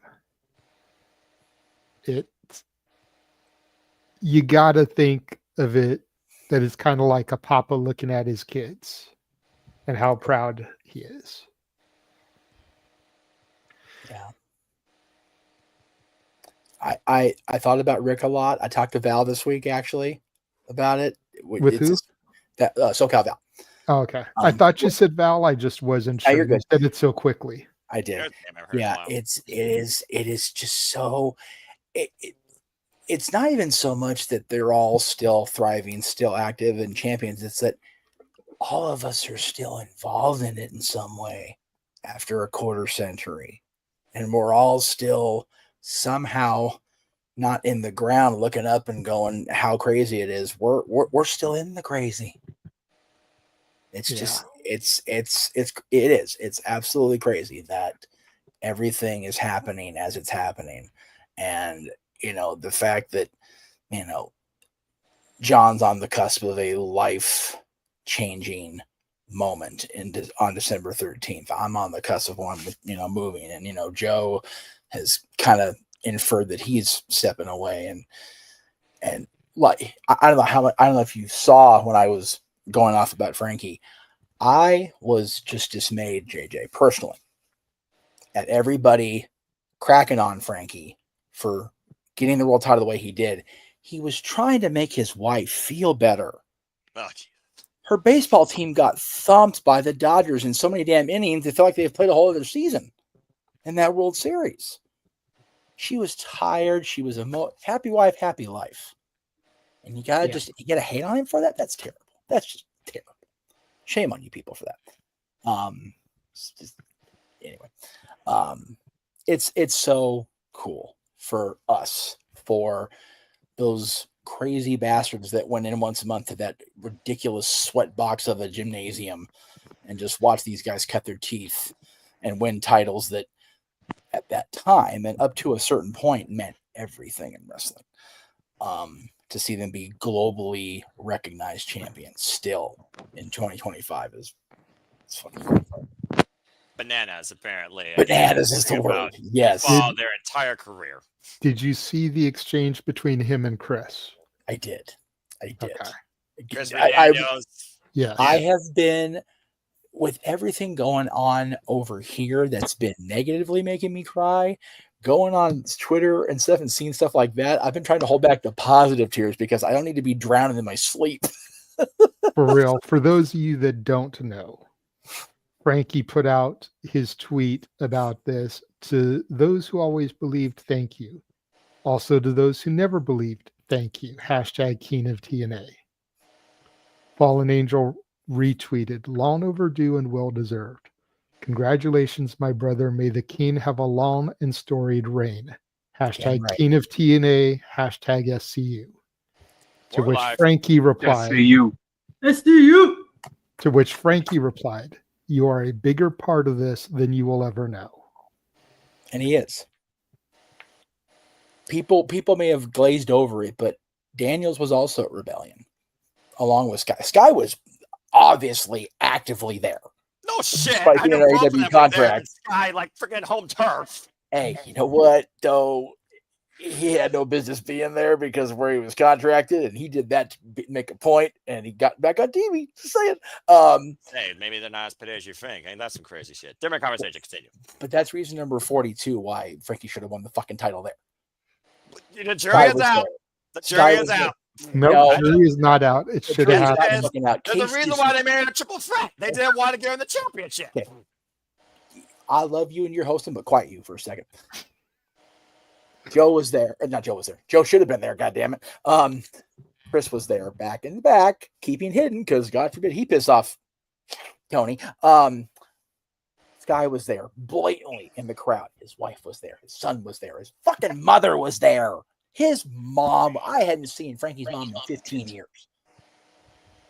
No goddamn good reason why it didn't happen in April except the stupid NXT thing.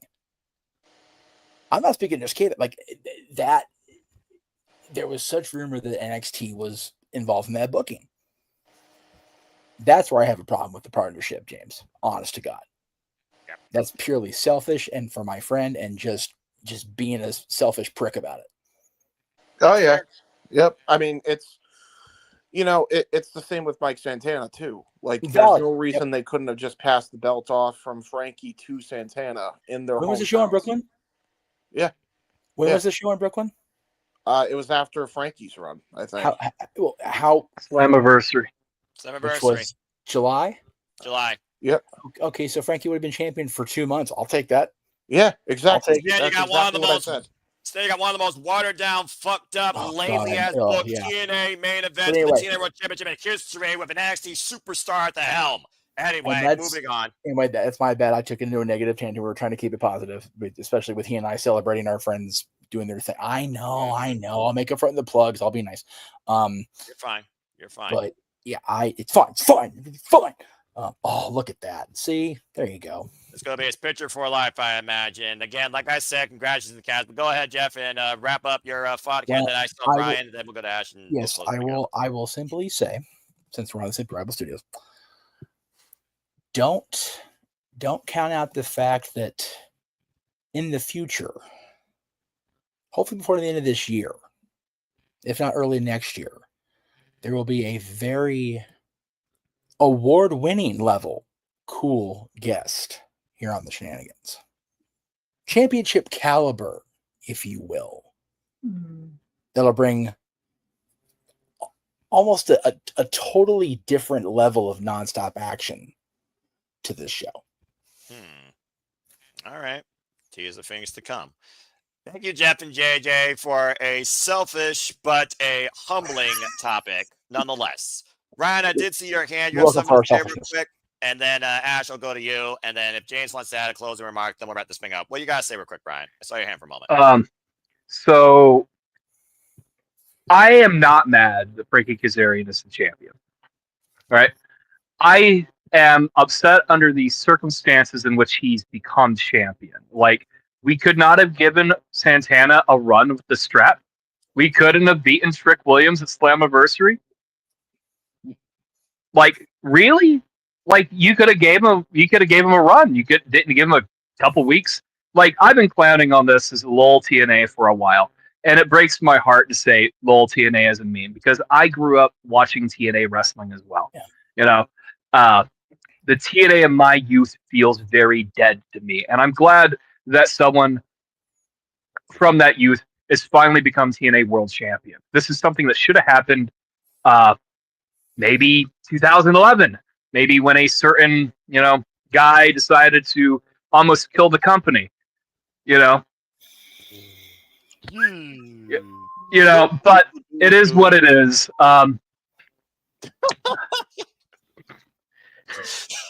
I'm happy that Frankie Kazarian is champion.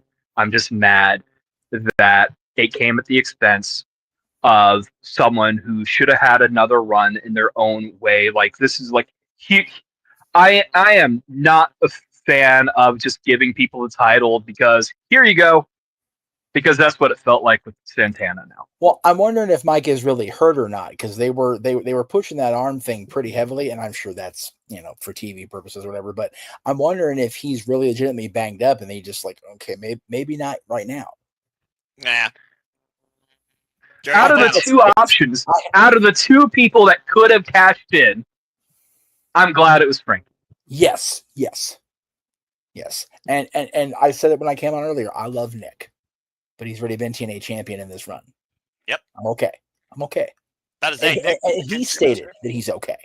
So yeah. Yeah. I look at it like this. Well, I understand that there are people that are upset about Santana losing it so quickly. And while I don't necessarily want things to go back to the way they were in 1999, 2000, where the belts seemed to change hands every month, for there to be a rivalry between two pretty long-tenured TNA talents who worked for a different organization both at the same time, and both found their way back to TNA to trade the belt back and forth a la Rock and Foley did. I'm here for it because it's something we haven't had in a long time.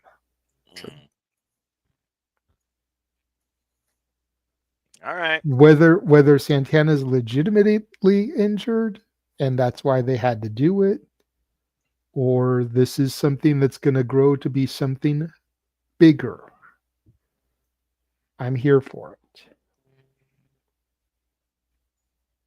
Okay. We'll see what happens. I'll see if I trust this process, but Yeah. again, I stand by what I said. The rumor and innuendo that I heard was that Santana's contract's up soon, and he's not re-upped.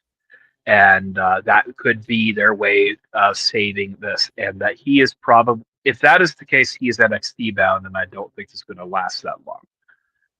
But this is what it is, man. This rumor and innuendo, this hearsay. If he's hurt, I hope he's not hurt. If between the two, I hope it's the one where he's not hurt as well, but this is what it is. Hey, again, if the contract is coming up, Raw is in the Garden. Santana is from New York. That Keep that in mind. is a very fair point as well. JJ planting them earworms. I'm here for it. I'm here for it. They said when they announced the tournament that people that don't work here could be in the tournament, and Santana's contract may not be up yet.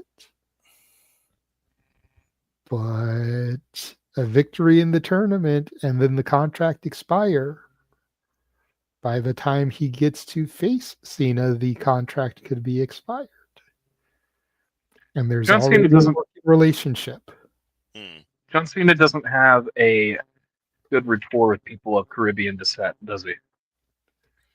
Hey, just because Hardcore Kid got a little stabby on John, hey, what you gonna do? I wasn't trying to bring that up. I was going to just change it to Carlito, but that's also Carlito's part of that. Either way, neither one of those not cool. All right, well, thank you for that, Not James. cool. Definitely not cool.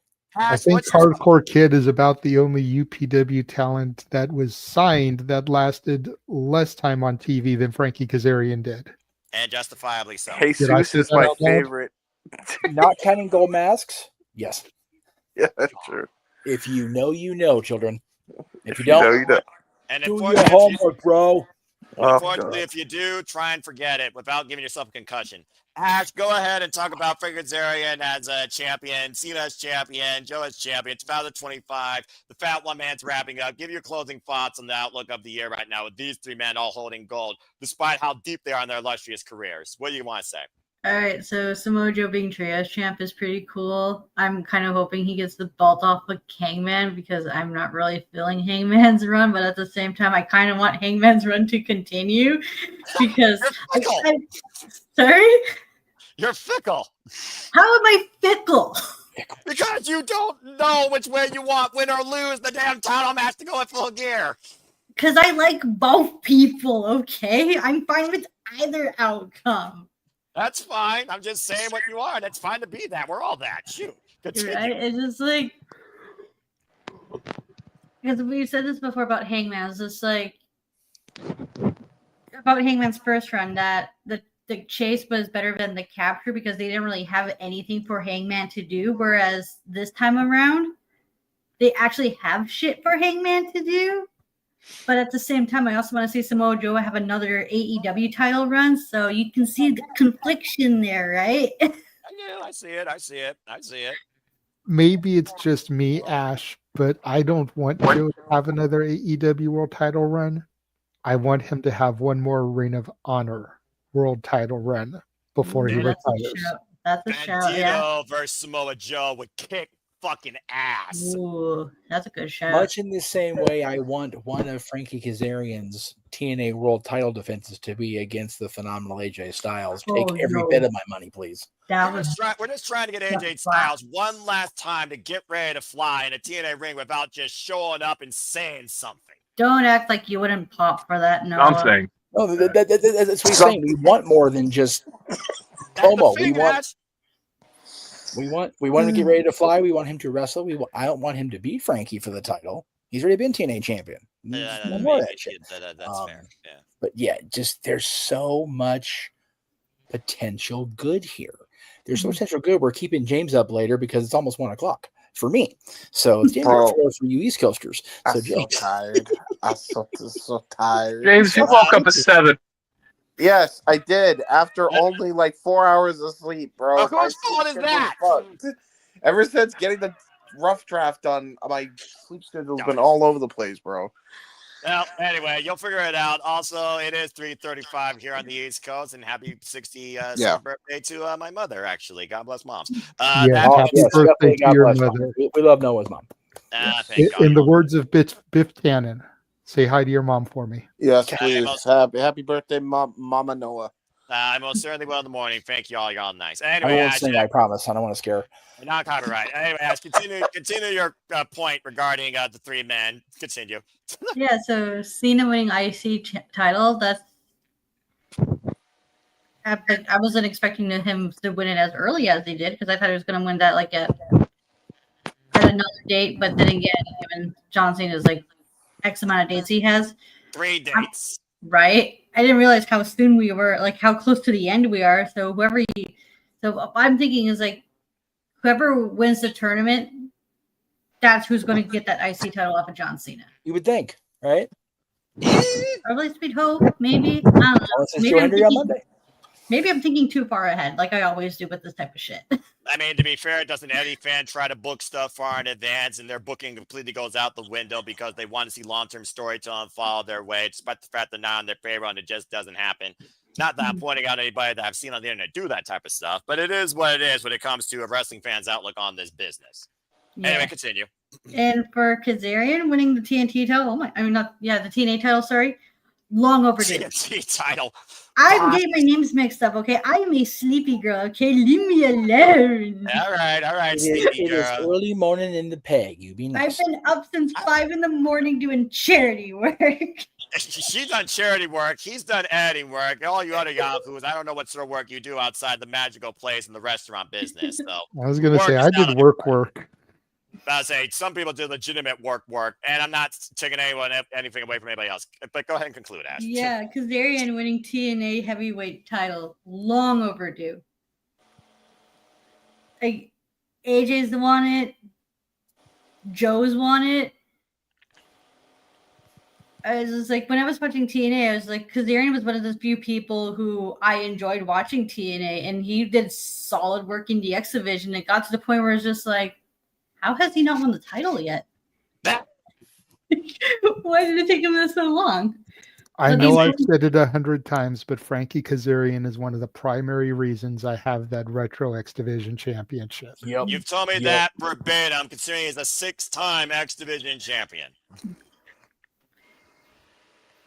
Yeah, I'm just hoping that his run is booked very well, given what we're... All I can say is for TNA is, oh boy, this company does a peak and valley. It's really hard to say like his reign is going to be good. I want it to, but it's really up in the air at this point. But I'm just happy he's finally champion. Like we can finally say Kazarian's been TNA World Heavyweight Champion, whether it's short or long. All hail the king. Fair enough. Tire Boy James, go ahead. Simply put, give your closing thoughts on these 3-minute champs, and then we'll finally wrap this crazy shit up. I am happy for my boy John Cena. I am happy for my boy Senior Joe. I am happy for my boy Kaz the Future. Yay. In all seriousness, like I've been watching these guys like since I was young. Like honestly, like they've been intertwined in my childhood as far as my wrestling fandom goes for years. Like, so the fact that, you know, I get to see them all as champions, like around the times where they're probably going to call it a career one more time, is really freaking huge for me. I think that's dope. Congrats on all of them. UPW for life. For life. Well said, man. And Emmanuel, you're already in a handicap match. Don't add more fuel to your fire. You are in the wrong fucking room on the wrong fucking Saturday. I love you, Emmanuel, but no, that's a bad Emmanuel. Also, Emmanuel, the person who would win against Carlos Silva versus TK, I don't know what you mean by that, if you're talking about booking or a fight, but if it's a fight, I'm gonna be real. I love Tony. I don't know if Tony can win in a fight, so I have to give it to Carlos Silva there. But then again, there may be some jiu-jitsu or they physically look the same. Do they look the same? Other than the face, other than the hair and ethnicity, they are the same. They are twins. Hey, all I know is Tony probably has some cartel connections that can fuck Carlos up. Yeah, that's what I'm saying, man. That's what I'm saying. Like, he's got all that. He's got all that. And at the end of the day, I mean, just he's like me anyway. Like, if you piss him off on the wrong day, it's a bad day for you. Don't piss Tony off. I don't like Tony when he's angry. I legitimately think it would depend on what somebody says to Tony as he's walking toward the curtain to go fight Carlos. This is true. Carlos, I think, will just be like, dude, you're a crazy person. And then Tony will, like, have said somebody said that, and like Tony will just like light him up, and Carlos will just like not be prepared for what the fuck. Exactly. Out of control. Tony wouldn't even fight him. Tony would pay someone to go out there and fight him. That's valid. It's infinite money. Look. I think Oh, the here we match go. we all want to see is Tony Khan versus Cocaine in an 8-ball on a pole match. God damn it. No. No. We are never, ever, ever going to bed. Look. Oh no. That's good. No. It's very good. Called a That's pole a match fail. in 2025, and it was actually one of the best matches on the card. Okay. Yeah, That's cocaine. valid. It was. So was involved Cocaine in that. and Tony Khan in an 8-ball on a pole match. If Charles I'm Schultz is with me. if I'm being completely honest here, I don't think it's Coke. I think it's Adderall. Okay, it is what it is. And on that fucking note, I'm going to close things with this simple announcement when we do our plugs. Don't do drugs. Don't be a dumbass. Don't do Vince Russo booking in 2025. Let's get the fuck out of here. Don't be a dick. Subscribe. Yeah, or a dickhead. But subscribe, especially the Bag for Wrestling, the youngest Subscribe. channel here. Patty, Ash, Subscribe. always a pleasure. Where can people find you? You can find me on X, the app formerly known as Twitter at ShadowBadAsh, and subscribe to my YouTube channel at Batty for Wrestling, just like the guy with the title "Don't Be a Dickhead" says. Don't be a dickhead. Subscribe to my bloody channel. Subscribe. Again, you It's a got bloody a lot channel. of content in the works, planned, coming up. Look forward to what you're doing outside New Japan, pop culture references with Attila, JJ, and others. And at the end of the day, have a fun time. Make the time you can yourself. And also keep doing terrible work, but also take care of you and your family. Appreciate you always. All right. Well, Ryan, we don't got to plug. Plushies coming up soon. Yeah, that's true. Yeah, so I ordered some New Japan plushies, and I ordered 4 of them. Jeez. One of them is Yoda Tsuji, Oh, my goodness. and the other 3 are House of Torture members. Of course they are. Of course. Of course they are. I mean, I can't get any more TMDK members because I already have all 3 of them. Remember when we weren't trying to piss Noah off on the show? Remember? You remember? Pepperidge Farms remembers. Yes, appreciate you always. Ryan, we don't got a plug for you, but we appreciate your analysis and what you and James do at House of Glory Commentary. So go ahead and tell other people can find you and what you work with. Well, you can find me at the WrestleFish on X. You can find me and James and our friend Hannibal on Mondays on Wrestling with Tism, 5:30 Eastern Standard Time. You can find my boys, the Wrestler Collective, on at WC Worldwide on Twitter and Wrestler Collective on YouTube, and podcast on Thursdays. That's plugs. I'm tired. Good. You go EP. EP, man. Rest. You did your whole thing. Congratulations. Achievement. I You also lasted have the a whole show time. on Spaces on Wednesday called Light the Fuse, where they preview AEW. This is also fair. You don't plug it. You gotta say that. Look, too. you can't remember everything. That's why you build a damn graphic. And he's gone longer than ever on Shenanigans. So everybody, mad respect him. Thank you, Ryan. We'll see you next time. All right. Really quickly, Ryan, while I have both of you still here. Yes. Because it's been a minute since we've been able to like really talk. One of the wrestling content creators that I follow, Alex, discovered that he is autistic. Yes. So y'all may want to reach out to him and see if he wants to participate on an episode of TISM, because he's still kind of accepting this new diagnosis, development, and a group of autistic people that talk wrestling may be something that he needs. I'm definitely down for it. If Ryan's down for it, we'll see if we can even reach to him. But just something to think about. I mean, Ryan, it's up to you, I guess. I mean, hey, it's all good. We'll figure it out. I think it's a cool idea. Throw him the invite. What he can do is say no, right? True. Yeah. All right. Well, fair enough. And also respect. My best friend's autistic, so I respect that. Again, everyone matters. Be better, humanity. All right. Well, thank you, Ryan, and thank you for that solid note, JJ, and shout out to Alex. That being said, from Ryan's commentary cohort to the most tired editing-filled man here at the Zillow Studio. Still has a lot of work to do. James, where people can find you. Oh man, you can find me everywhere. First of all, The hi new Natalia Markova. NWA Women's Champion. Natalia Congratulations to Markova. her, Long. Monday. Speaking of championships that needed to be on people, long overdue for that one, by the way. Hey, Kenzie Page was a very noteworthy and competitive NWA Women's World Champion, just like Camille was. So, mad respect. Let's see if Natalia can. But if we're being honest, Natalia should have taken the belt from Camille. I do. Yeah. How long ago that she should have been champion? Dude. Like, especially when you consider her and Tiffany Nieves had like a crazy great cage match where she busted her eye. Like, this woman's not afraid to get, like, she is a smoke show who also isn't afraid to not throw down. Like, she's tremendous and she lays her shit in. The woman should have been a champion anyway. The important question is, with the image she put of herself and the way she was wearing the championship in the photo, do you want a new graphic? Yes, please. Okay. Thank you. I figured you would. I'm very well aware of how that's Speaking of Tiffany Nieves and Smoke Show. Fuck! Yeah, Speaking of that picture of Natalia, similar. Dude, Walter and his wife are friends with that person, by the way. I know. Wrap up, James, pathetic, weak-minded simpleton. I was trying so hard to keep this show PG-13. You guys can find me on the YouTube, Instagram, and X at JHebertSide95 and on Facebook, JCBHebert, with Natalia Markova as my doll. She got us there over there. Yeah, I do really cool and dumb things on the internet. Yes, I was not kidding.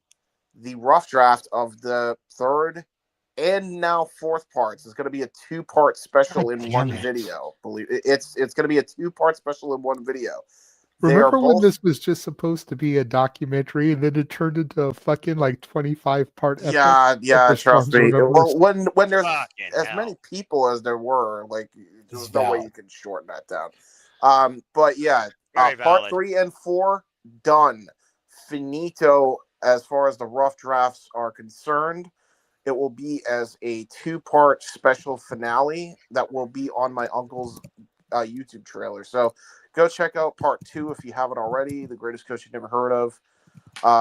And part 3 is going to be Mr. Fire on Ice. Part 4 is going to be Edge of Miracles. It's going to be a huge watch. If you already watched parts 1 and 2, you're going to want to see the last 2 parts. It will blow your mind, the amount of stuff that my uncle went through. And I'm very proud at the work we have done. It has been a tremendous process, and I couldn't be more proud to represent my uncle and to represent the Hebert name in this way. And I can't wait to release that. And as a result of that, y'all know the highlight reel for 2024 and 2025 are now in production. So that's a good thing. It's a good goddamn thing. So he's very happy, and it will be right on time for when we have our anniversary show and our New Year's shows, respectfully, for 2024 and 2025. It'll be great. So be on the lookout. I hope y'all enjoy it. It's going to be a good time. It's going to be a good holiday season. The holiday season. Non-copyright. All right. Thank you, James. Go to bed if you want, crazy dickhead. All right. Okay, please. Ugh, fucking hell. All right, JJ, always appreciate you. Always happy to host this wild charade for you. I don't know if I'm going to become this permanently. I don't know if I can handle this permanently. But dadgummit, you all are going to keep dealing with me indefinitely, apparently. But go ahead and tell where the people can find you. And what the fuck is your bitch doing on SmackDown besides nothing? What the fuck? Jesus. Damn, just throwing strays already. Seriously. Look, I didn't get to see SmackDown because I had to work, damn it, okay? Damn it all. But you can find me on Instagram, The Renegade JJ Williams. You can find me on YouTube, Casa D18 Studios. You can find me on X at ROW JJ Williams and Casa D18 Studio. Casa D18 Studio is the one where I host and participate in the spaces. And then, of course, you can follow us on X at SR Studios 2024, which is where you can vote for the awards in the first ever Simply Reliable Studios Awards.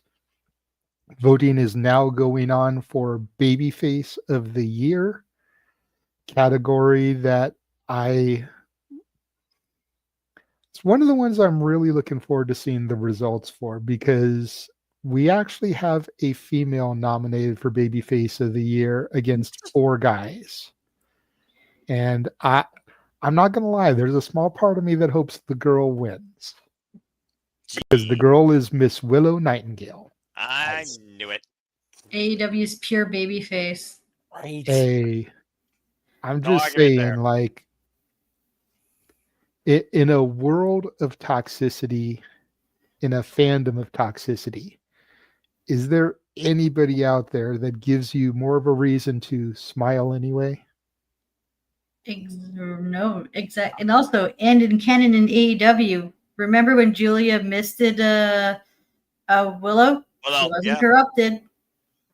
I guess nothing can corrupt that purity. Who knew that something can actually be above toxicity in this world? Willow Nightingale, please don't change. If we're talking about Julia, can we talk about Sky and the sheer amount of blood she lost on Wednesday? Jesus Christ. Yeah, that could might have cut too deep. She might have cut too deep, but it made for a hell of a visual. I've been saying the same phrase about Obafemi for over a year, but Sky is a bad motherfucker. She was born hardcore out the womb. God bless that woman. All right. Good luck. All right, here we go.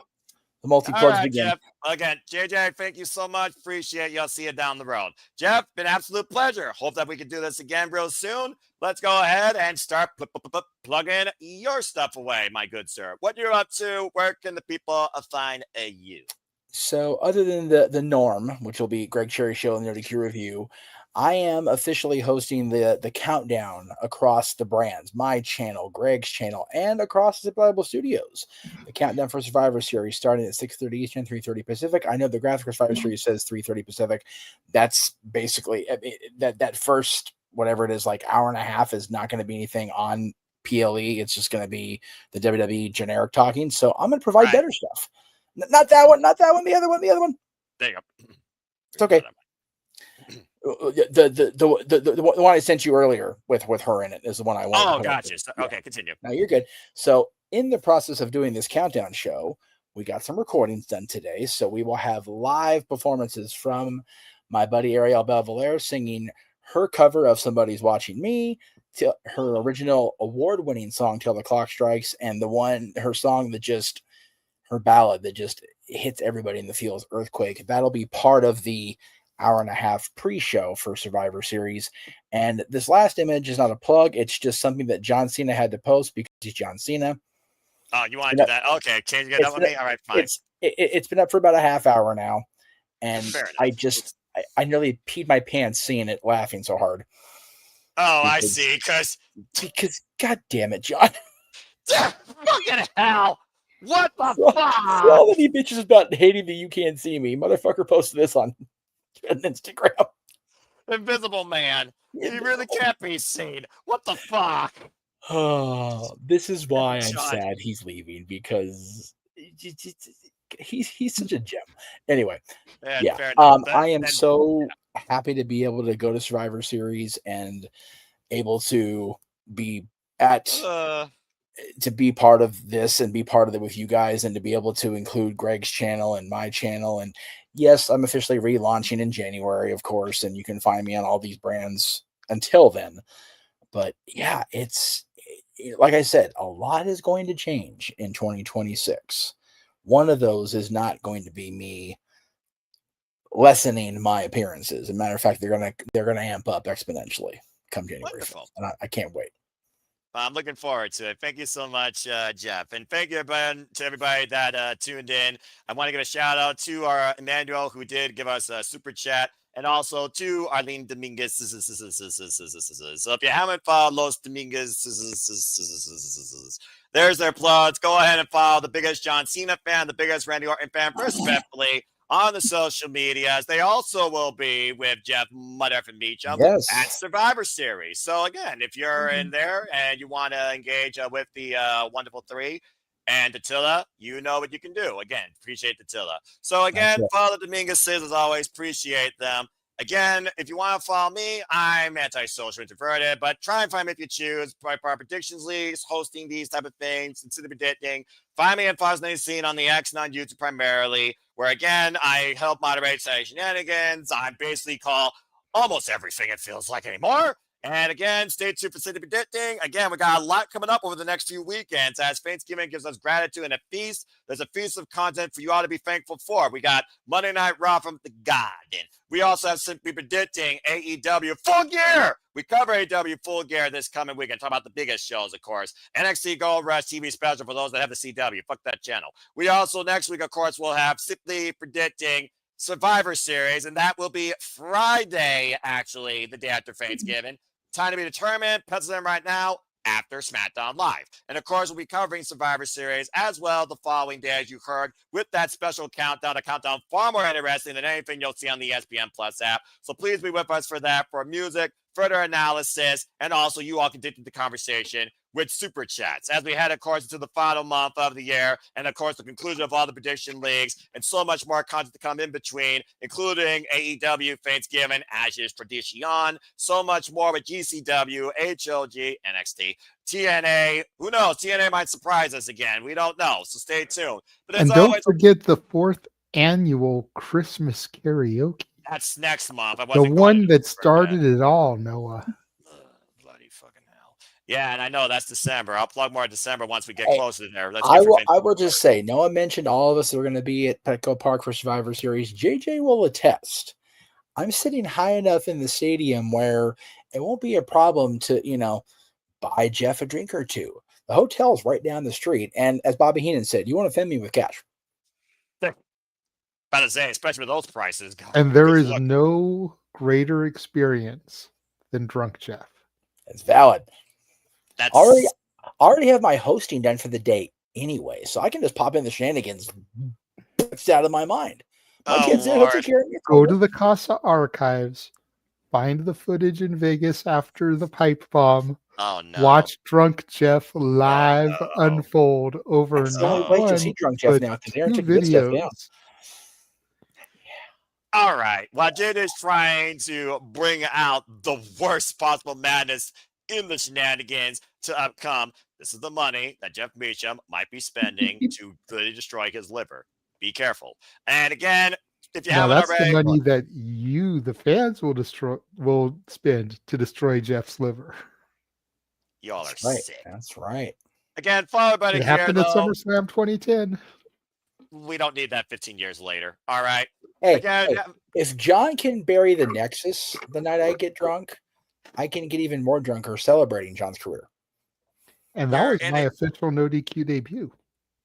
God. Yes. Well, it's good to have JJ back in the fray too. Again, follow everybody here at the Super Reliable Studios. If you haven't already, you heard their plugs there as we continue to be your one-stop spot for professional wrestling coverage. Reliable, unbiased, open-minded, and off to the wall crazy at times. Sometimes with me at the forefront trying to moderate the madness the best that I can. As only wish to continue to remind you and encourage you, there are no winners, there are no losers, there are no betters. Just fans with opinions for this passion we all share. So at the end of the day, folks, support one another, respect each other, protect your mentality too, treasure your families, no matter how much they may bug you, annoy you, or piss you off too. House of torture.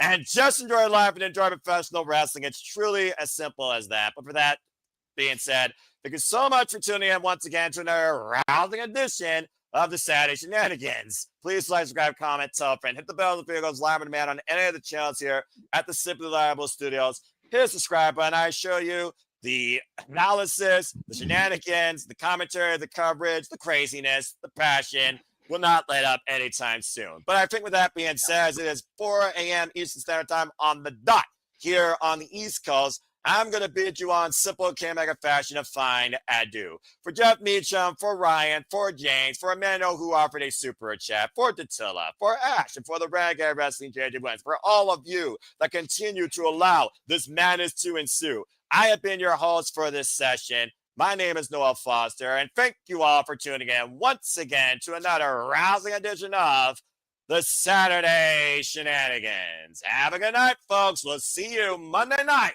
for Raw from the Garden. Take care. And long live the king of TNA. He finally got his crown. You're never going to let me live down what I said 11 months, are you? Dadgummit, Nope. JJ. Freaking If hell. you hadn't been such a dick about it for the past year, I wouldn't be such a dick about it now. This is why Ash says don't be a dickhead. Noah. Freaking crow bullshit karma nonsense. All right, I'm Long here. may he reign. Long may he